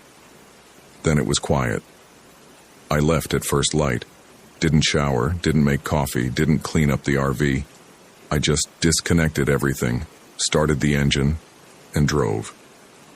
Up out of the canyon, past the ranger station, back onto the highway toward Dallas. I returned the RV that afternoon. The guy who ran the rental place asked how my trip was. I told him it was fine. He didn't seem to notice how badly my hands were shaking when I signed the return paperwork. I went back to my apartment, went back to work on Monday, told my coworkers I'd had a nice, quiet weekend camping, told my brother it was good to get away, told Sarah when she texted asking how I was doing that I was fine, but I'm not fine. Because 3 days after I got back, I got a phone call. Unknown number. I almost didn't answer, but something made me pick up. "Hello?" Silence on the other end.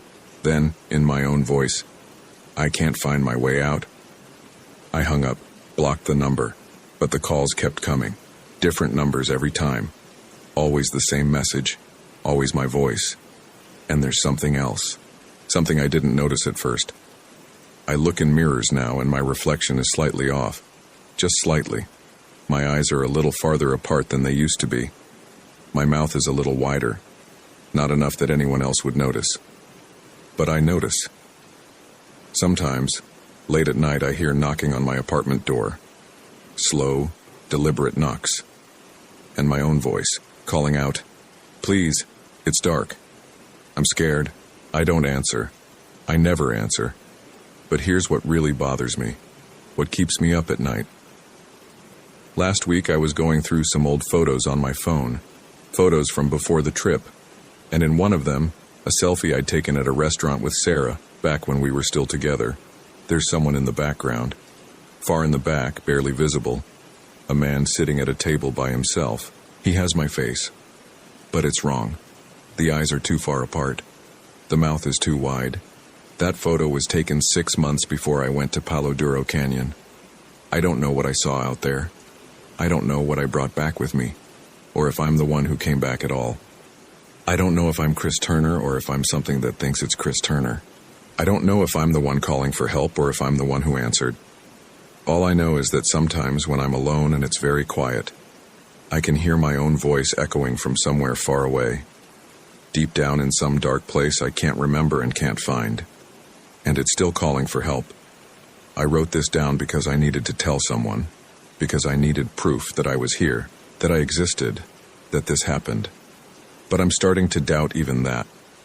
I'm starting to think maybe I never left that canyon. Maybe I'm still down there, wandering in circles, calling out for help that will never come. Or maybe I got out. Maybe I'm sitting in my apartment right now typing this. Maybe I'm Chris Turner and everything is fine. But then why do I remember staying in that canyon? Why do I remember sitting on a rock waiting, unable to move? Why do I remember seeing myself walk past, seeing the fear in my own eyes, wanting to warn myself but not being able to speak? I don't know which version is real. I don't know which one I am. And I don't think I ever will. Sometimes I think about going back, driving to Palo Duro, hiking down into that side canyon, finding that backpack, finding out what's really down there, finding out what I really am. But I'm afraid. I'm afraid that if I go back, I'll find myself sitting there, waiting, with eyes that are slightly too far apart and a mouth that's slightly too wide. Or worse, I'm afraid I'll find myself there and it will be the real me, the original, and I'll have to accept that I'm the copy, the echo, the thing that crawled out of that canyon wearing Chris Turner's face. I'm afraid of learning the truth. So I stay here, in this apartment, with doors that lock and lights that work and mirrors that show me a reflection that gets a little wronger every day. And at night, when it's quiet, I listen for the voice. My voice, calling from somewhere deep and dark and far away. Sometimes I want to answer. Sometimes I want to call back, to let myself know that someone heard, that someone is listening. But I never do, because I'm afraid that if I answer, something will answer back. And I'm afraid it will sound exactly like me. This is Chris Turner. This is my story. This is what happened to me at Palo Duro Canyon in September of 2023. Or at least, that's what I remember. But memory is a strange thing down in the dark, and echoes can lie. I don't know if I'm the echo or the original voice. I don't know if anyone will read this or believe it. I don't know if it even matters. All I know is that sometimes late at night my phone rings. Unknown numbers I never answer.